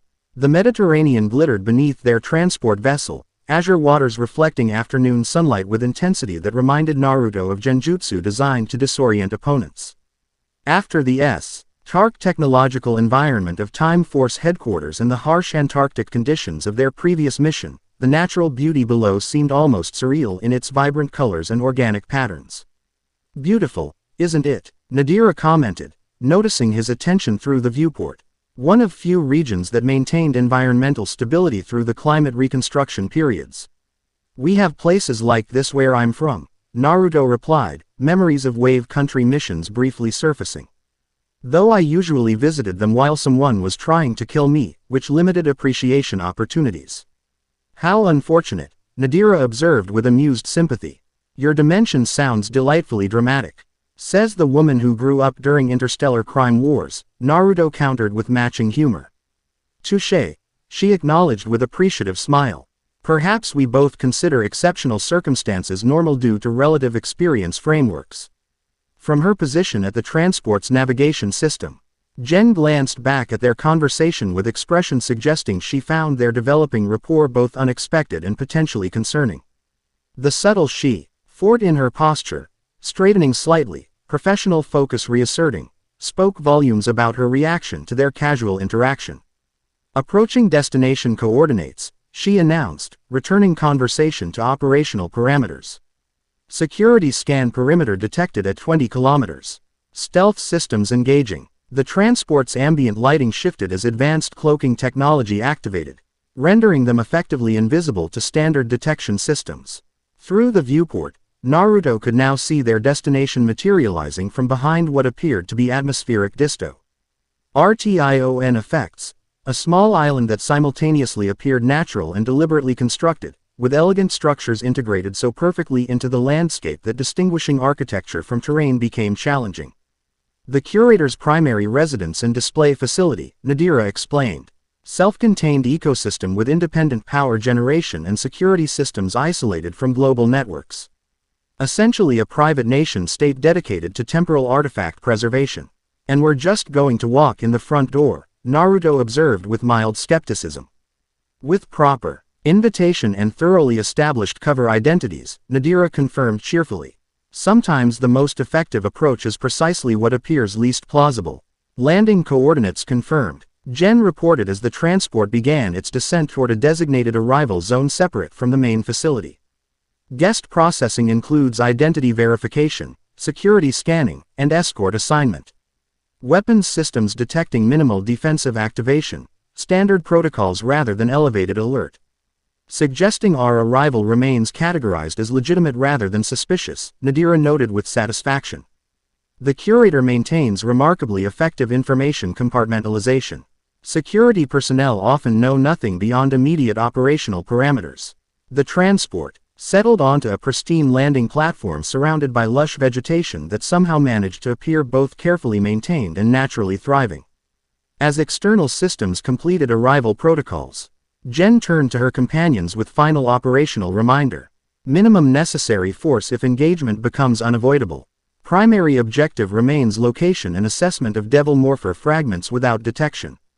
Extraction plan unchanged regardless of findings. Such delightful procedural consistency, Nadira observed with teasing smile.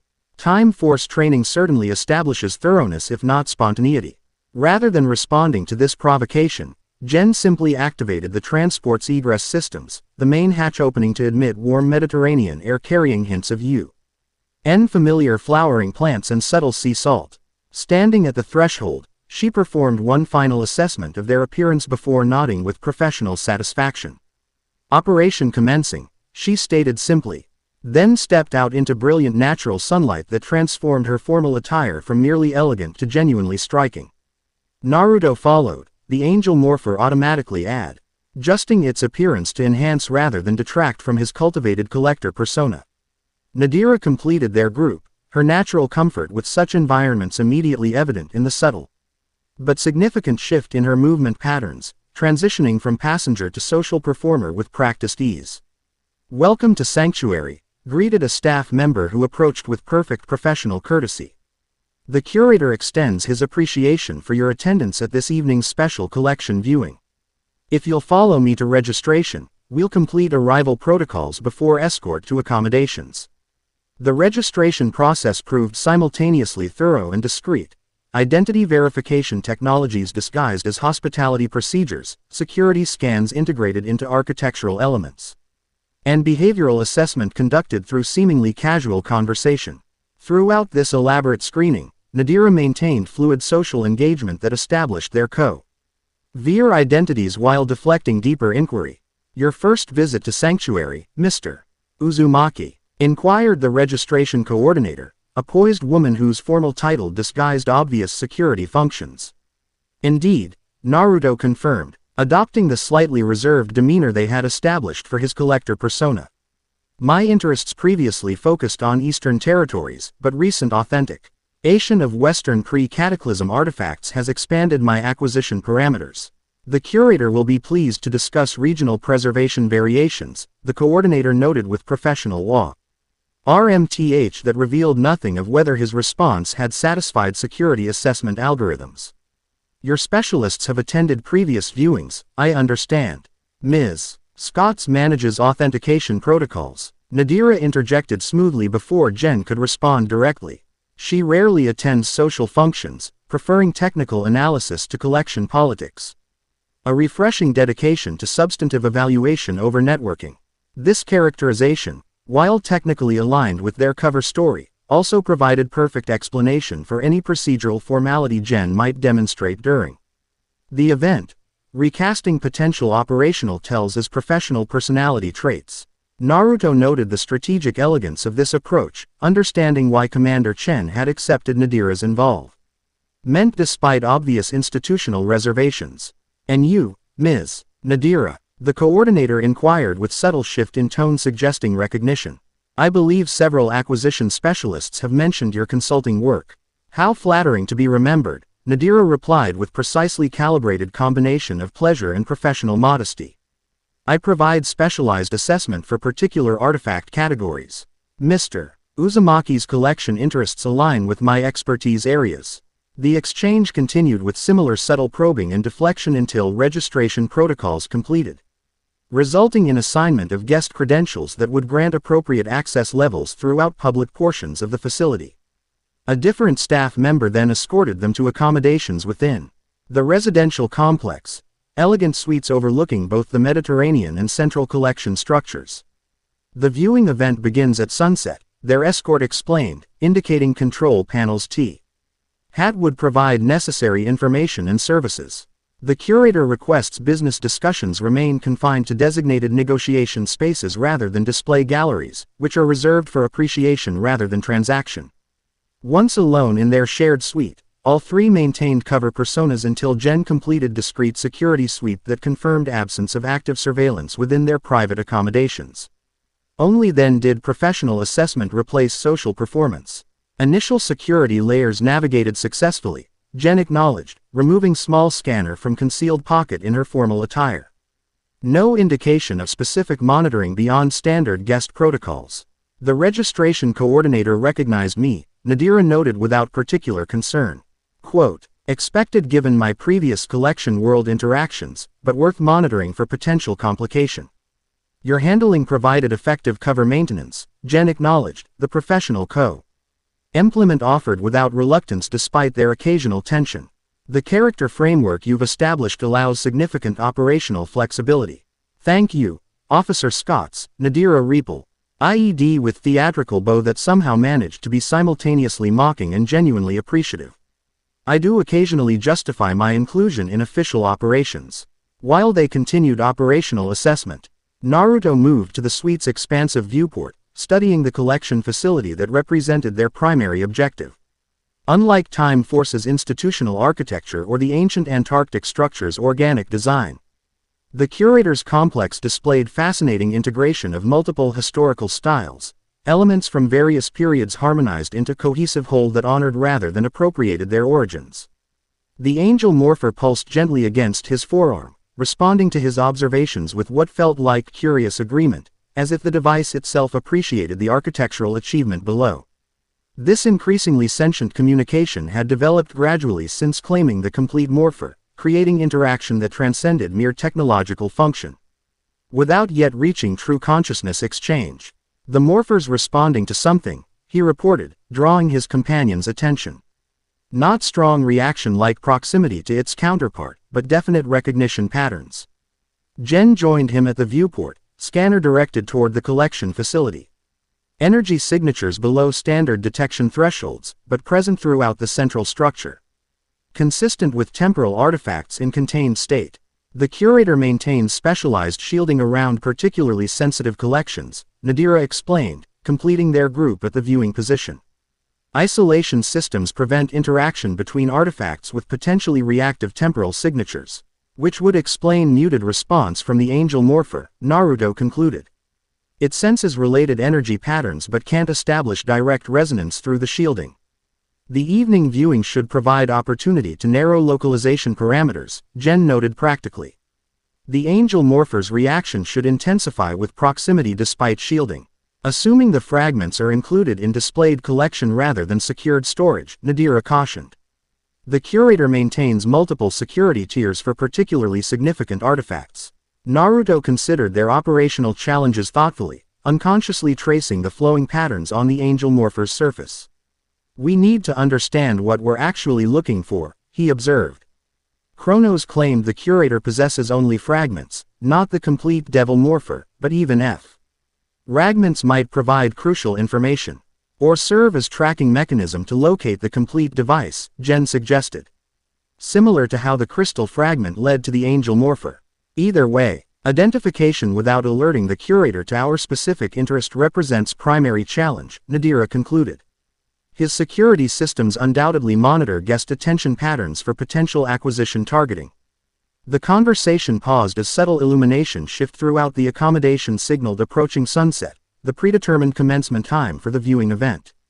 Without requiring discussion, all three returned to their cover personas with seamless efficiency, personal preparations completed with minimal verbal exchange. As Naruto adjusted his formal attire before a reflective surface, he noticed something unusual in his appearance, a barely perceptible golden glow surrounding his reflection, visible only from certain angles and gone when he attempted to focus directly upon it. The effect reminded him of Sage Mode energy manifestation, yet different in both quality and pattern. The angel morpher pulsed once against his forearm, acknowledging his notice without providing explanation. Before he could consider implications, Nadira approached with final character assessment. The end. Remember to subscribe and like this video. See you in the next video.